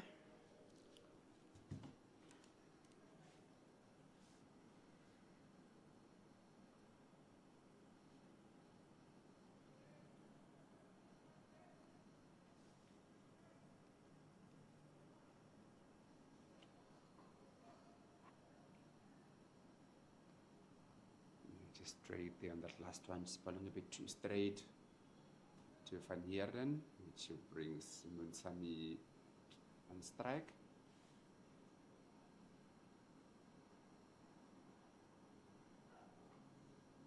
Slapped away hard. He's got it between gully and backward point, and that's 4 runs for Rivaldo Munsami. And the 100 up for the Titans. Yeah, that's wide that behind the ball and just hit it down for that 4.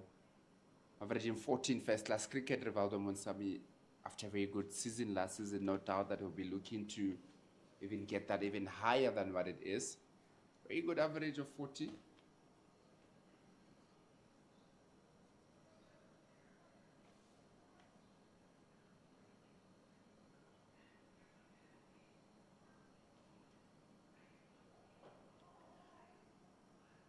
Going fuller that time, Cody Yusuf, perhaps an attempted Yorker.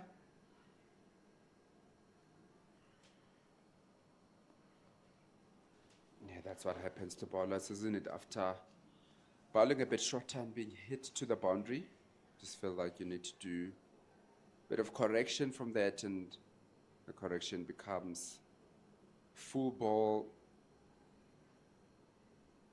just to try and stop the batters from hitting the same shot that they did in the previous ball. Bowled! Beauty from Cody Yusuf. Rivaldo Munsami playing down the wrong line in the end, and he's lost his off stump. A very good ball here from Cody Yusuf. Bowled one short, one very full, and then he found the one in the middle of that short and full, hitting the top of off stump. Rivaldo Munsami playing the wrong line there. So take a look at that again. Oof, that looked like that movement that we just spoke about. Might have started on that almost middle stump, hitting the off stump. Very good ball here from Cody Yusuf. A deserved wicket also after bowling so well the last 8 overs. Yeah, a superb delivery actually from Cody Yusuf. Just moved away late from the right-hander there. You could see Munsami was perhaps aiming towards mid-on, that sort of area based on where the ball was. And it just nipped away past the outside edge, knocking over off stump.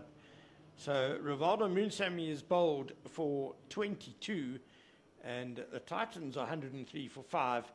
And it's a bit disappointing because that's ended the matchup I was enjoying between Bjorn Fortuin, the leading wicket taker in last season's 4-day series, with 35 wickets at an average of 26, against Rivaldo Munsami, who was the 4th highest run getter last season with 536 at an average of 48. Well, he's fallen for less than half of that today for 22, and the Titans are definitely in deep trouble as Andile Pehlakwaya comes to the wicket at 103 for 5. Yeah, definitely the Titans are a bit of a trouble here. And they need to sort of like find a way to get out of this trouble.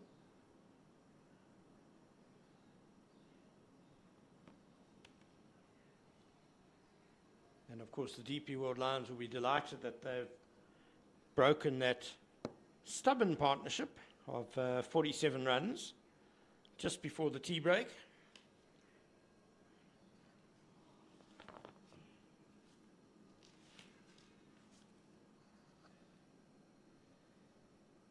Yeah, and we know Andile Petlukwaya is also one of those that will come on and try to really transfer pressure onto the bowlers.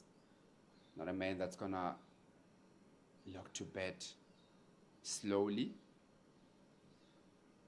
Bit of an aggressive batsman, Andile Petlukwaya, and I like this from Cody Yusuf coming over the wickets to a left, and we spoke about it a bit earlier with Monday that bowling to a lefty coming over the wickets is always a good ploy.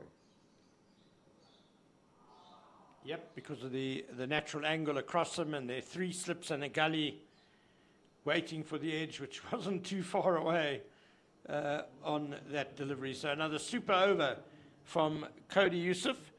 There was a boundary off it, but importantly, the big wicket of Rivaldo Moonsamy. And how close was this to the edge?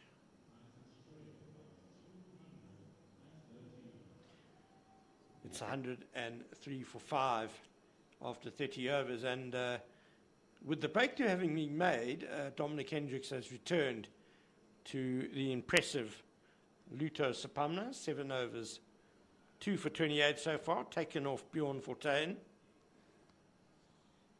I guess also there's a left-hander at the crease in Petlukwaya, so maybe left-arm spin not as effective against him. Yeah, I think there's a good ploy to bring back Lutus Pamela into the attack just before the tea break and see if he can nip one out here again. He's really bowled well since the lunch break. Good start by Sapamla. No doubt that he'll be looking to impress once again. We did say how he was very unlucky with injury last season. He hardly played any cricket, if any at all, last season. So this season coming back fit to play. He's already made that T20 squad for the Proteas. And they'll be looking to impress more.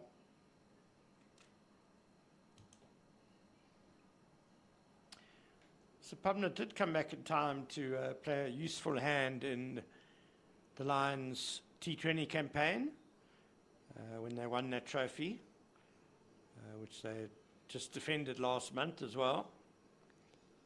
But yeah, it's good to have him back on a consistent basis now. And great for him that his performances in the T20 Challenge this season rewarded with a place back in the Protea squad.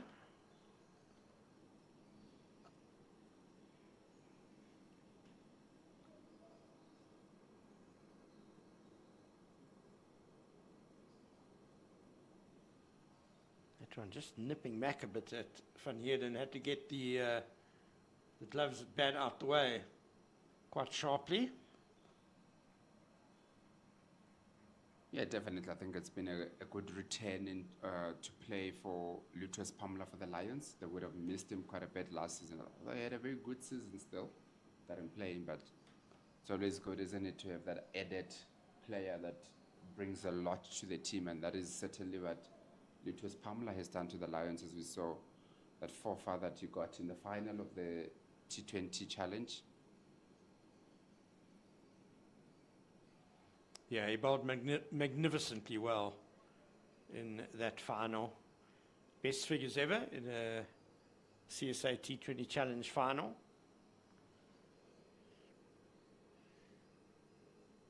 Four for 11. Improved on 4 for 12 by Chris Morris for the Titans against the Dolphins. Morris, of course, first really came to fame playing for the Lions, and then won a lot of trophies with the Titans.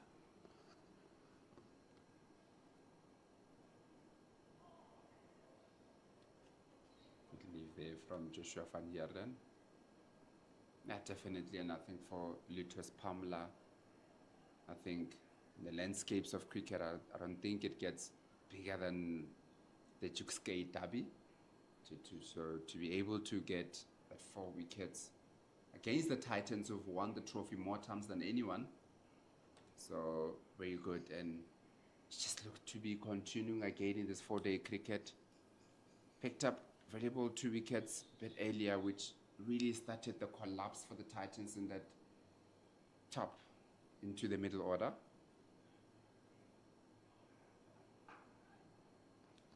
Yes, Sapamna did bowl really well straight after lunch. Made those first 2 breakthroughs. And now he's having a little burst just before tea. First over started well, 103 for 5.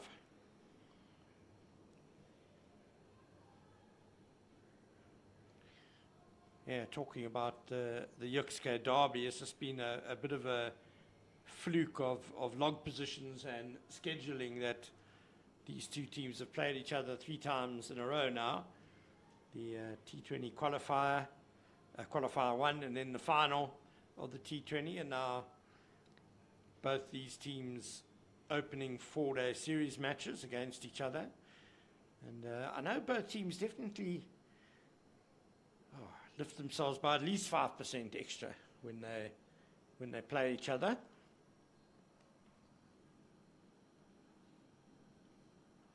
Cody Yusuf continues from the golf course end. Very long spell now by him.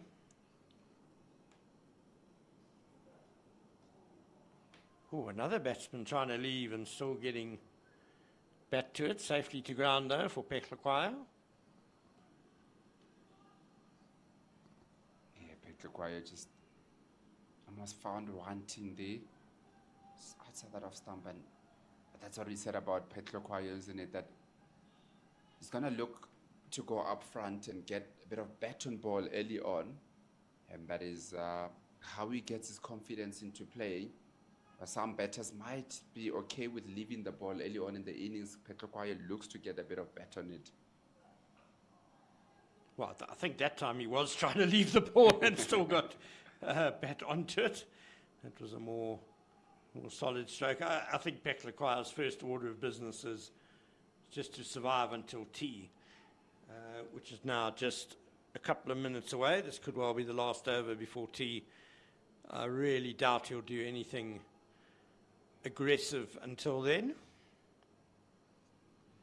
Yeah, that is probably why we see Yusuf continuing, probably because of that looming tea break, probably that one last over, that last bit of energy that he has to finish off here. Oh, as I said, a loose drive by Andile Peklakwaya, lured into it by the fuller length from Cody Yusuf. That was dangerous.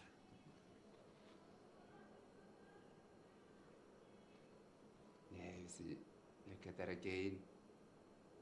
Quite full and just outside the off stump, but like you said, Peklakwaya, although he went to it, it was still not a full-blooded type of a drive, but it's more of him trying to get bat on ball, just trying to feel the ball on the bat, yeah. It almost seemed like an afterthought, and he was playing well outside his eye line, well away from his front leg. Another good delivery from Cody Yusuf. Cody Yusuf really bowled 9 overs in a row. The way that he's just going, there's a lot of gears there, running in quite quickly. That's the kind of bowler that you want. Take a look at that again. Just outside that off stump. Peklakwaya just found himself wanting just outside of off stump. But as he said, it's just the nature of the batter that he is, trying to get bat on ball as much as possible and sometimes get himself in a bit of trouble trying to do that. Oh, again, beauty, Cody Yusuf. He's a man who's had to bide his time. He's had to do the hard yards, earn his place in this side the hard way. But last season was a bit of a breakthrough for him, became an integral part of this double trophy winning Lions side, and earned a call up for the SAA side as well at the start of this summer based on last season's performances. And he's certainly repaying the trust in him. Bowling very well at the moment. Yeah, definitely has really worked very hard last season to get himself up there. And he is continuing the way that he ended last season. That's a very loose shot. The ball, the ball before, or the penultimate, is it? Yeah, it's the ball before tee. Umpire Mazizi Gampu is just waiting at the stumps. The players have made their feelings known. They're all trooping off. So, Andile Petlakwa, despite a very loose drive, last ball before tee, survives. He's yet to get off the mark. Josh van Heerden is still there, having opened the innings at 11:30 this morning. He's on 30 not out, and the Titans in trouble on 103 for 5. They had a good start. You see there, Josh van Heerden and Neil Brunt, who made 26. They put on 39 for the first wicket, but then 4 wickets tumbling after Brunt was chapped LBW by Luto Sapamla, who then removed Keegan Peterson for 4. Dewald Brevis fell for 5. Jetli van Brises on debut also making 5. And not that long ago, Rivaldo Moonsamy out for 22 after he had steadied the ship a bit with Van Heerden. And as we look at the bowling card, Dilana Potgieter struggled a bit early on, came back, picked up a wicket. But is back struggling again with 6 overs, 1 for 26. Cody Yusuf has really bowled well. A lot of energy that has come out of Cody Yusuf bowling quite a nice spell here just before tea break. 9 overs, 131. And Lutus Pamela, the pick of the bowlers so far with 8 overs, 2 for 28. Björn Fortuin hasn't bowled too many overs. He's only bowled 3 overs so far. And hasn't picked up a wicket for 5 runs. With Tsepo Moreki also. Between him and Lutus Pamela, you'd say, yes, Tsepo Moreki picked up just the 1 wicket, but he might actually be challenging Lutus Pamela for that pick of the bowlers. The way that he's bowled so well, 6 overs, 1 for 6 runs, and bowling really well. And at the tea break, as we see, once again, the Titans still very much behind in this match. A lot of time still to go in this match, and they do have time to catch up. Just losing too many wickets, you would say, in this middle session. Yeah, so the Titans still trailing the Lions by 213 runs. They're 5 wickets down. And to see whether they can at least bat out the day, do join us in about 15 minutes or so for the final session on day 2.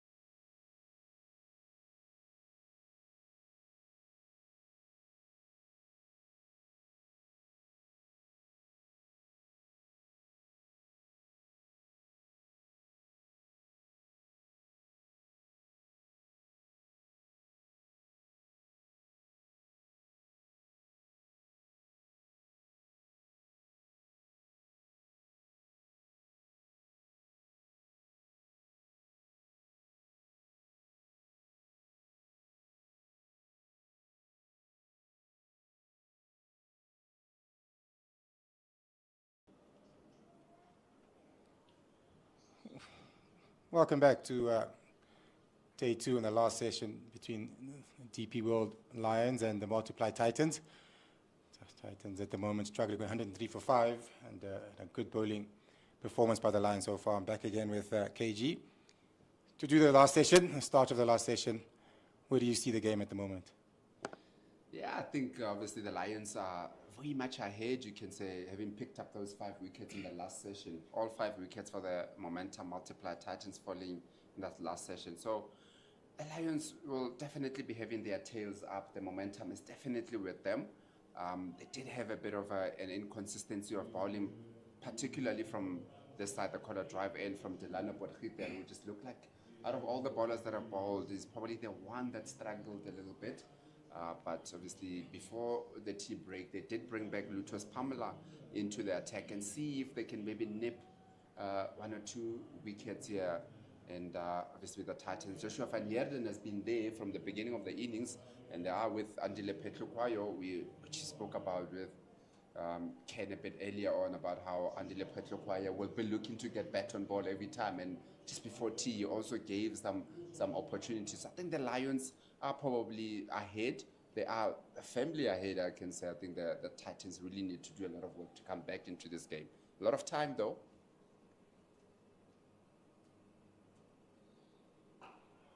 Pamela to continue. And big partnership coming up here.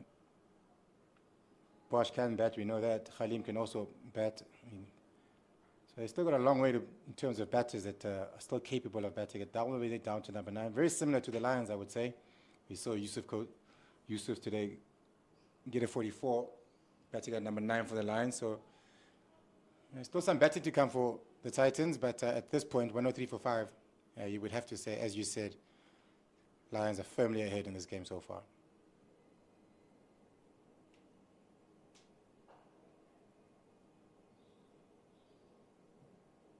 Yeah, definitely, Manda. I think the Titans, the benefit might be that they do have a very long batting lineup. Brett can also bat, plays for Tuks, the Titans Premier League. Did score a 99 in the club champs earlier this year for Tuks, and he's got a couple of 50s also for the Titans. Captains the Tuks first team, actually. So he is somebody that can also bat. So they do bat up until the number 10, but you don't want to leave too much for your number 9, number 10, and number 11 to do in the match. As much as they can bat, the batters, the top 7, need to take the bulk of the batting and score the bulk of the runs to get them in a better position in the match. Yeah, for sure. But as again, Tsipamla, as we see, he's shown us that he does enjoy going around the wicket to the left-handers. That's what he does to Andile Petlokwayo first up, 3 slips and a gully.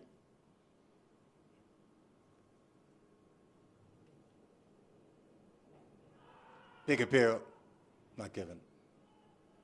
Yeah, still some movement on this wicket. Yeah, definitely. Pamela has found a lot from this wicket. We did say that it didn't get West to bat on, but Pamela, so look at that again. It just squares Andile Petlokwayo up a bit there. You touch too high. Not a long appeal from the bowler. Probably also knows then where Petlokwayo is rubbing himself, says about how high that ball was. Very good bowling here from Lutus Pamela.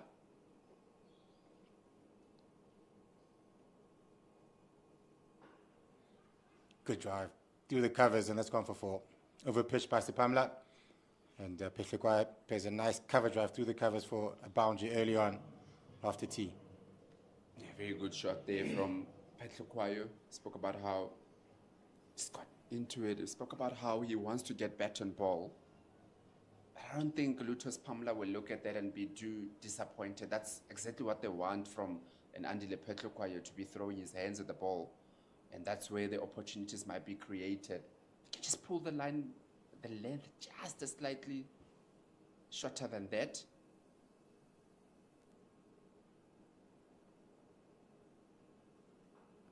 Yeah, but I think we've said it a couple of times. If you're going to make a mistake on this wicket in terms of length, then you certainly want to be fuller rather than short. Mm-hmm. Especially with Sepamla, showing the ability to nip the ball away from the left-hander from around the wicket. Even those ones that are quite full, and if they just tend to nip away, maybe it can bring the slip coordinates into the game. Yeah, it's definitely more benefit in bowling full rather than shorter. Always, with 3 slips and a gully in, you always feel that you're in the game when you're bowling the ball nice and full.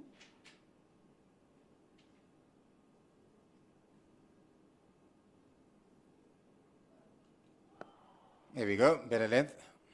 Nipping away from around the wicket. Very good way to end the over. 108.5. Yeah, very good bowling there from Spamla to end that over. Let's just take a look at that again. Very good bowling. Finds Andile Petlokwayo. Just the way that he just batted just before tea there, just outside that off stump, it just not too sure whether to go for it or not to go for it, and he just finds himself more times than not in a bit of no man's land, just leaving his bat out there. And if he does that more, then he'll just get himself in trouble. Yeah, it's a little harder to leave from the angle that Sepamla is coming in from around the wicket. It looks like the ball's coming at you, and then it holds its line. And those are the really good deliveries that you really can't fault Pitlukwaya for trying to play the forward defense, because the ball looks like it's coming at him. But as soon as it pitches, it straightens, and that's the unplayable delivery, so to speak. Moreki back into the attack from the golf course end. He's also bowled really well today so far. He's beaten the bat a couple of times. And they'll be hoping that he can pick up a few wickets here just before the end of close.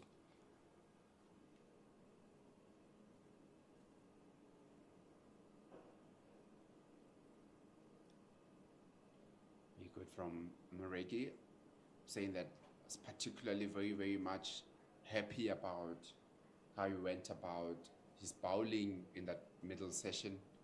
It's very, very energetic the whole time. His body language has just got the right body language, and that's what you need, isn't it, when you are on top of the opposition, is that you want to keep on putting pressure on them and constantly in their ears, constantly in the eye line of the batters with the ball, with his body. He's putting everything out there, Moreki.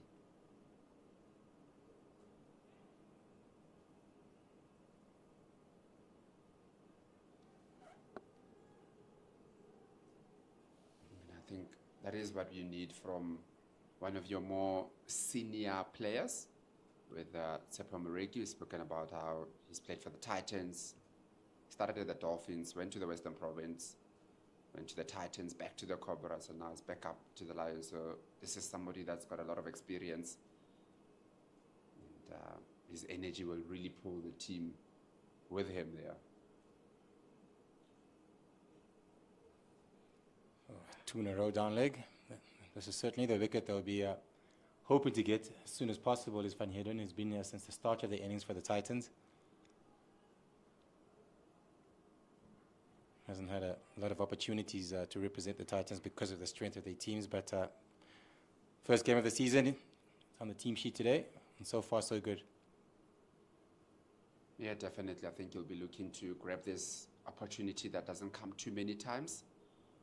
He was a bit of a worry before the season started because he was injured. He had actually had a broken arm just before the season started a couple of months ago. So I would have enjoyed having recovered from that and being back in the fold of things.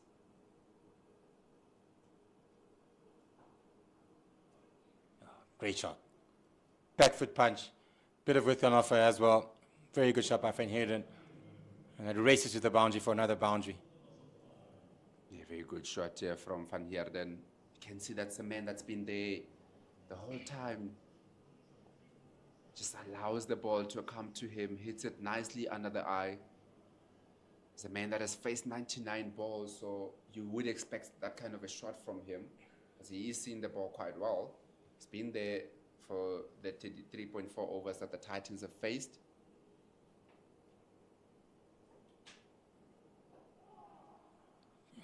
Good comeback, better delivery. Yeah, it was a really sweet shot, back foot punch. It was with an offer and it was short. As we said earlier, the short deliveries are probably the easier ones to put away here.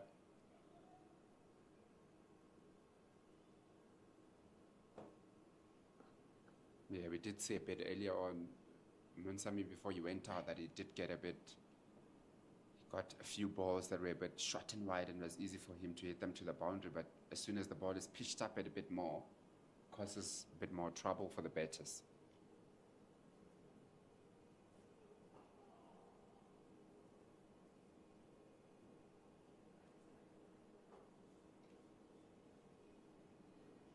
That is a good ball from Reki to end the over. Yeah, 34 gone, on 12 for 5.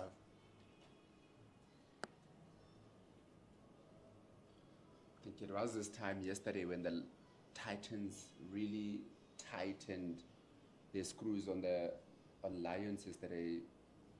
In the last session, Coben Bosch in particular coming and running in and picking up the wickets that he did, the flurry of wickets that he did yesterday.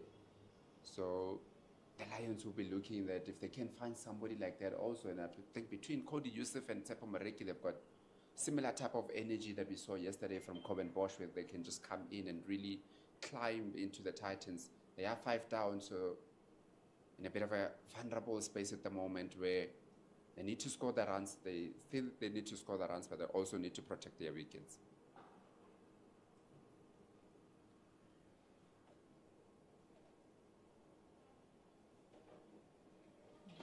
Yeah, as you said, there's still a couple of guys who can bat, but they still haven't built one big partnership just yet, the Titans, and that's where they've been short in this innings of theirs.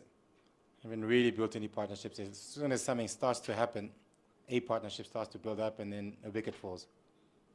Yeah, definitely. I think that was the hallmark of the Lions, where they had a good partnership between Zubair Hamza and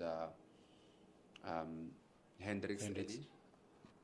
And then they had Esther Hazen and Cody Yusuf also having a very good partnership.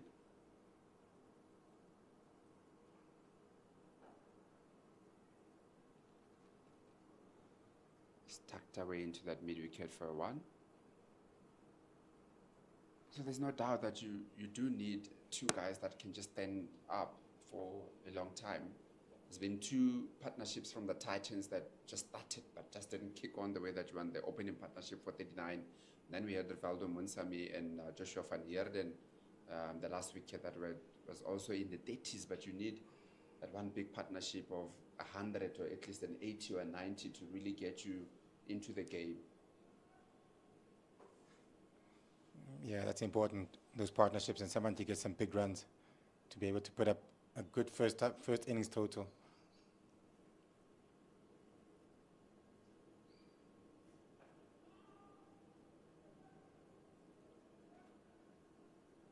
Still a good wicket, I reckon. Haven't seen any demons in the wicket at all. And there still is something in there for the bowlers, but in general, especially when the ball gets a lot older, a lot easier to bat on, to play on. Yeah, definitely very good. Still a very good batting wicket, you'd say, but it's one of those that if the bowler puts the ball in the right spot, in the sort of like energy that's needed behind, there is still something for the bowler out there. It's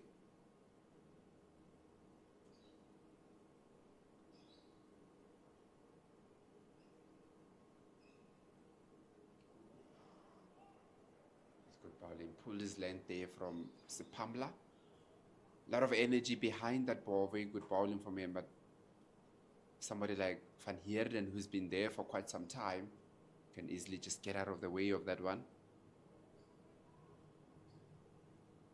That just shows nice carry to the keeper.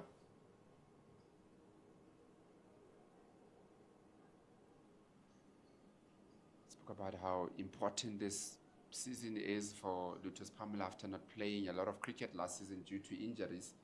So having to come back at a good T20 series, literally winning the final for the Lions in the T20 Challenge. And now starting off this 4-day competition really well, yeah? Yeah, again, short, wide, bit of width on offer, that's gone to the boundary again. Not good bowling this time from Sampamla, just an error in terms of his length and his width. And put away nicely by Van Heerden, who's been there for a while now, so he's seeing the ball very, very well. I'm not going to miss out on those. Yeah, definitely seeing like a soccer ball out there. He's faced well over 100 balls. So if there's a man that He's very, very certain about how he's approaching these innings. Is him at the moment. He's been there, he's faced all the bowlers. He's gone through a tough time where all the batters were going out on the other side, and he just rode through that. Good comeback, better.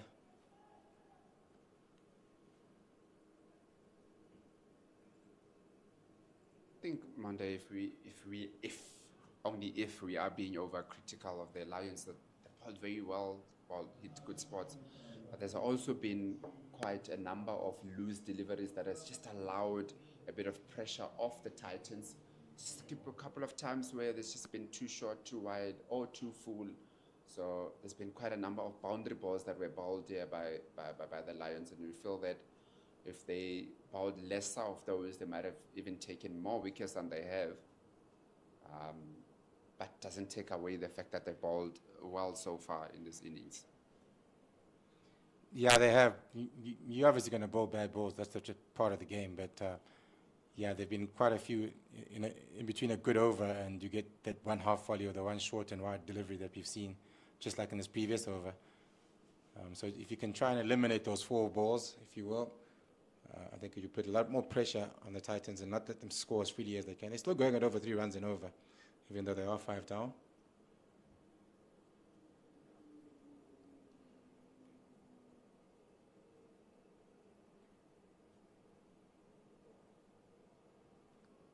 Modeki around the wicket as well to the left-hander.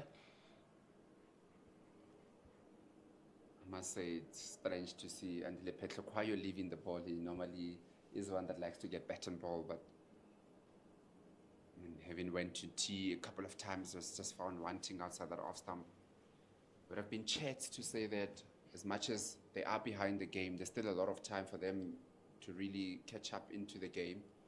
But the only way that you're going to do that is to be at the wicket so that you can score the runs, because there's no point in trying to go flashy and losing your wicket and sitting in the change room.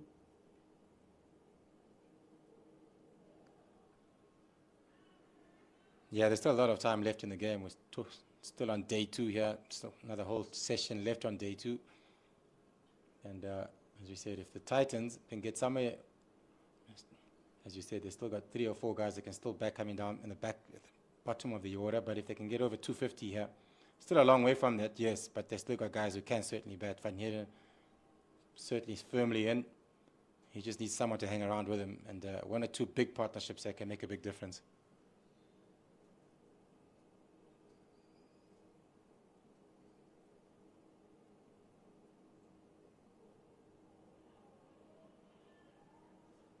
Yeah, I think definitely with Petlokwayo will need to take a lot of responsibility also, as much as Van Heerden is the one that's been there for a longer time. He's probably the more senior batter in the partnership.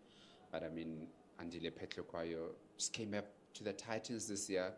He's nationally contracted player, so it's those kind of players that you do need in the team in order to get you into good positions. And I think Andile will have to take a bit of more responsibility in ensuring that we dig them out of a bit of a hole that the Titans find themselves in currently.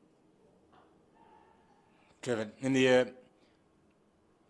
As we said, Fuller, yes, it is driven. It was the chance, though, for just a couple of seconds there. It was in the air. But in the end, the guys go all the way to the boundary. Another one. It's those 4 balls we're talking about. You could have a really good over, and a couple of balls go through to the keeper, and then you give away that 1 4 ball that spoils the over. And that's where the Lions can perhaps improve on their bowling in this innings, is, as you said earlier, giving away that 4 ball every over. I think we've seen if you can string a couple of dots together, a couple of maidens together, build up the pressure. Someone's about to do something and play a false shot somewhere.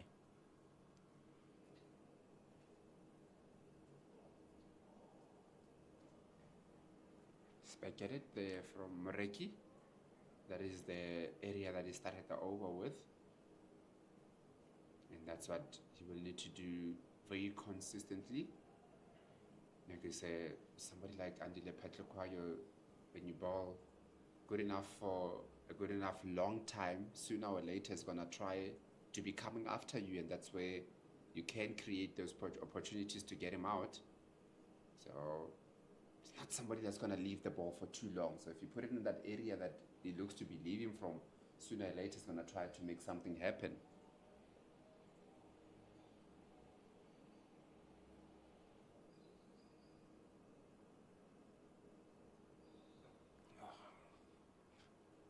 Yeah, again, another good delivery.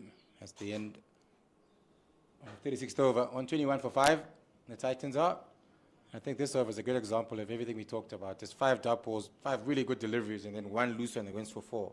And I think that's been a theme of pretty much this whole game, but especially from the Lions, I felt, in terms of their bowling. Been very good, but there's like a lack of concentration here or there, just giving away the 1-4 ball. Yeah, and that is what has allowed the Titans to be scoring at 3.4 to the over. Just those boundary balls in between those good balls that they are bowling.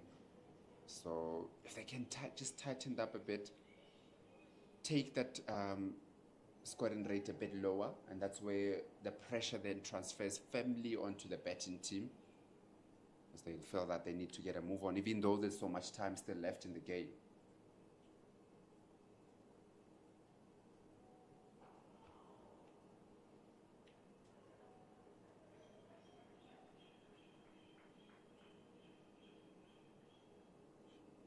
Still a lot of work also to be done by the bowlers, as we said, with the Titans batting lineup, that they do have a long batting lineup, so it's not just going to be one where you think that after you get this wicket, then you're in the tail, because you've got batters that have got very good runs behind their names also previously.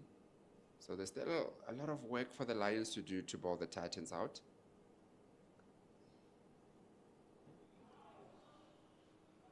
Thought they might go up for that one. Clearly just going down leg there.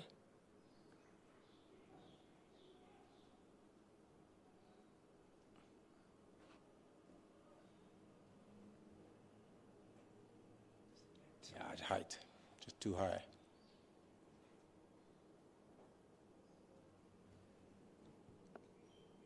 Maybe that straighter line, because it does have 2 men behind square on that leg side on the boundary. So I just wonder if it's just a protection or he will be looking to indeed go for a short ball. Yeah, short pulled. There's a man at square leg there, but he won't be able to cut it off. Hit right in front of square. Nice timing. That's gone for another 4. They keep getting boundaries consistently, the Titans. It's like dot, dot, dot, dot, dot, and then it's at 4. That's what it's felt like over the last couple of overs. As we've been saying, the danger of repeating ourselves over and over again. They need to cut out those four balls in every over. Just to keep a bit of pressure on these batters and just allowing the pressure to be released by giving them those 4 balls all the time. Yeah, definitely very good shot there from Joshua van Heeren, hitting it cleanly in front of square there. Bit of a shot ball that didn't come up as much as Luto would have liked.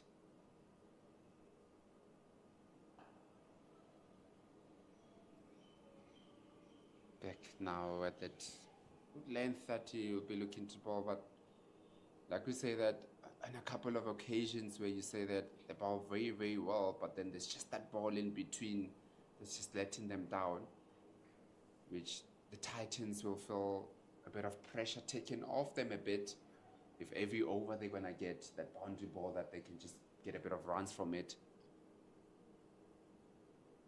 I just feel that if the Lions can build maybe 10 dot balls in a row, something of that nature, they can create another wicket opportunity here.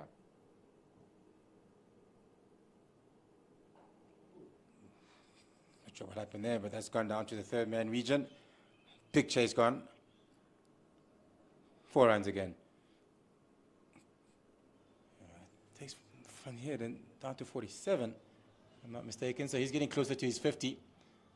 And if he does get there, it will be a very well-deserved 50. He's been the mainstay of the Titans' innings. He's held it together so far, 129 for 5. He's came in from the first over, and he's still there. Bit of luck this time around, but not a bad delivery by Sipamla. Bit of extra bounce, just might have done him there.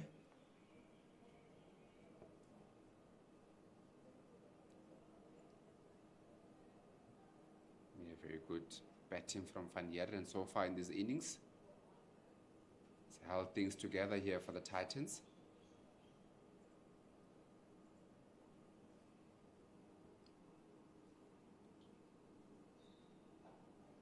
Once again, down to third man region, but this time a good hand at point. So no runs on offer, just 1 run, sorry. And a good over for the Titans, 9 runs off it. 130 for 5, sorry. After 37 overs.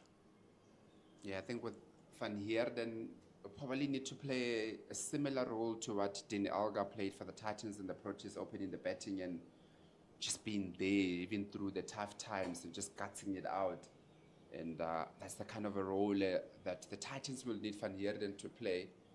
And he is in a position now where he needs to sort of like shepherd the innings right through the end.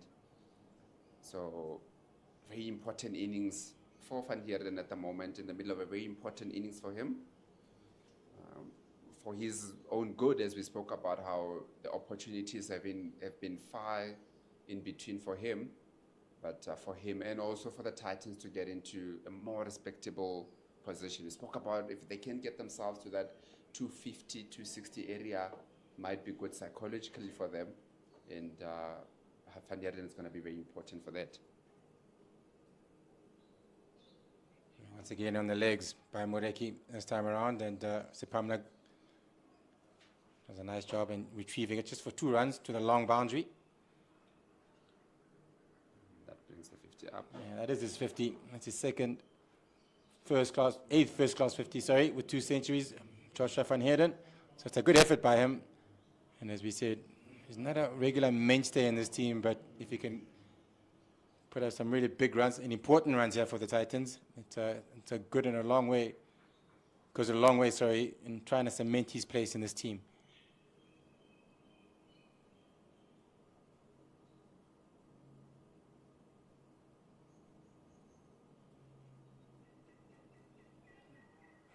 Once in a while you get that one delivery that sort of stands up or extra bounce. I saw it previously from the over Sipamla, and then once again this one from Moreki, bit of extra bounce, lifting off the back of the land. Yeah, very good there from Moreki. I must say, Van Heerden has looked very comfortable throughout his innings. With all the wickets that have fell on the other side, he's really been comfortable. Just the one time that he got hit on his hand, but otherwise I think it's been very, very certain. Been getting behind the ball, leaving well, playing well. So very good innings from him so far. Gone. Picked up a crucial wicket. That is the big one of Van Heerden. That's the one the Lions would have wanted badly. Moreki does a very nice job. Good area, good length. And eventually they've got the big wicket, the one they really wanted of Van Heerden. He's gone, having just reached his 50, caught at first slip by Hendricks. He put one down earlier, and this time around, he takes it. Yeah, very good bowling here from Tsepa Moreki. Much deserved wicket. He's bowled really well. Bit of a commentator's curse. They're talking about how well and how untroubled Van Heerden has been. Very next delivery just goes out. Very good innings, nonetheless, from Joshua Van Heerden. No doubt that he would have looked to kick on here and really convert it into a really big inning. But good bowling from Tsepa Moreki, who I think now is firmly the pick of the bowlers. Still in his 9th over, so only went for 16 runs, picked up 2 wickets. So it's really going well here, and really now gotten into that lower order for the Titans. Did speak about how well they can bat. I mean, Coben Bosch coming in at number 9, averaging 37.4 with the highest of 61 versus the Knights. He'll be looking together. He's got 8 50s also to his name in first-class cricket. So not a makey with the bat, can definitely bat. No, very handy with the bat. We've seen him, especially in the shorter version of the game. He's played at games where he's been pushed up the order to go have a bit of a hit. So a good strike of the ball. But the Lions won't mind that he's into the next man up. 132 for 6. Average of 37 too there for Bosch, which is a really good average for someone coming in at number 8. That's better than more than better than the average batter that bats in the top 6 in this country. Yeah, definitely, and I'm pretty sure as we take a look at that again, Tsepo Moreki just getting that perfect line that I was looking for, caught by Hendricks, this time holding on to it. No doubt that Bosch will be looking at this phase of the game. Yesterday, he had a very good time with the ball, and he'll be looking to replicate the same with the bat today.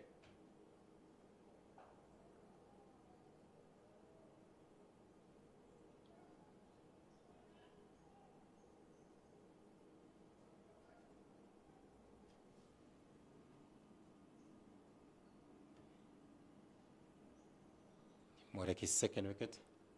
Today's bowled really well himself. It's generally been a good bowling performance by the Lions, I think, barring probably Porcheta, who's been a little disappointing. Yes, he's picked up a wicket, but the rest of the bowlers, I think, have been really good.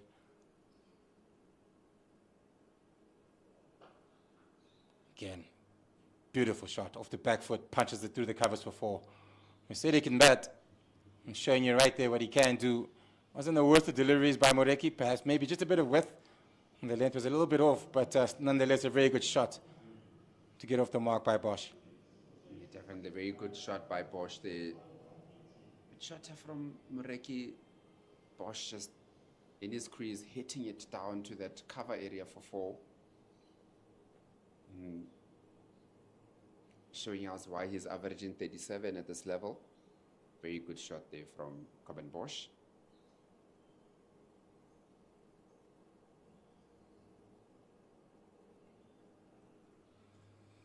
Bouncer after being hit for 4, showing a bit of anger. That's the end of the 38th over, 136 for 6. Yeah, shot ball there from Moreki to end it. Wouldn't have been happy to be hit past the covers for 4 by more of a bowling all-rounder, so we feel that shouldn't be being hit like that. And as we take a look at the scorecard currently, Joshua van Heerden, the last wicket to go down, batted very well, 50 of 114 balls. Neil Brandt started very well, also getting a 26. Keegan Peterson got an LBW that looked like he wasn't certain that it was out for. Deval Brevis just tried to pull, just couldn't get it high enough.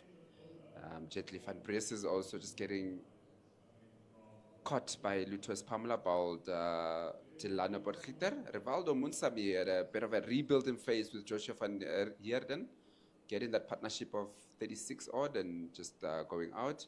And now we do have Andile Patlukwayo, 9 of 19. And Bosch just came to the wicket with 4 from 3 balls. Change in bowling. Porcheta back into the attack.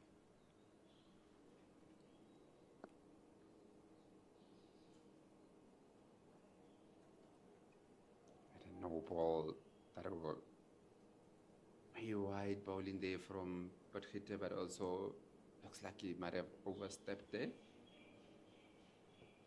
I'm sure of all the bowlers that have bowled, it's probably been the most inconsistent of them by quite a distance, I would say, even.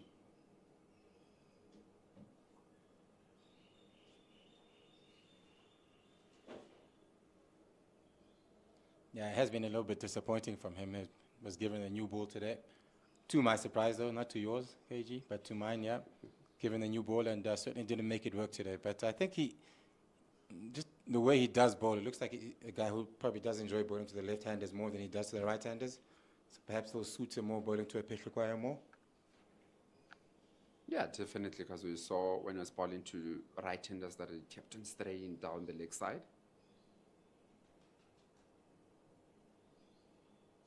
It's much better bowling from Potgieter. The last 2 balls have been much, much better. It certainly does look like he's somebody that is a lot more comfortable bowling to the lefties than the right-handers, hitting the right areas. Does look like there's still just a touch, a little bit of movement out there for him to get from the pitch.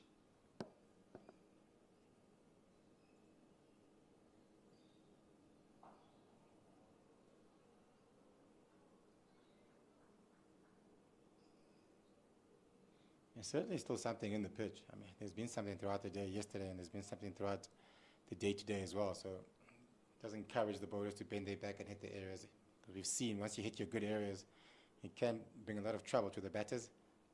Van Heerden had been there for a really long time, and a good ball by Moreki in a good area put him in a bit of trouble as he got caught that first slip. And it's not like Van Heerden was playing a rash shot, it was just a really good delivery.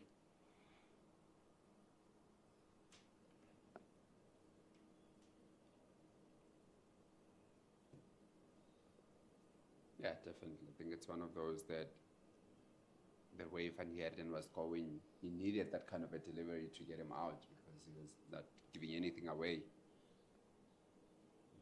Lions would be happy to see the end of him and get into the all-rounders.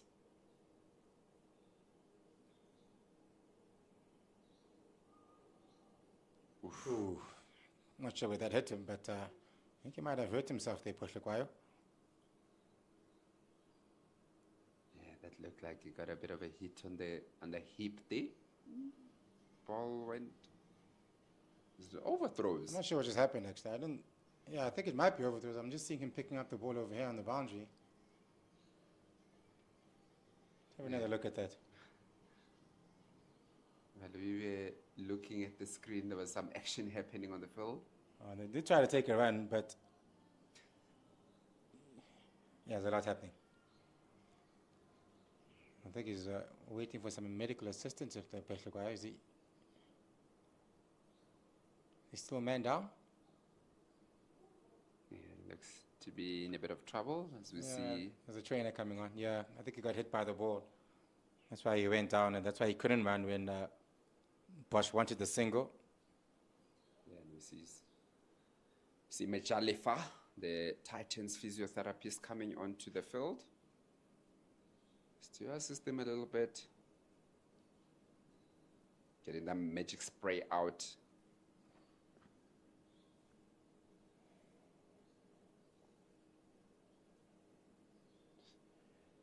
Immediately went down after being hit there.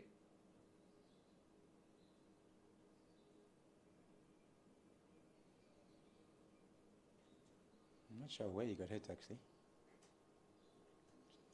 Around the hip area, I think? It looks like it might just a tough above the hip area. Yeah, here we go. Yeah, just above Maybe those the padding there, yeah. Missed the thigh guard, Yeah, unfortunately for him. and that is just those floating ribs area there, a bit of a soft skin there. Yeah, Pochita changing, coming around the wicket. Oh, going up, first up. I'm not sure what Poshakwayo was trying there. It looks like he came down the wicket, turned himself into a Yorker almost.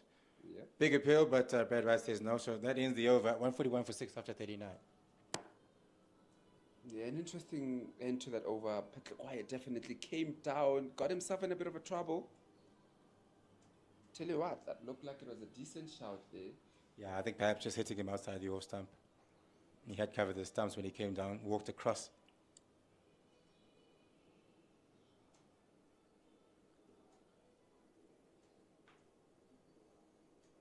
As you said, Andile Petlokwayo fighting fire with fire after being hit the previous ball, trying to come down and set himself on the bowler here. Ricky will be continuing from the golf course end to Coben Bosch.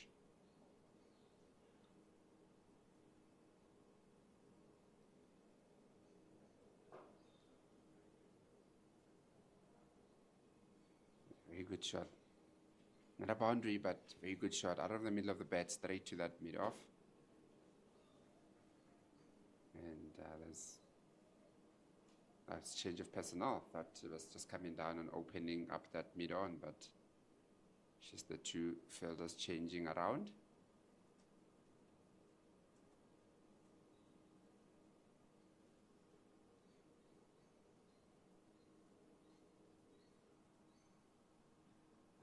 Oh, in the air for a split second there. slight leading edge there by Bosch. I think he was trying to hit it onto the onside. He's got a leading edge, but no damage done. Was in the air for a split second.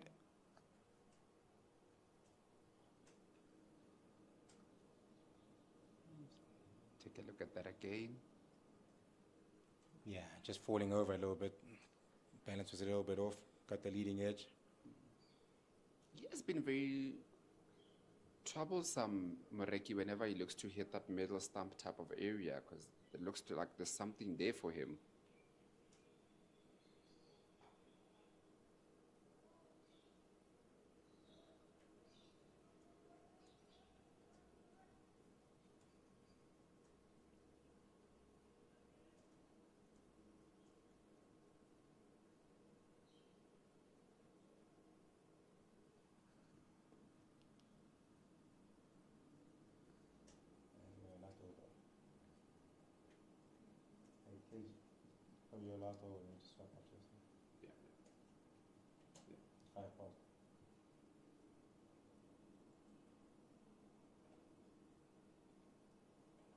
Short.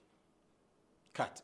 It's gone to the boundary. Short boundary as well. Gets there very quickly. That's his second fall off the Moreki bowling.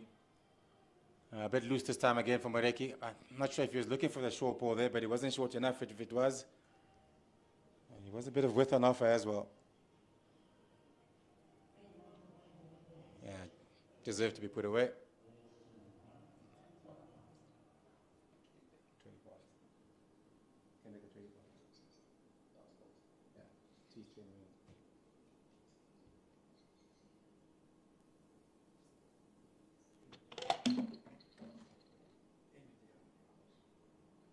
There's the bouncer he was looking for.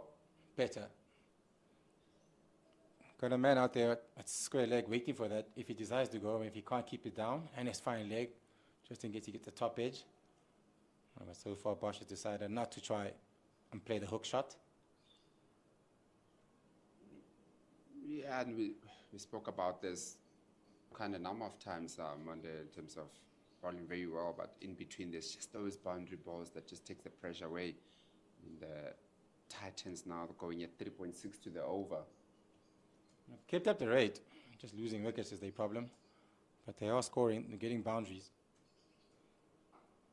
Another one, short. This time pulled. Wasn't the most comfortable pull shot I've seen. There's a big chase going on at deep square leg. And they're going to get 3 runs off it. Another good over for the Titans in terms of run rate.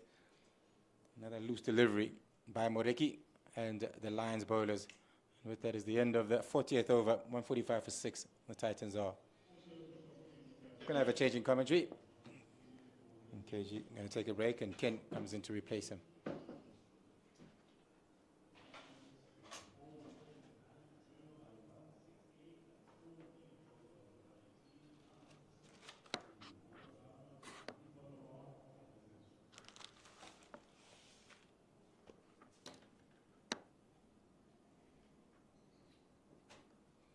Porfita to continue. 148 for 6.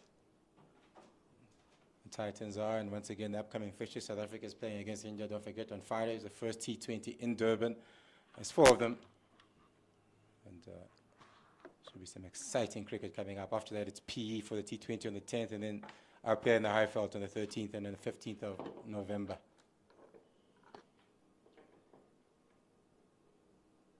Delano Potgieter returns and wraps Corbin Bosch on the pads, but a bit high. Afternoon, Mondi, and DP World Lions, no doubt, looking to wrap this up before stumps today. Yeah, I'm sure they'll be hoping so. I'm not sure if the openers want it to happen tonight, though. Certainly the bowling attack does. Nothing worse than facing those last 10 overs as an opener. You really are a sitting duck. But yeah, they certainly want to wrap it up tonight. And I don't know, we've talked about the weather a lot, but nothing's happened. So I'm not sure if they, are in a rush to sort of get in there and get as many runs as quickly as possible, because it doesn't look like it's going to rain at all, which is a good thing, by the way. Well, I was just going to say that there's rain forecast certainly for the last 2 days, but the Titans' inability, if they are bowled out today, to survive the day on the bounce to second slip. If the Titans are bowled out within the day, it kind of means that the Lions have gained time, if you like, in the game, because the match really would have moved forward. The Lions presumably would start their second innings with a big lead. Yeah, the game does tend to speed up after day two. And yeah, if they do bowl them out today, for sure, they bought themselves time just in case there is a bit of rain around. When you bowl teams out cheaply, it makes it a lot easier for you to gain that victory if there is a bit of rain around. So if there is a bit of rain around, yeah, I'm sure the Lions will be aware of that, having been the home team. I'm sure they'll try to be more aggressive maybe tomorrow if they get a chance to bat today, to try to push on so they can make sure that they do have enough time to try to bowl out the Titans, just in case there is a bit of rain around. So if they do bowl them out, and to your point, very good one, is it does give them time and buy them time.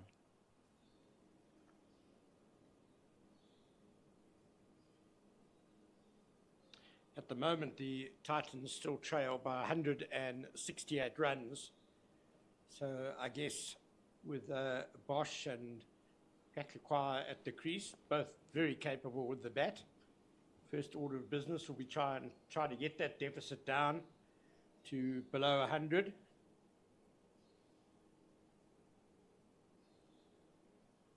Yeah, certainly that for, and then you start counting in tens after that in terms of how much you still need to get.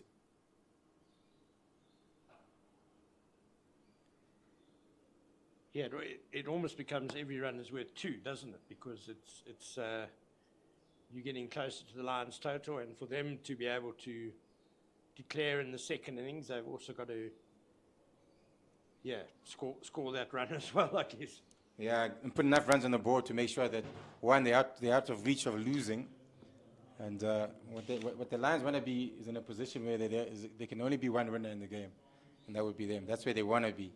So they want to bowl out the Titans as soon as possible and bat quickly, but make sure that they don't leave the Titans something where they think the Titans could get, where there's only one winner in it, and that would be the Lions. That's where the position they'd want to be in. Yeah, ideally, whatever that first innings lead is, they want to be push that. They want to be sort of over 400 ahead, I would imagine, after their second innings. And there you just see briefly the Lions bowling figures. What a good job they've done this afternoon, and one of the best of them, Chepa Mareki. I've been impressed with how both Chepa Mareki and Luta Sapamla have bowled to the left-handers. Yeah, I think particularly Sipamla, because of his ability to take the ball away from the left-hander from coming around the wicket. As you said earlier, sometimes as a left-hander, you feel like you have to play at every ball because it feels like it's coming at you, and then it sort of straightens up. A person like a Stuart Board was really good at that stuff, coming around the wicket and being able to straighten them to the left-handers and nicking them off.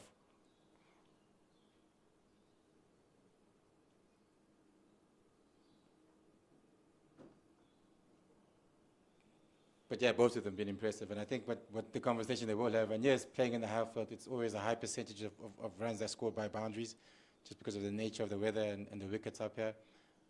But they will have a conversation about trying to eliminate those 4 balls that they've been giving away pretty much every over.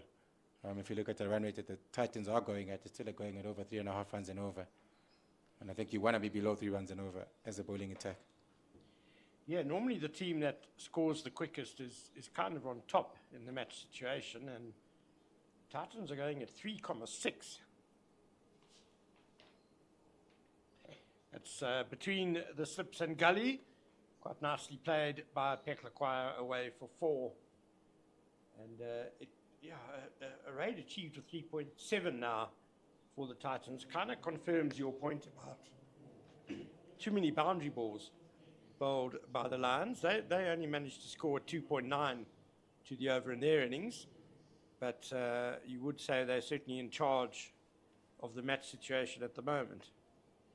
Yeah, sure. And I think that goes to the point of just eliminating that 4 ball that they have been guilty of bowling pretty much all the time. That's 150 to 2 for the Titans. Another milestone for them, but they've still got a long way to go before they can be happy about their score.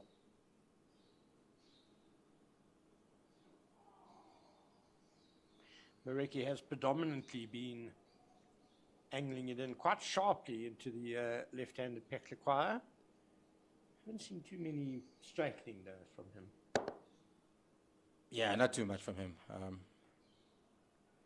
He's been good both to the left and the right hander, but I felt like he's probably been better to the right hander. Has beaten them a couple of times. And that delivery that he nicked off and hit him with, he bowled quite a few of those that were played and missed by other batters.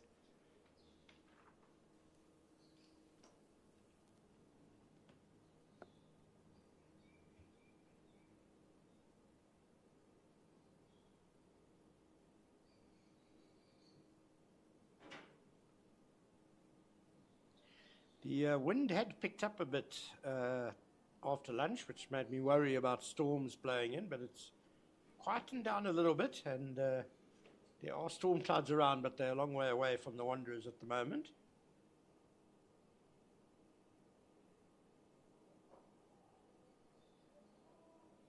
No, he's not coming today, Ken. Thankfully. And I certainly think if the rain does stay away, we are going to get a result on this wicket and the way the two teams are set up. At the moment, if you're going to pick a winner, well, it's quite an easy bet to make, I think. Yeah, there haven't been too many draws at the Wanderers in recent years, unless the weather has played a part. Generally a result wicket here.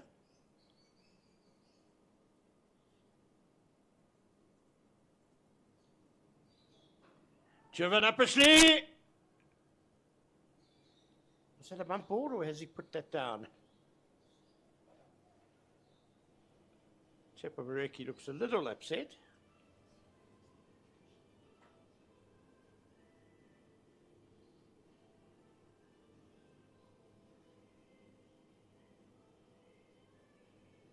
I think it was a catch.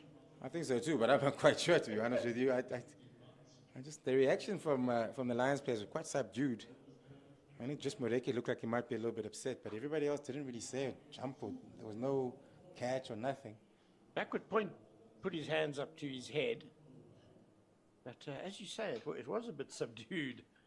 The reaction, that'll be another chance.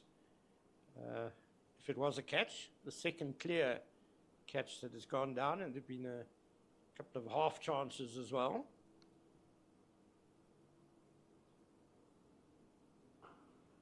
Nicely put away wide of mid-on by Corbin Bosch. Quality shot.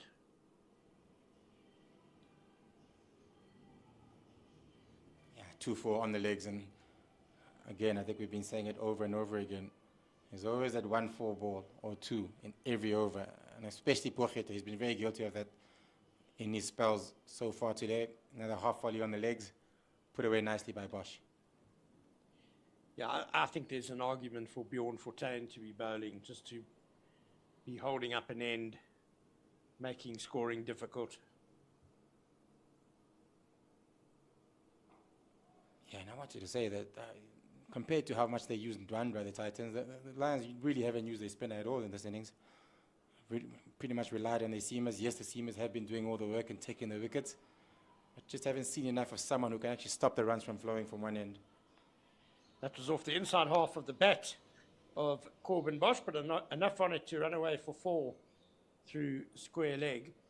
And it's not as if the Lion spinner is Joe Nobody either. He's Bjorn Fortuin, leading wicket taker in the competition last season. He's a very accurate bowler as well. Doesn't give away too much. So you would depend on him and you rely on him to at least be able to hold up and not give away too many runs. Unless, of course, the Titans do decide to go after him. I don't think that's going to happen unless Peklequire does take his chances with the ball turning into him. But in the position that they are in, I don't think the Titans are in a position to be taking those sort of chances. Whereas the Lions, on the other hand, were in a good position, so they were able to take on Ndwandwe when they could. Well, that's exactly it. You're not necessarily looking for Fortuin to take wickets. just to block up an end. And if the Titans do decide to take him on, then it also gives them more opportunity of taking a wicket or two. So I'd be surprised not to see Fortuin soon. I mean, because Potgieter is clearly not having his best day with the ball today, and the field has become defensive when you've got we've got the number 7 and number 8 batting, and they're pretty much new to the wicket. You'd want to be more attacking as a team to try to get as many wickets as you can before end of day's play. But now, with the way that Potgieter is bowling, they've only got one slipper, one gully, and they've got pretty much a field that is more defensive than attacking at the moment. And in the position that they're in, you would think it would be more attack than defensive fields. Yeah, it's just like things are drifting a bit from the call it drive end. All the pressure's coming from the golf course end. Handsome drive, but very quickly across. Yeah, I think there has to be a thought about 14 coming in to replace Potgieter now, because it's a couple of deliveries, half volleys is given away. Even that drive could have easily gone for 4. I'm sure Hendricks is certainly having a think about using a 14. Bjorn Fortuin quickly across there to cut off that ball.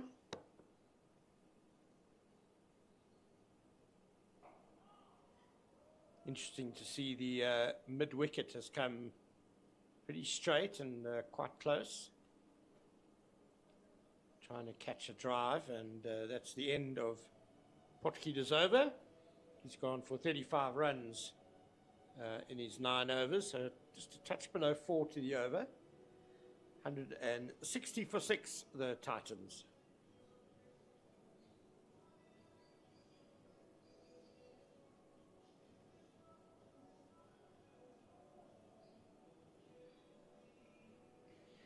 And Dakota Youssef is returning from the golf course, and he put in a really manful spell between lunch and tea. 9 overs, 1 for 31. I think he bowled a bit better than those figures show. And he certainly got better as the day went along. I think in the start of his spell, maybe a couple of short and wide deliveries, but as the day went on, he certainly got a lot better, and certainly threatening. Did get his catch put down by Hendricks as well, not to forget that part. So he has been threatening at times. Yeah, and another half chance he had behind the wicket as well. So he could have had 3 wickets on a more fortunate day.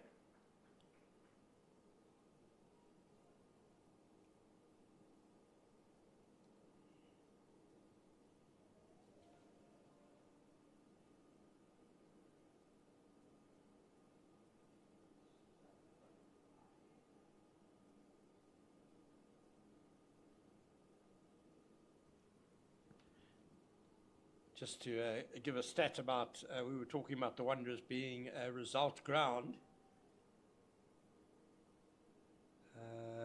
This is just matches against the Titans. No, it must be all Lions matches here. They've played 60 matches here, and only 16 of them have finished in draws. Out of how many, sorry? 60. Oh, 60, that's a lot of games. 16 have been draws. Yeah. Yeah, certainly a result wicket. Cody Youssef bang on the money as he comes back for his second spell. Third spell, I think. It's been interesting to compare that to Paul wicket, for example, which I grew up on, which isn't, I wouldn't, not advise it for any fast bowler, by the way. I was quite surprised, actually, that they got a result out of that game last weekend, because on the third day, it looked as if, it could well meander to a draw. But just out of nowhere, that pitch suddenly became a little bit up and down. Well, he can be, yeah. That's one way to get a victory in Paul. It's when it does start to misbehave, some keeping low, and you start feeling like you're playing in the subcontinent and bowling wicket to wicket at times, or getting some balls to reverse. But in general, yeah, I played on some games where 500 each, and that's it. The draw.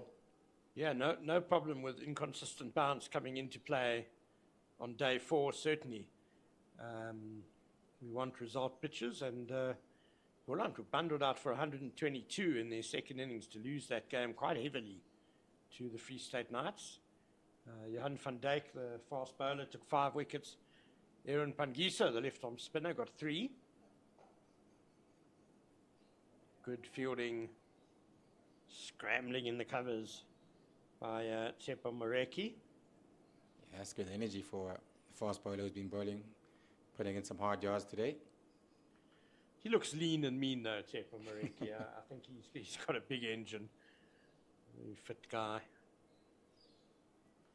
Perhaps the highlight of that power game for me though was a little exchange and commentary we had between our colleague Eugene Molion and James King. Big drive, missing everything. Luckily for Bosch. Yeah, he fancied that, didn't he? And that ends the over. Eugene Molion was talking on air about how he was playing here at the Wanderers and he got hit on the temple by a That would have been me. mean, nasty fast I bowler. remember. I by didn't the know that name of conversation. Mondi Zondeki. I remember that actually. I think you concussed him. It was actually my first season in Western Province. I just moved down from the border region, and my first game here, I think might be my first or second game for Western Province. And yeah, I remember that. I might have hit him on the head, and yeah.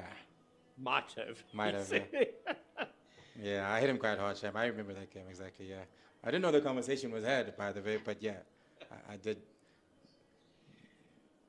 What did lovely Eugene Molion do to you, Mondi? I mean, what happened to the Pace Bowlers Union as well? No such thing those days. These days either, by the way. He was just in the way. He was in my way. I needed to take wickets. And unfortunately, he was the one in the way. Delano Potgieter is continuing from the call at drive end.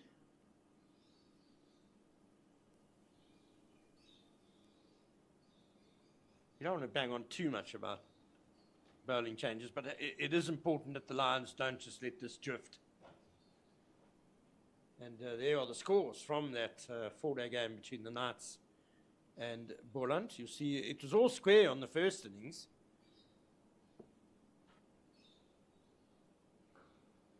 Again, attempted Yorker from Potgieter, comfortably handled by Pechlequire. All square on the first innings, and then Free State got to 291 in the second innings, and that was pretty much by the end of the third day. So, you know, you would think Boland just had to survive 2 sessions, and people probably would have given up. Yeah, look, like when you look at the scores, it looks so even until the last score, the one score on the last day, I guess. Oh, he's outside the line of off stump, but beaten there by Potgieter. Again, the big drive came out. Was there a conversation between Bosch and Pechlequire to try actually take the batting to the bowlers? Because if you remember the previous over, he had a huge drive at a ball that probably wasn't quite there to have a big drive at, and now Pechlequire is having another big drive outside off stump. Feels like they're trying to dominate these 2 all-rounders and try to impart their dominance onto these bowlers.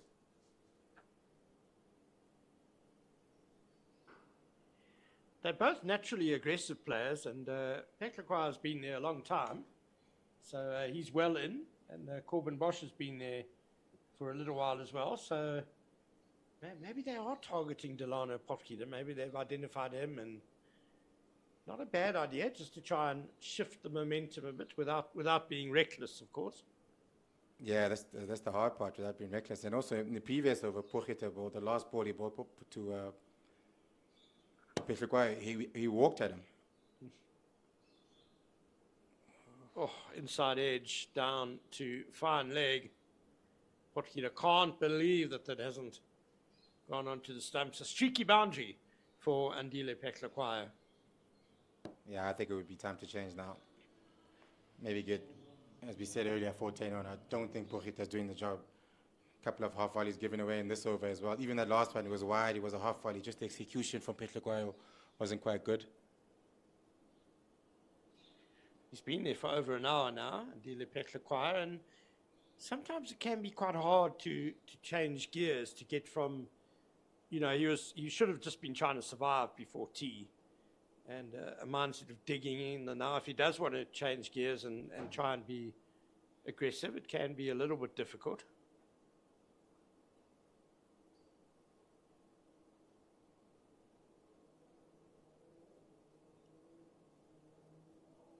Yeah, once again, using his feet, sorry, just having a walk at him. So I think they are looking to mess with his length a little bit, especially Petlacquire, the fact that he's using his feet walking at him.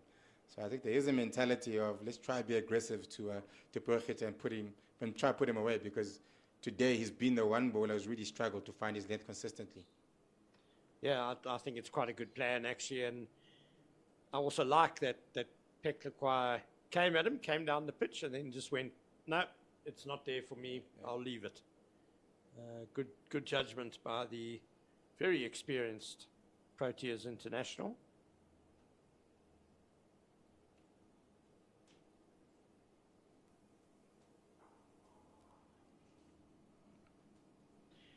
That'll end the over, 166 for 6. As the wind at the one is just picking up a little bit. It's looking a bit swirling as well. And that is going to be the drinks break in the final session, with the Momentum Multiplier Titans 166 for 6. They are trailing the DP World Lions by 150 runs. There you see the match situation. Joshua van Heerden, a really stout effort at the top of the order, while all else was falling about him after lunch. He was there for 3¼ hours for that 50. It just got there when a couple of balls later, Tepo Mareki nipped him out. And you'll see there, Tepo Mareki, impressive figures, 11 overs, 2 for 31. Luto Sapamla took the first 2 wickets, 2 for 47 in his 11 overs. And Cody Yusuf and Delano Potgieter have chipped in as well. We'll be back in a couple of minutes.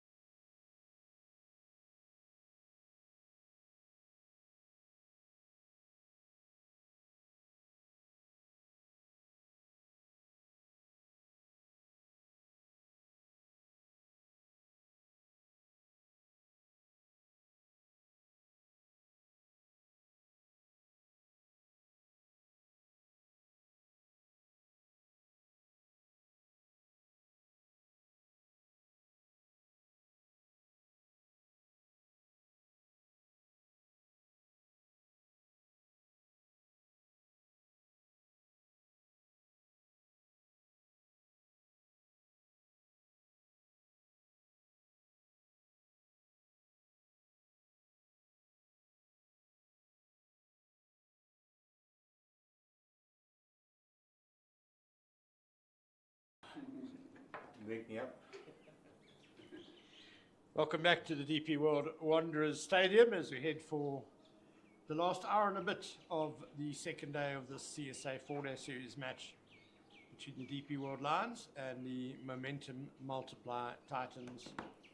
As Cody Youssef is going to bowl to Corbin Bosch, Titans 166 for 6.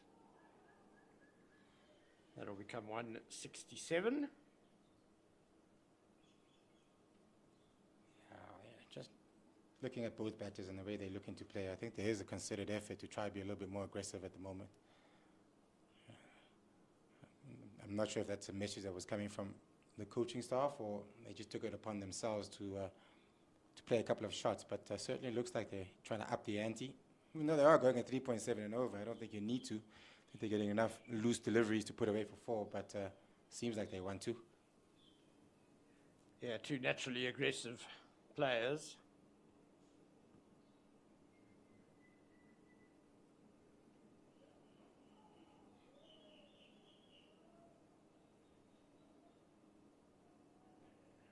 But they do need to also be mindful that the deficit is still 149, which is considerable. So nothing reckless, nothing too risky should be their mantra.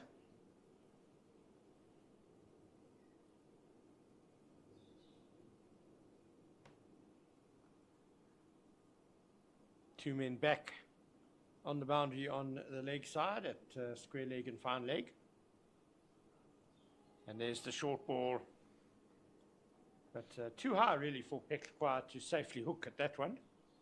Yeah, I don't mind that, especially with the short boundary for the left-hander. He might think Pekla, well, the short boundary, maybe I can have a go and perhaps force him to play a full shot. Try something different. Let's try to get some other batters in here because these two are starting to settle. And the partnership is growing slowly. It's up at 35 now, if I'm not mistaken. Yeah, it's starting to become a bit of an irritation for the Lions. It was just been a feeling of just the game drifting a little bit since that 6th wicket fell. Yeah, there's certainly an effort from the batter to try to be more aggressive. That ball was certainly not there to be driven. It was a good length ball. I think both these batters' mentality has certainly shifted and changed slightly here.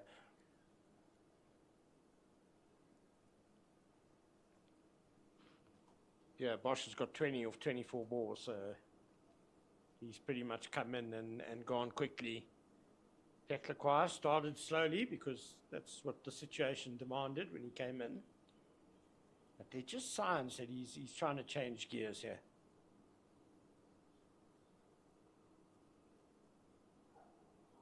Oh, beauty from Cody Youssef. It's gone right through Pekla.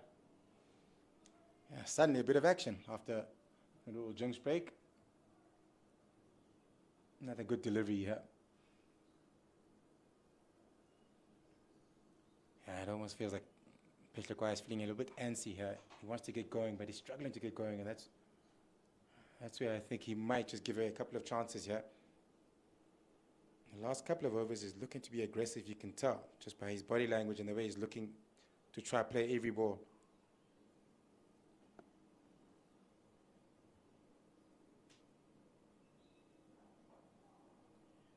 That'll be a single through the mid-wicket area. Yeah, given this shift in mindset, if the Lions can just stick to their disciplines and string together enough balls in the right areas, good deliveries, then it'll just give them a good chance of pouncing on a mistake by one of these two.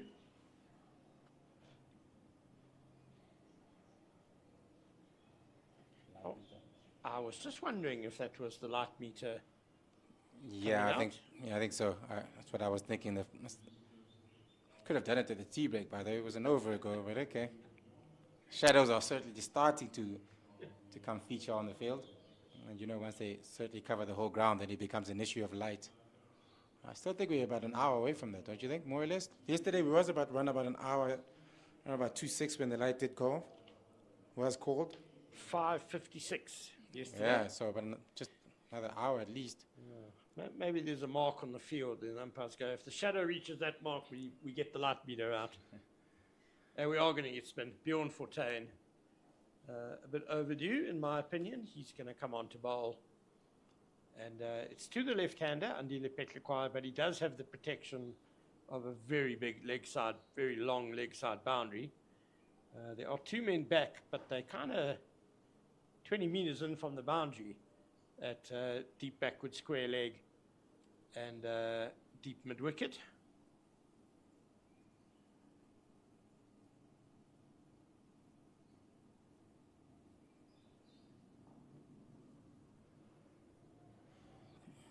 Slip and a short leg in place. Good to see a bit of attacking intent from the Lions. Yeah, I'm very interested to see how Petlekwayo is going to play this, because we did speak about the spinner turning it into him, and he's been looking to be aggressive. Here we go, gives himself a bit of room. That's gone for 4 on the offside. Yeah, pouncing on a bit of a shorter length there from Fortuin. Well put away by Andile Petlekwayo. We're starting to get a little bit impatient, and I think with the spinner now, again, leg side, I think that's where he'll be looking predominantly to score. Yes, the offside is the shorter side, but the ball's turning into him. And the way Fortuin does like to bowl is does like to go wicket to wicket, doesn't like to give room. That's why it makes him a very good one-day bowler. And so I think he'll be looking on the onside, but I just want to see how he does approach this, because he has been looking to be aggressive. Yeah, he's got the boundary already this over, so that'll calm him down a bit. But one just wonders how many dots can Petlekwayo tolerate from the spinner.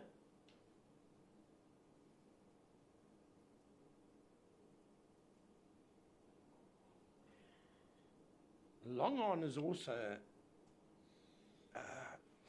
Floating, if you will. yeah, he's not Halfway through, yeah, he's halfway. further than halfway back, I'd say. He's not stopping the single. That's what we do. No, now. yeah. He's just there for the half hit. But he's outside of where the limited over circle would be. Yeah, certainly outside of the circle.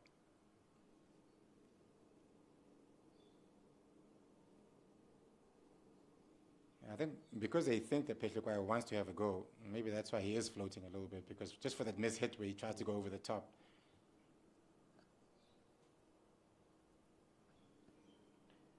Probably leg biased on the leg side. Yeah, umpire Brad White, I think, is tapping his leg.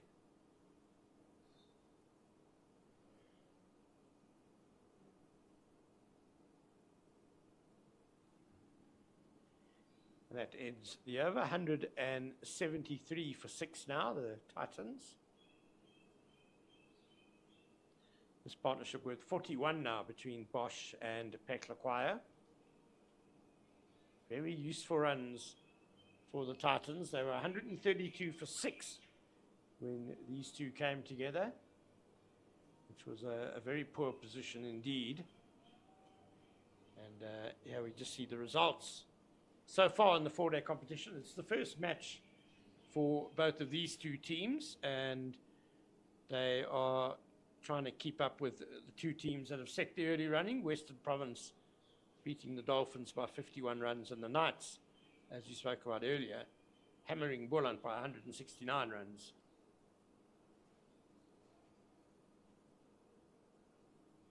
Jeff Mareki at fine leg, tidies up.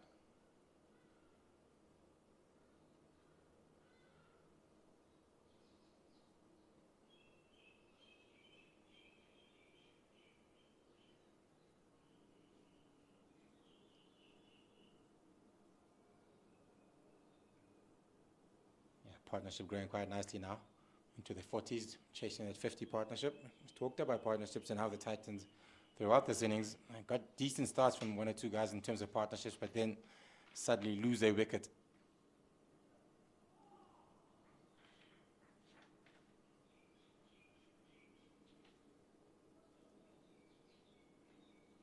Yeah, the biggest partnership in this innings so far was the 47 between Josh van Heerden and Rivaldo Moonsamy. It was a 39 for the first wicket. And the Lions' effort was kind of similar. They had 118 for the second wicket. A cluster of wickets fell, and then 49 for the sixth wicket. But nothing else really substantial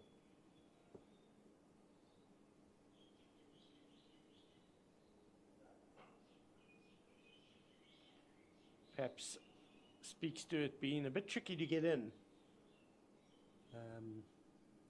Then obviously once you do get in, you need to capitalise.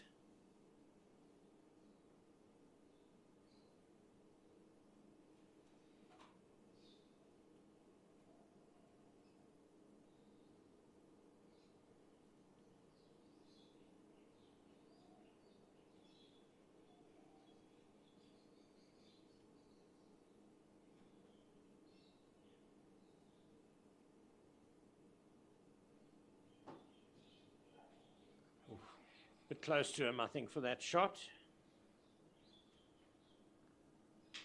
Yes, bit of width on offer, and a little short.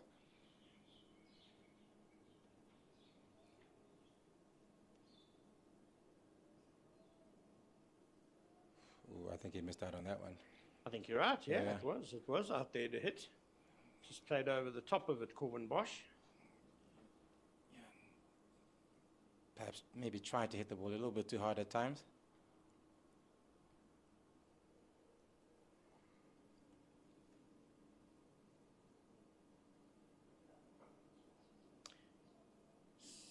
No, they're not going to get a run there. I think there were thoughts of a single.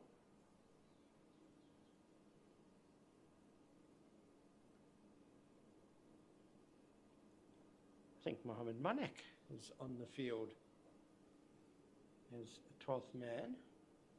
Joshua Richards went off earlier, but he's back on the field, I see. He injured his hand diving forward, trying to take a half chance in the slips.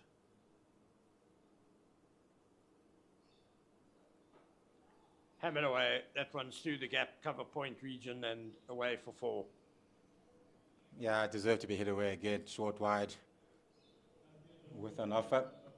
This time around, he doesn't miss out. Corbin Bosch missed out earlier on a similar delivery. Yeah, that was an easy put away. Not a great delivery at all by Cody Youssef. And it's 178 for 6. Bosch and Peklakwa both on 24. Partnership is worth 46.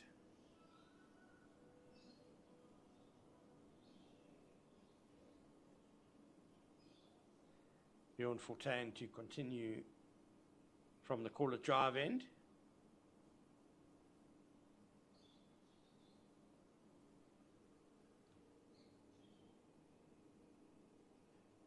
Just trying to work out what the wind is doing. For most of the game, it's been blowing kind of left to right on your screen. I think it still is. Is it not? It's difficult to say. If I look down to the right, next to the scoreboard there, is it? Yeah, it's kind of hard to say, actually, to be I honest. think it's swirling because they're Yeah. two different trees and they're blowing in different directions. I by think the it looks is. of things. I think it is a bit of a swirl, actually. Certainly was going from left to right earlier. Slight change in direction, maybe. Fortuin coming over the wicket to the left-hander, Peklakwa. Bit of a mix-up. Single, good call by Corbin Bosch. Yeah, Petlika wasn't looking to run. I think once he saw Bosch running, which was a bit late, he did take off. But in the end, it was a good run and safe. Was in the gap. It was in that dangerous area, though. Hey, just sort of square on the offside. Whose call is it? Yeah, well, in the end, no harm done. So Do you think Connor Esterhuizen still kicking himself over Oh, his run yeah, out he today? must be, yeah, he must be. On 46 or 45, looking for his first 50, if I'm not mistaken, in first-class cricket. Yeah.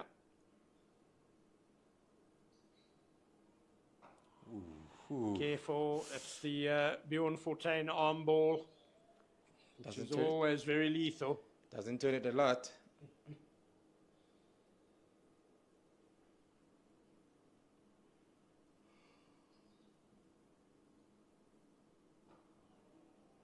Another one.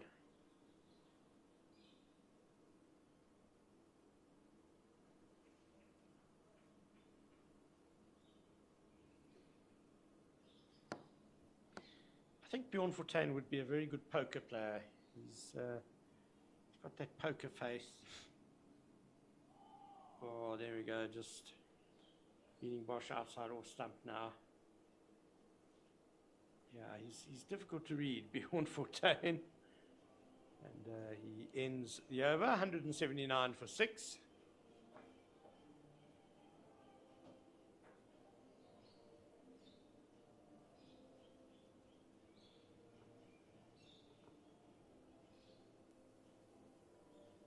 As it's turning into a lovely afternoon here at the Wanderers. Most of the clouds have blown away far from us. Field drenched in sunshine, apart from the shadow coming over the stand opposite us. Cody Yusuf will want to bowl a better over than his last one. He bowled a couple of short and wide balls to Andile Peklakwaya. Yeah, as well as we say the Lions have bowled, and they have bowled well for the most part. Again, the only criticism we'll have is about there's always one or two loose deliveries in every over, it seems like, from the seamers. Like it's put away. Nicely worked. Peklakwaya. Bowler thinks it was pretty much straight on the stumps, but nice shot by Peklakwaya for one.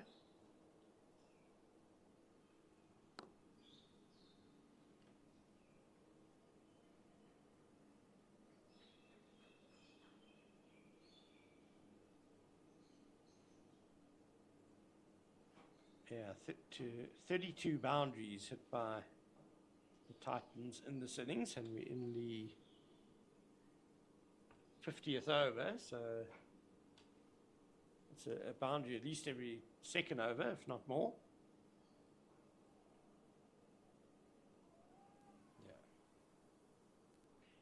Yeah, I mean, it's unusual for a team to be 180 for 6, and they're still going at 3.6 to the over. Considerably more than the Lions scored. They went at 2.9 to the over. Yeah, and it's not like they were playing rash shots and being overly aggressive. It's just that the bowling at times, again, been very good in general, but still that one or two balls per over that were really, really bad deliveries that were put away quite comfortably by the batters. I mean, it was either a real half volley or short and wide. Those are the two most prominent ones we saw in terms of the bad deliveries that we saw when they did come.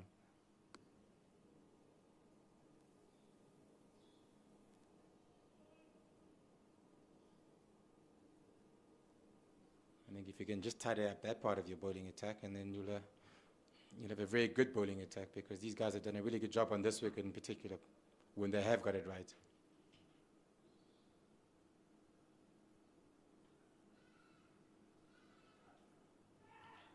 Oh, it's eluded second slip.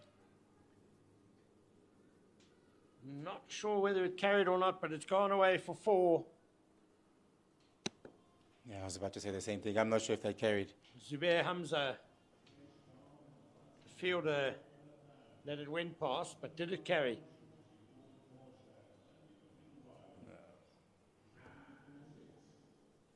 It was a little bit wide to his right as well. Lucky 4 runs for Corbin Bosch, and that's the 50 partnership between these two. It's come up in exactly an hour off 75 balls.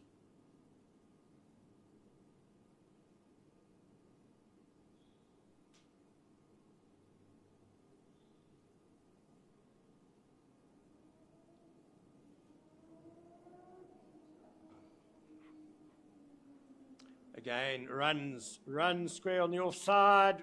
Valiant effort. Oh, it's excellent fielding. Yeah, very good effort, yeah, especially to the short boundary. Kaya Fakude. Yeah, he did extremely well. Good pace. That is a shorter boundary too. Yeah, very good effort. Great effort, great effort.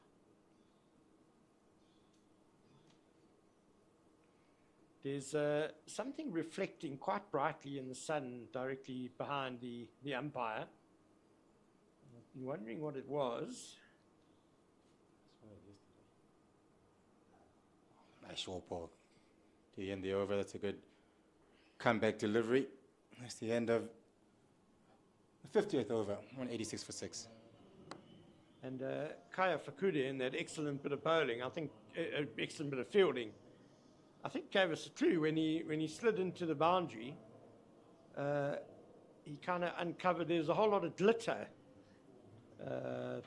What do you call it when they spray after the winning? When you win the trophy, they spray the gun and all the confetti That's what it's called. comes. It looks like it, yeah. flying But up. I saw that yesterday, funny enough. And I was okay. wondering what it is. I'm not quite sure what it is, but yeah, it's been there since yesterday. Yeah, still signs of the Lions' T20 victory. The confetti that they blew in the air when they were presented with their trophy.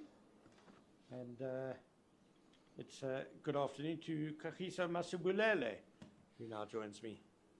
Good afternoon, Ken. Nice to be back.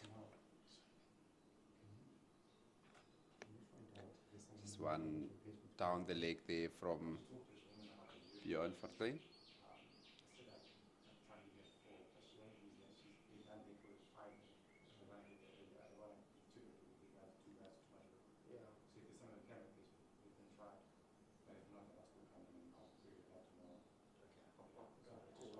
Again, Andile Petloka just hangs back on that one, hits it down to that deep point for a single.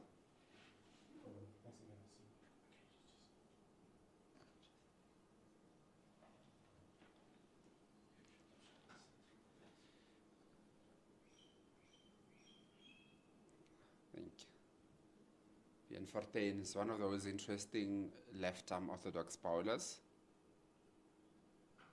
Just hung back again from Bosch. Say interesting because he's one of those bowlers, a spinner that threatens both sides of the edge. He's got a very good arm ball that threatens the inside edge pads. I would actually go so far to say that his arm ball is his most lethal delivery. That's where he gets most of his wickets. And I guess that means that his stock ball doesn't actually have to turn that much to bring the outside edge into play. But hung back there from Bosch. A good shot and to just get off strike there.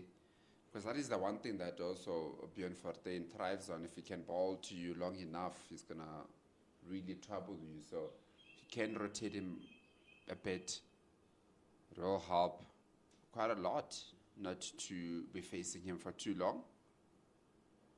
But outside, off stump. Just a bit of a gentle push there from Petlokwayo.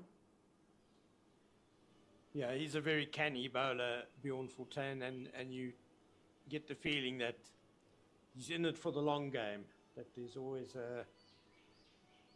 he's not after immediate rewards, he's got a long-term plan.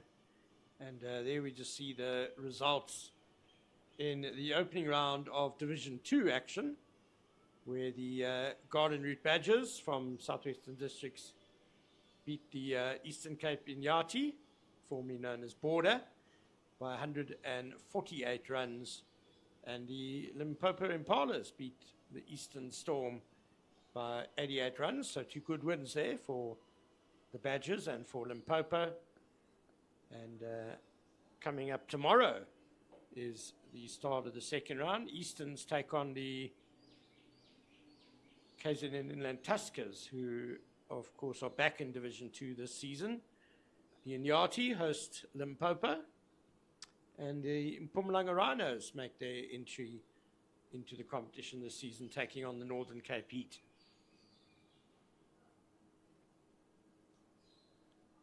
Yeah, it'll be a bit of a rivalry there between Easterns and Tuskers. They obviously competed in that T20 knockout competition, which the Tuskers managed to beat Easterns at Boloma Park a couple of weeks ago.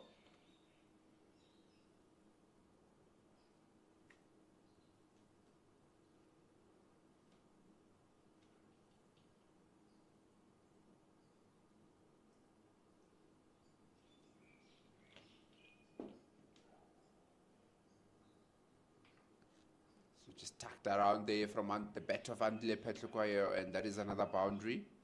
Down to that fine leg area. Do have a fine leg, but that was hit quite straight, with Lutus Pamela not managing to get to that one. Very good partnership here between Andile Petlukwayo and Coben Bosch. We spoke about how important their partnership is going to be, or partnership in this match. There needed to be one big partnership.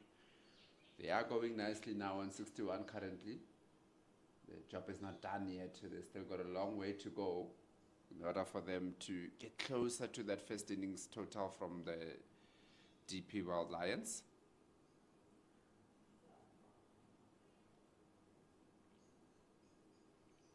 Just squared Petlukwayo up a bit there. Did Cody Yusuf.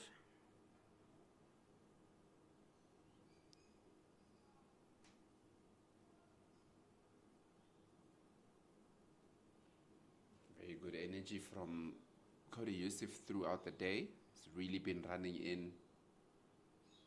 He's really had a lot of energy behind the ball. You would think that they do need about another wicket. They are ahead, definitely, but another wicket now will put them firmly ahead.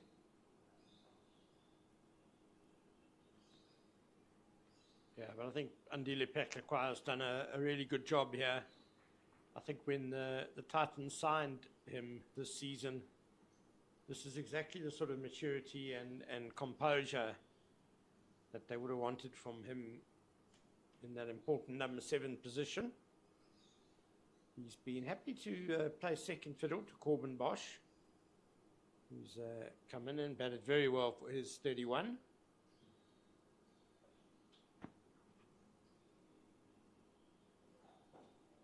Definitely, and it gets just one of the pads there. Yeah, definitely can. I think we spoke about, he looked a bit edgy in the beginning of his innings, just before tea there. He looked to be throwing his hands at the ball outside the off stump, but not really getting any contact on it.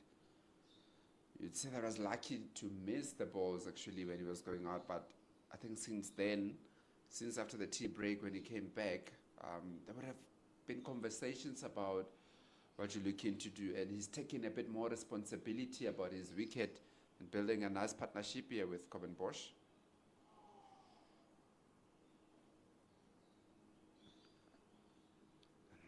Just missing the outside edge. Very good bowling here from Cody Yusuf, as he has done for most part of the day. It's one of a few times where you see Coben Bosch just looking to hang his bat out there. It's amazing how quickly things change, Ken. It was very sunny out there, very bright, and all of a sudden it just looks a bit more bleak than what it did 10 minutes ago. I did say that it's a cloudless sky, but the one thing about our commentary position here at the Wanderers is that we never know what's going on behind us. The other side of Call It Drive, there could be some massive storm cloud that's now blocked out the sun.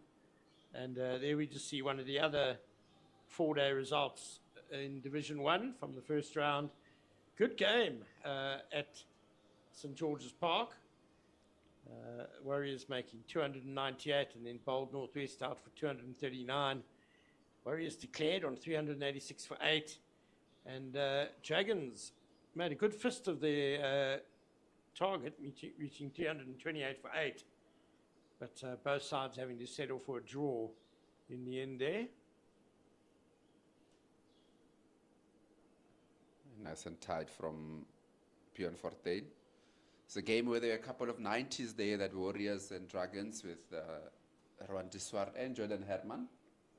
And Matthew de Villiers, new face, he got a 90 as well. Coming down the wicket from Andile Petlukwayo, gets some good bat on it over that long off area for a 6. That's a wonderful shot from Andile Petlukwayo. He's been patient up to so far with the way that he's gone about it, but this time around, just decided to come dancing down the wicket, hit it very nicely over that mid-off. Into the boundary for a 6, very good shot from Petlukwayo. And the 200 up for the momentum multiply Titans. That deficit now down to 116. And we said that these two would, first of all, just want to get that deficit to below 100. And they're well on their way. Yeah, definitely they've done some good batting here. They know that there's a lot of work on their shoulders also when they ball, and if they can do as much as possible to make sure that they alleviate some of the bowling pressure that they might get a bit later on by getting the runs that they need to get here, that will help them a lot, and the team, of course. And all of a sudden it's sunny again on the field.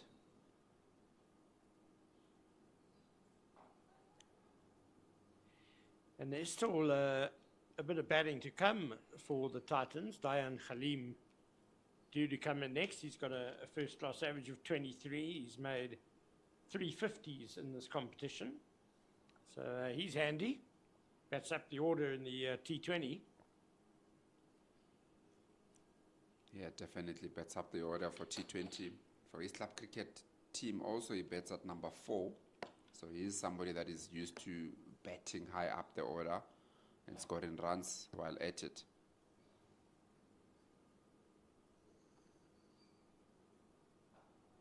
Some back there from Andile Petlukwayo, and a good push to that mid off for a single. That is a thing that is always very good to see. There has been a 6 in this over, and just to get a single, and that is 7 runs in the over without taking too many risks. There's a match on. And that's the end of the 53rd over. The momentum multiplier Titans at 201 for 6, with a very good partnership currently going on between Coben Bosch and Andile Petlukwayo on 69. Run rate has also been quite good. Steady has always been above that 3.5 area. It's now at 3.8. So they're going at quite a good rate here, the two batters. Yeah, Andile Petlukwayo didn't bat particularly well in the 15 minutes before tea, but he's been very impressive after the break. Has really taken control of proceedings out there. He's tried to be positive, but never reckless. He's chosen his moments well, and this has been a very important partnership for the Titans, as we see Luto Sapamla is going to return to the attack. Yes, Luto Sapamla back into the attack, and for the first time coming from the golf course end. He's been operating mostly from the collar drive end. But I must say, it looked like when Cody Yusuf was bowling from that side, there was definitely something happening a bit. And Lutus Pamela will be looking to find the same here.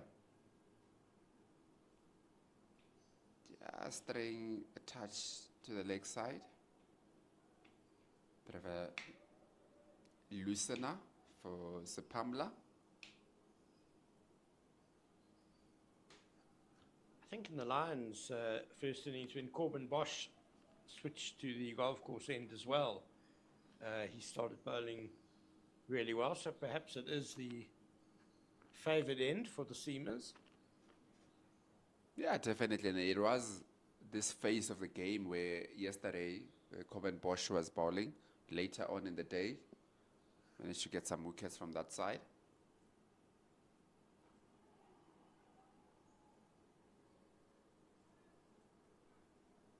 So I think the way that we're seeing at the time, the Titans would know that the most important thing for them here is to go overnight without losing any other wicket here. There's batters to come back. It's still quite some way off before the game or the day will be called off, unless the weather plays its part. But I think they'll be looking and saying that they need to make sure that there's no extra wicket that's lost this evening. Bit of an inside edge onto the pad there from Andile Petlukwayo.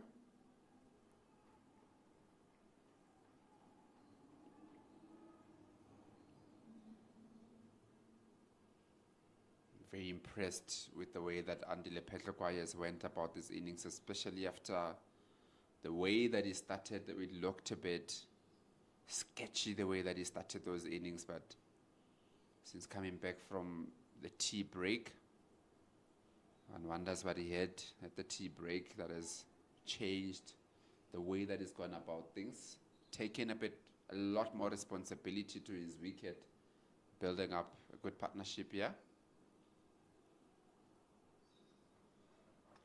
Maybe you just had a bit of a conversation with the Titans Brains Trust.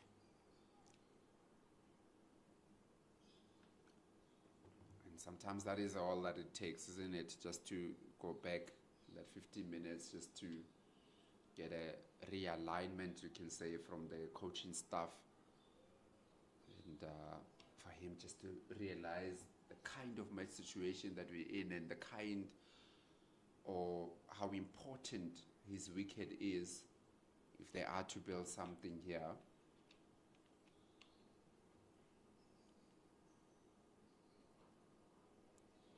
Yeah, not always easy in the heat of battle to see the wood for the trees, see the bigger picture.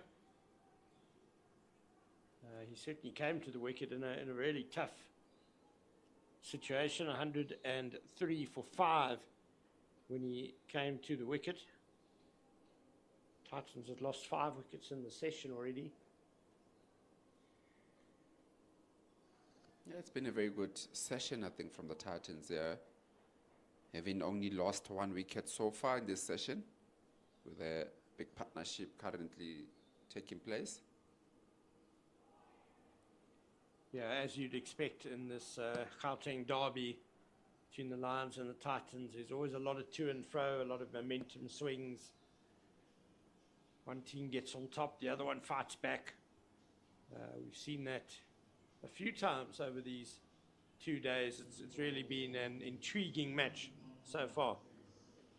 Yeah, definitely. It's been a bit of a passing the baton to one another, you would say.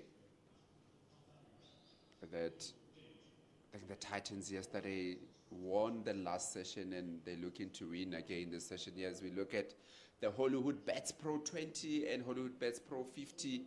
This year we had the Hollywood Bets coming on board to be the sponsor for the women's cricket, the women's professional cricket. Exciting times indeed for the women's cricket. That series started on the 4th of October.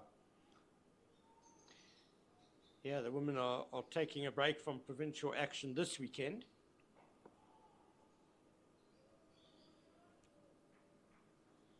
But there will be matches the following weekend, starting again on the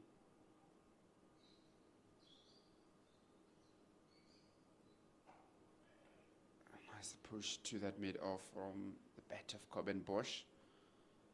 Very good, responsible batting. I think that's the way that we're going to use here. Very responsible batting from the 2 batters here. Currently in a partnership of 70. Starting to drain the Lions a little bit. Starting to drain the energy of the Lions a little bit here.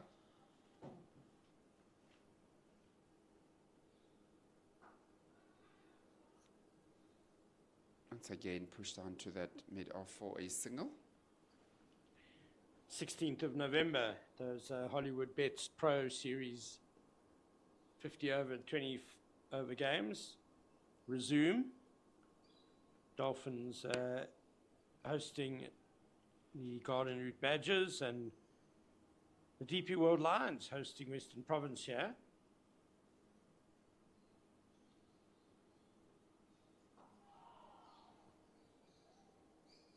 Bit of oohs and ahs there, very good bowling. We spoke about that ball of Bjorn Forte and how it looks like it's actually the most threatening ball that he's got in his armor here. Doesn't look to turn the ball a lot of times. When he really gets that one, that ball really coming in, creates a lot of opportunities.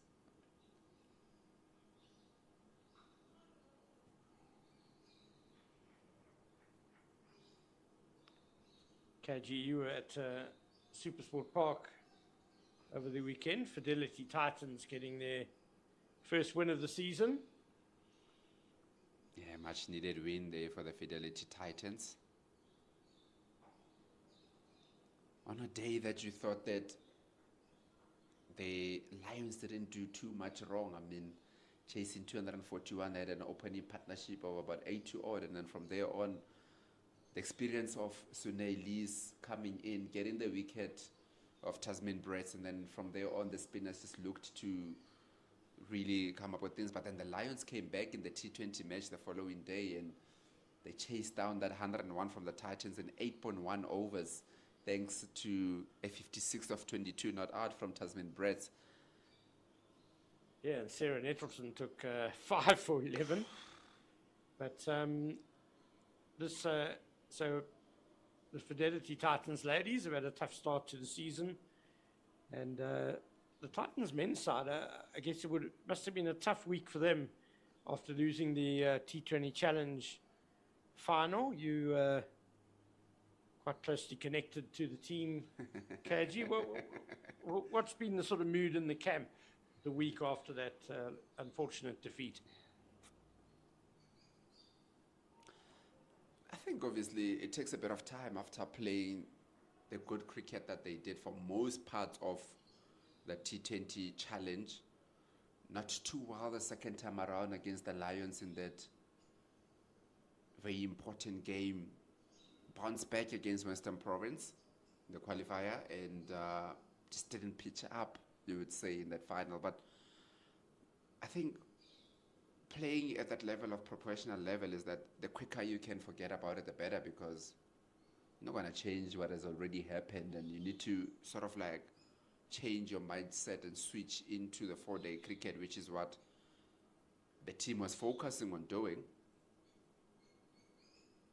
And most of the players went and played club cricket. I think that was also a good thing to say. Get your mind off what happened in the T20. Go on to play club cricket. Remember with the Keegan Peterson got a 148 not out in club cricket. Rivaldo Munsami got some runs. Tepon Dwando got some overs also out of under his belt, 9 overs over the weekend. So I think the team had to quickly forget about what happened in the T20 Challenge, because it's a different format altogether. It's not even 50 over cricket. It's like going from one format into a totally different format. Just tickle down to that fine leg from Andile Petlokwayo. So it's been a bit disappointing from the team, or they would have been a bit disappointed having lost that final, but they've had to quickly come back into, realizing that this 4-day cricket season is still long. There's still a lot to play for.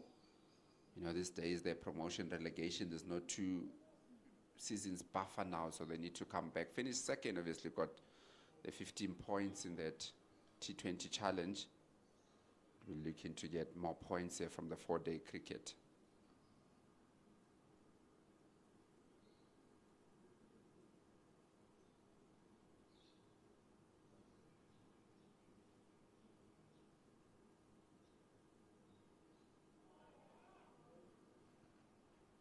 Again, good bowling from Luto Pamela.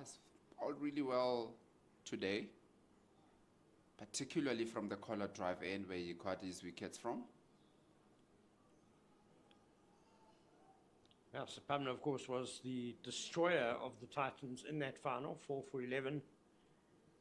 And I think it's fair to say the Titans have probably played smarter cricket in this game than they did in that final, going, you had to credit the Lions bowlers for bowling some brilliant lengths in that T20 final, but the Titans just kind of didn't absorb the pressure. They kind of just went with one gear, going too hard. Yeah, definitely. I think that performance in the final also, and Lutos Pamela call up back into the Protea setup in the T20 series coming up. Exciting T20 series starting this Friday in Durban versus India in what should be a grudge series after losing that final to India a bit earlier in the year.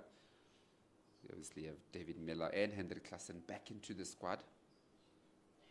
Yeah, I like that Rob Walter has rewarded players who performed well in the domestic T20. Donovan Ferreira's in that squad. Shot off the pad from Common Bosch, and they just come for a quick single. And that's the end of the 56th over. With the momentum multiply Titans at 205 for 6. Andile Similani of the Dolphins, he was one of the leading wicket takers in that competition. He's in. Mahlali Pongwana did well for Western Province. He's in the squad. And as you said, Luto Sapamla getting a recall as well. Good to reward domestic form. Shows the domestic players that there is a route to the top, perform, and the national selectors will notice you. Patrick Kruger played a couple of blistering innings for the Warriors. Gerald Coetzee, I thought bowled pretty well, making his comeback for the Titans during the tournament. 14 to continue from the collar drive end to Coben Bosch. Just hanging back there, Coben Bosch. One thing that you don't want to do as a batter now, at this phase of the game, or this time of the day, is to lose a wicket. I do get a little bit anxious when I see batsmen hanging back to Bjorn Fortuin. This time around, a bit of an opportunity for a run out, but the wicket's not hit here by Potgieter. I was interested. Looked like it might have been a tight one there if it hit the stumps. Just the sort of lapse in concentration that you were maybe talking about, KG. Oh, it would have been really tight if he'd hit. A bit like the Connor Esterhuizen run out, in fact. Madon closer in than maybe the batsman thought. Hits it straight to him and runs. Yeah. The difference is that Josh van Heerden scored a direct hit to run out Connor Esterhuizen. Yeah, it was a wicket that you'd say against the run of play, where it looked like at some point the Lions would comfortably get into that 350, 360 mark, but just that run out, unnecessary run out, you would say. There was no pressure whatsoever, and just Cody Yusuf was batting well on the other side, so it's not like you can say that you want to, maximize too much because your partner is not scoring, but then the partner was scoring at that point. You see Coben Bosch hanging back there, a bit of a miscommunication. Another run-out opportunity here from the momentum multiply Titans.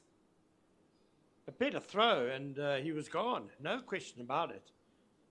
Unfortunately, wicketkeeper Connor Esterhuizen had to gather the ball well wide of the stumps, and Pat Lequire has injured himself in scrambling back. Yeah, it looked like a bit of ball watching there from the batters. Not really too sure. Almost shook hands in the middle of the pitch there. And Pat Lequire looks like he's done himself a bit there. Always difficult when you have to dive on the pitch itself. I think Josh Richards was the fielder. Normally a very good fielder. He'll be disappointed with that throw, though. No doubt that this time of the day, that the batters will not be in a hurry to get back on strike.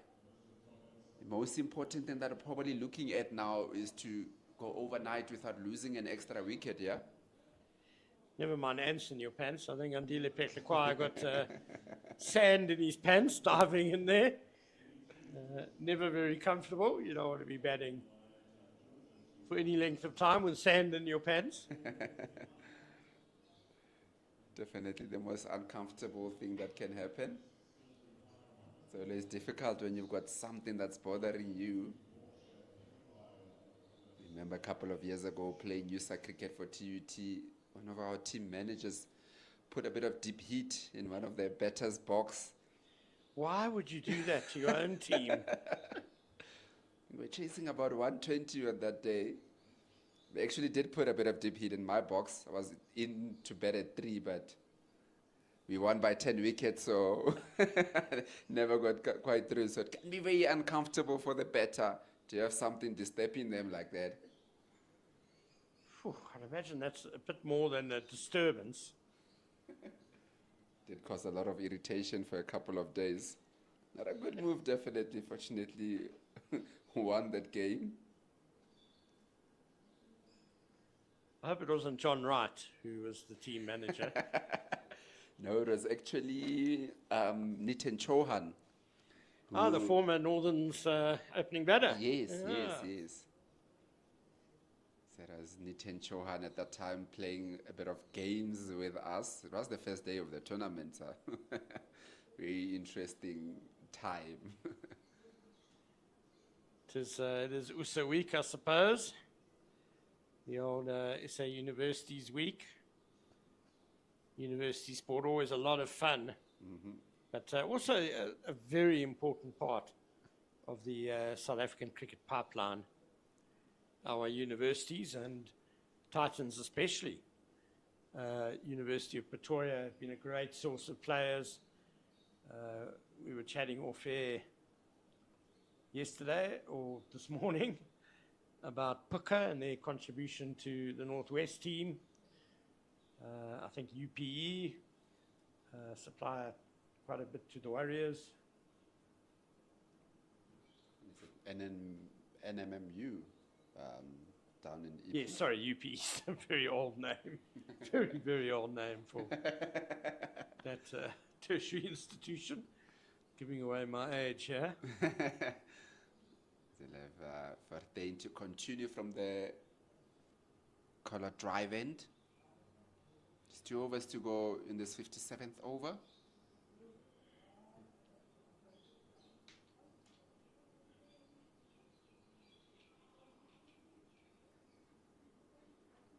Yeah, definitely. I think the universities have been very important in the pipeline of franchise teams in South African cricket. Because with the universities also, club teams obviously very important, obviously, into the pipeline. And Andile Petlokwayo comes down, hits it straight back and beyond 14. Looks to be in a bit of trouble there. Has hit quite hard from Petlokwayo. Well, he put his body on the line there, Bjorn Fortuin, to save 4 runs, but he's got hurt. Done some damage, but Dom Hendricks gives him back his cap. Just instinct, these spinners hate to concede any runs. Yeah, just speaking about the importance of the pipelines and where the universities really fit into this whole thing. We do know that now we don't have that amateur cricket that we used to have back in the days where the players sort of like move mostly from club cricket straight into professional cricket. There is that cult, but it caters for more the younger players in the academy. So it's very important because the likes of UP and your Poch and your UCT and this, they've got a bit more financial muscle to be able to get the players in and look after them so that they are a bit more ready, a bit more trained, because if they are at school, if they are at varsity there and they're playing for the team, they get a bit more time to get training, whereas a regular club player would have to have some sort of an income, which makes it difficult for them to get that regular training that they need. I mean, we've seen a lot of club players that are working a 8 to 4 type of work, and then after that they'd have to go in. But with the universities play a very they're very paramount of importance into the pipeline, and making sure that they get their players, get them nutrition-wise is also very important when they got them in bursaries and all of that. So they definitely play a very big role in making sure that the pipeline is nice and healthy. Yeah, University of the Western Cape also springs to mind for Western Province.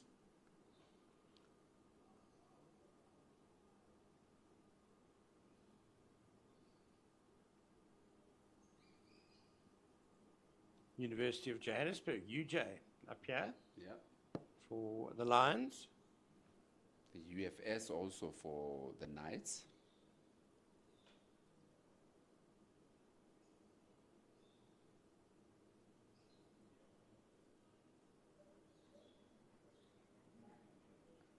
Lutus Pamela continuing from the golf course end. A lot of shade there behind him. Very sunshine in the middle of the pitch.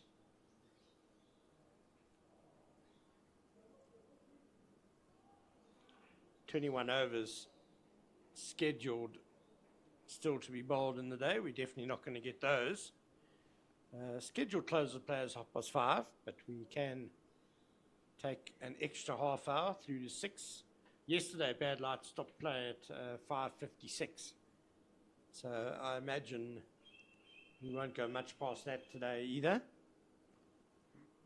Yeah.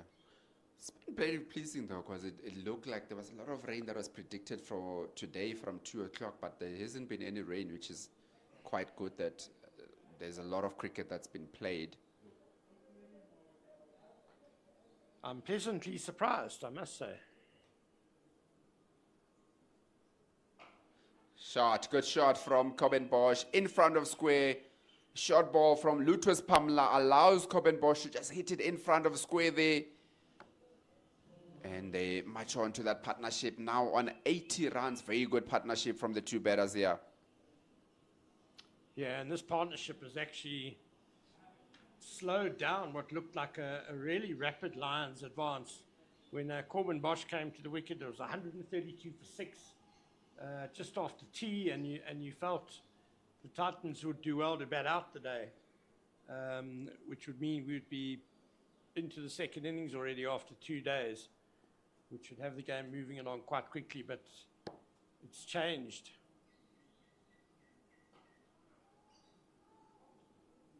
Quick run once again. That has been bar a few times, I think, in the last over, the last 2 overs, where there was a little bit run-out opportunities. There were 2 run-out opportunities that you would say in that over. But otherwise, it's been very good running from the momentum multiplier Titans. There's quite a lot of times that they've pushed the ball down to that mid-on and mid-off, found them on their heels a little bit, and just came through for a single. So very good batting here from Andile Petlokwayo and Coben Bosch, the 2 all-rounders of the momentum multiply Titans, really contributing. That's what you need from the all-rounders, isn't it? You need an all-rounder to contribute with bat and ball. And that's exactly what these 2 are doing here. Yeah, they've got the deficit down to 103, and they've also taken a lot of time out of the game. Which is a very important factor, Ken. We spoke about a little bit earlier that the runs are not too much of a worry that they should be having, but with the amount of time that is left, the more time that you can spend on that wicket, the more you can feel a bit more confident about yourself. And obviously, with this more time that you spend batting also, those bonus points in the first innings do come into play, which later part of the series, they become very paramount, those bonus points that you can get to be ahead of your oppositions. Yeah, exactly right. The Titans were only able to get 3 bowling bonus points, and my maths may be a little bit out, but I think the Lions got 3.7 batting bonus points. They've got 2 bowling points at the moment, so 5.7, and the Titans have got 2.26, is it, batting? A good shot. Hanging back again, and a bit of a misfill from Sepamla, allowing them to come for a single. For they not too happy with that, not too shaft with Sepamla for allowing them to come through for a single. Yeah, I mean, he nearly broke his hand, the last ball, stopping runs off his bowling. And you know how good he is also in the field for the other bowlers. So we'll be looking for them to back him up as much as he does also.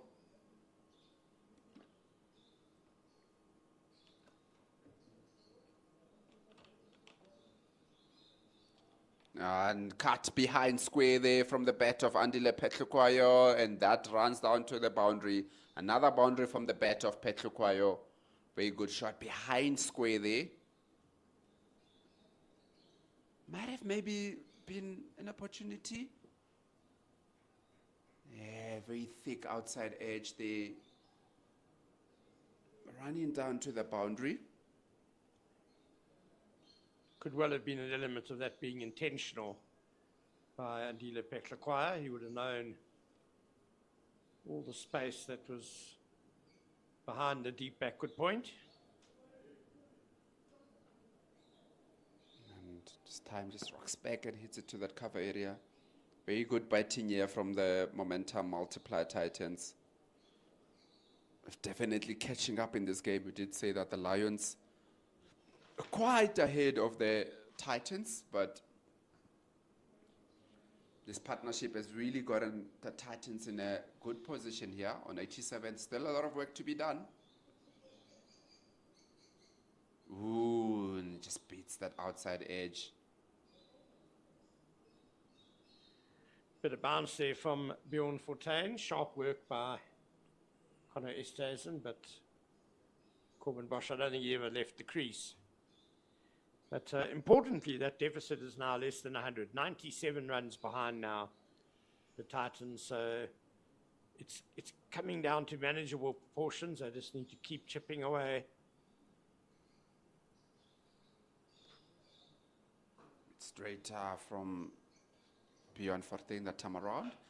You can certainly see, I think, after tea, when the Lions came, they were buzzing and there was a lot of noise happening, but this partnership has really taken a lot of sting out of the Lions. Oh, yeah, once again, just beating that outside edge. Hanging on the back foot there from Corbin Bosch. Yeah, it's funny how, after reducing the Titans to 132 for 6, Lions were obviously cock a hoop, everything going their way. And then Bosch got off quickly, and Peklakwaya has batted really well. And it just went a bit flat for the Lions. One felt there were just a few overs where the pressure was released. It just let things drift a bit. And before they knew it, Bosch and Peklakwaya had really turned the momentum around. And now they're really struggling to make a breakthrough. 87 runs these two have put together. And it's been another dramatic change in momentum in this intriguing game.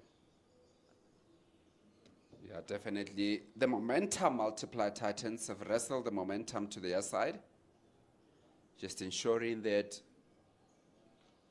they keep on chipping at the runs. But also, I think something that we've seen quite a lot in the last few overs, there's been a lot of stops in this match, taking more time out of the game, which we did say that it's probably the important factor at the moment, the time in the game, keeping their wickets and ensuring that they are there at the end. The last thing that you want is to go overnight after just losing a wicket. Just Pamela obviously started very well with the way that he bowled, but after picking up those 2 wickets, he still continued to bowl well, but hasn't found the same sort of lengths and lines that he was looking for. Been hard bowling, bit of toiling here, and credit to the two Titans batters, the way that they've gone about this innings.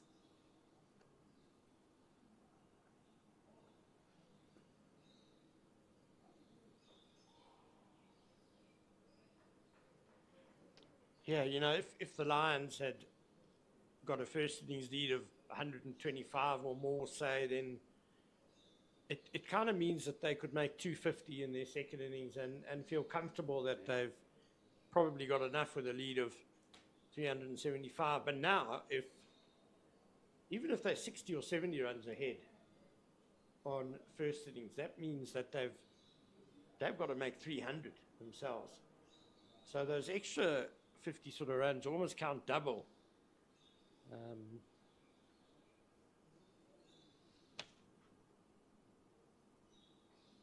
Just a bit outside there. Just Andile Peklakwaya just fending it off to that backward point. Yeah, you're very right, Ken, but the amount of runs that they take into the second innings will be of paramount importance as to how they're going to go about the second innings when they start to think about we're far away from that now, but when you start thinking about the declarations, how many overs do you need to bowl the opposition out? You know, you certainly look like this is the kind of game that for you to win it, you need to get 20 wickets. It's just as simple as that for the Lions. They need to give themselves enough time to get the wickets required.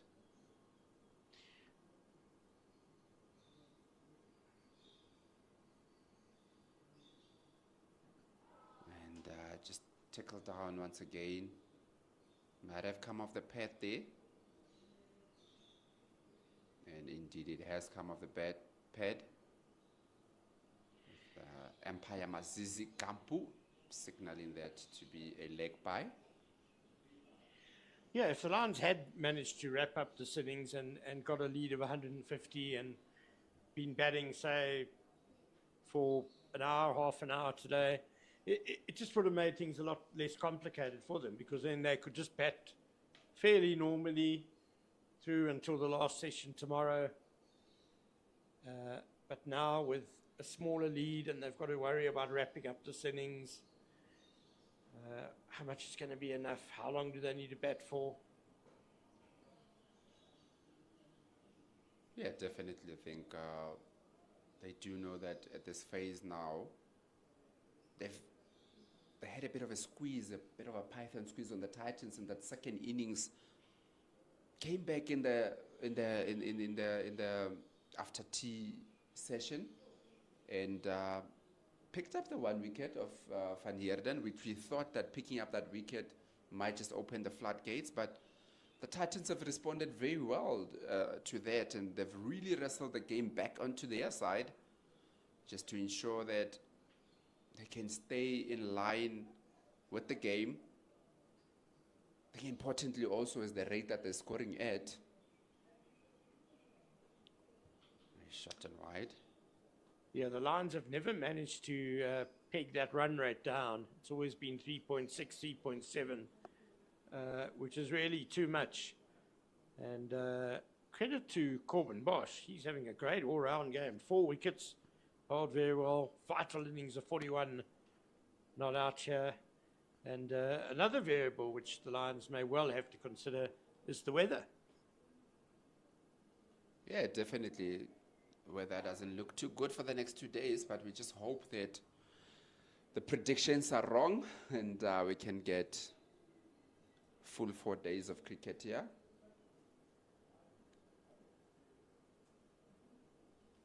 And almost chopped it on to the stumps there from Corbin Bosch.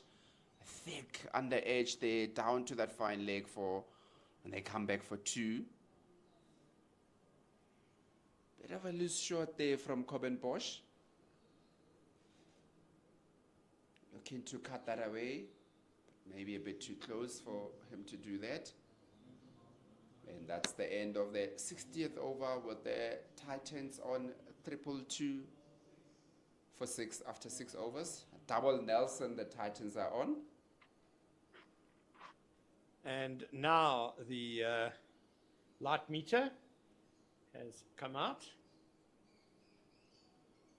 Third umpire Zubair Saleh bringing it on for Brad White. So something else came on during the afternoon session. We thought it was the light meter just over an hour ago, but must have been something else. Next time Brad White's on commentary with us, we'll have to ask him what he's getting smuggled onto the field of play during play. Maybe some sweets to get the energy up. Right, so we'll have Björn Fortuin to continue to Andile Petlekwayo. A 2 straight from Fortuin allows Petlekwayo to just tickle it around for a single. And an overthrow there. I'm not too happy, the Lions, at the moment. You can see Björn Fortuin in the middle of the pitch there with his hands on his hips. The energy has definitely been sucked out of the Lions here. And you can see the body language now that they're in that phase now that they just want the close of play, go back and come back fresh tomorrow.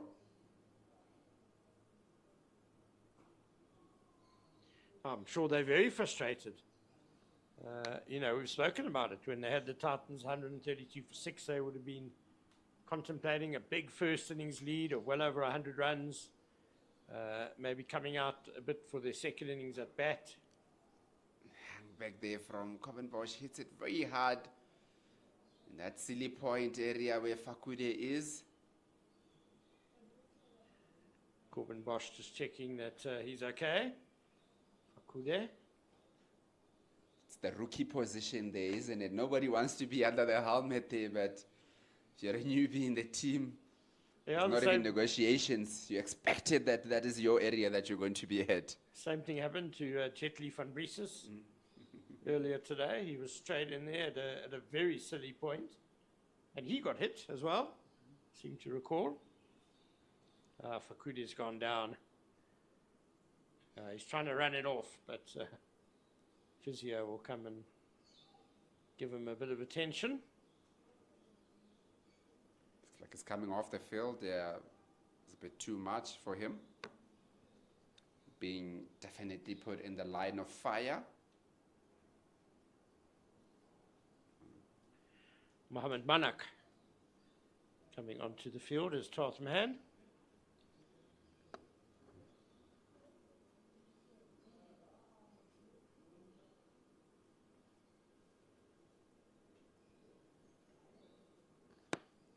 So their designated short leg is off, so there's no silly point is off, so there's no silly point anymore. And good shot there from the bat of Covenbosch, straight down the line there from Bjorn Fortuin, allows Covenbosch to just almost pedal, hit it to the leg side down for 4, put another person leg slip in the fiery line there. It's almost like a polo shot, isn't it? Polo, you hit the ball backwards, don't you? Yeah. That was very clever by Corbin Bosch. Takes him closer to 50. Back, that's time, and hitting it straight to that bit off. Very good partnership on 95 now, Ken. Going very well, these two batters. They've gone fantastically well. They've got a while to go for the Titans record against the Lions, though.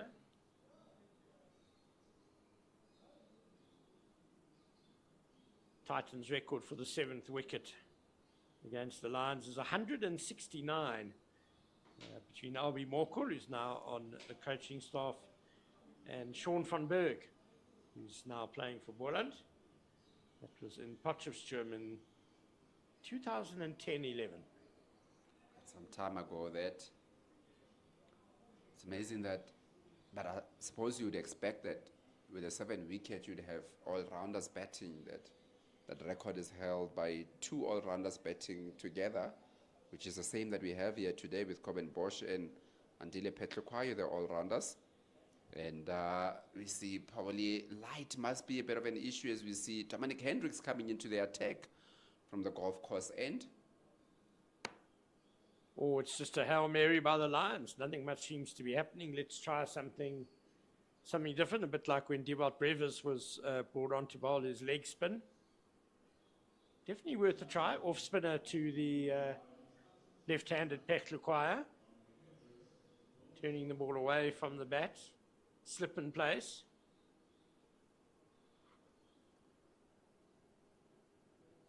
And that is how sometimes teams buy a wicket, isn't it? Nothing happening, just bring a bit of a part-timer here. Lapse of concentration from the batters, feeling that this is an easier bowler for us to go after. And you might just see them giving an opportunity here to the Lions. Dominic Hendricks to Petlukwayo. Just hanging back there for the last one. Say gentle off spinners from Hendricks.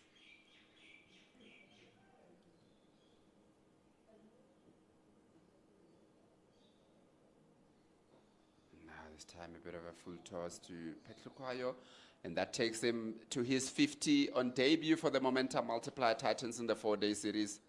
Very good batting from Andile Petlukwayo. That is his 9th first-class 50 to go with his 1 century. And this might be one of the most important innings that is played at this level of cricket, with the way that the momentum was definitely on the Lions side.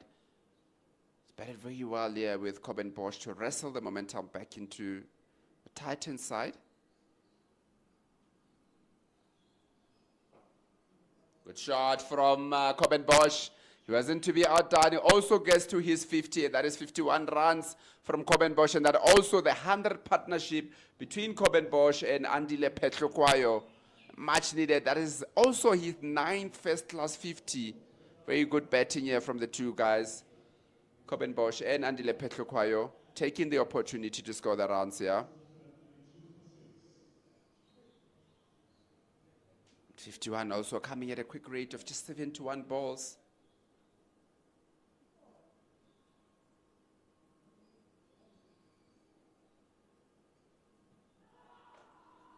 Bit of an opportunity to shout up. Bit of a... Tom Hendricks does have 1 first-class wicket. It actually came in last season's final against Western Province. He chapped Kyle Simmons, LBW. Yeah, remember that. Down the ground once again from Coben Bosch, but good stop at mid-off, not to allow that to go through. Looks like it's Mitch van Buren, the mid-off.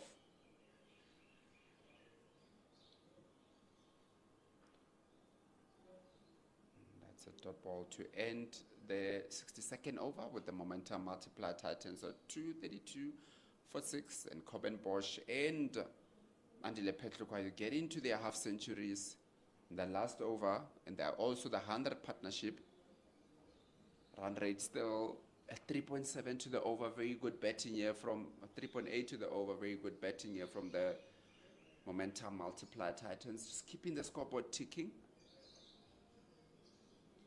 Yeah, Andile Petlukwayo, his half century coming off 94 deliveries. He's really shown a lot of determination to stick around here for a while, take the Titans through to stumps.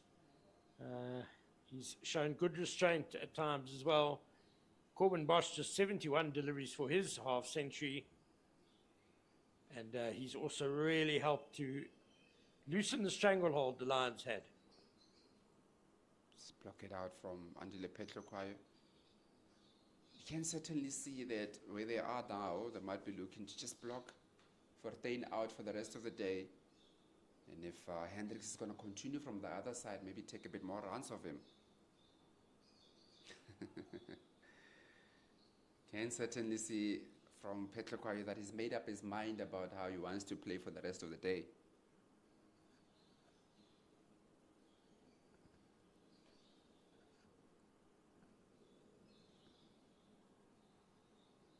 Once again, this time just gets it down to that 45, vacant 45, and they come back for 2 runs.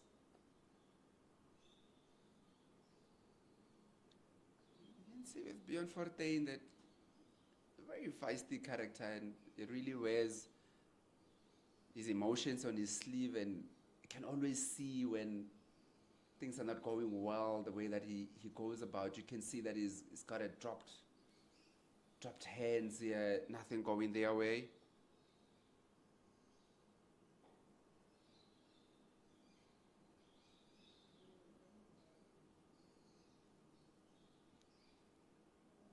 Doing a bit of something there that often see changing the bales there, changing the side of the bales there. I think Andile Petlukwayo just had a chat with him there, say, how are you feeling with the bales? I've seen it happen a lot at international cricket, and the batter just goes up and changes them back to where they are.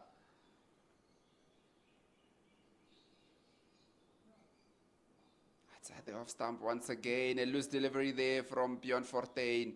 Allows Coben Bosch to just hit it down to that backward point for a 4. Very good batting here.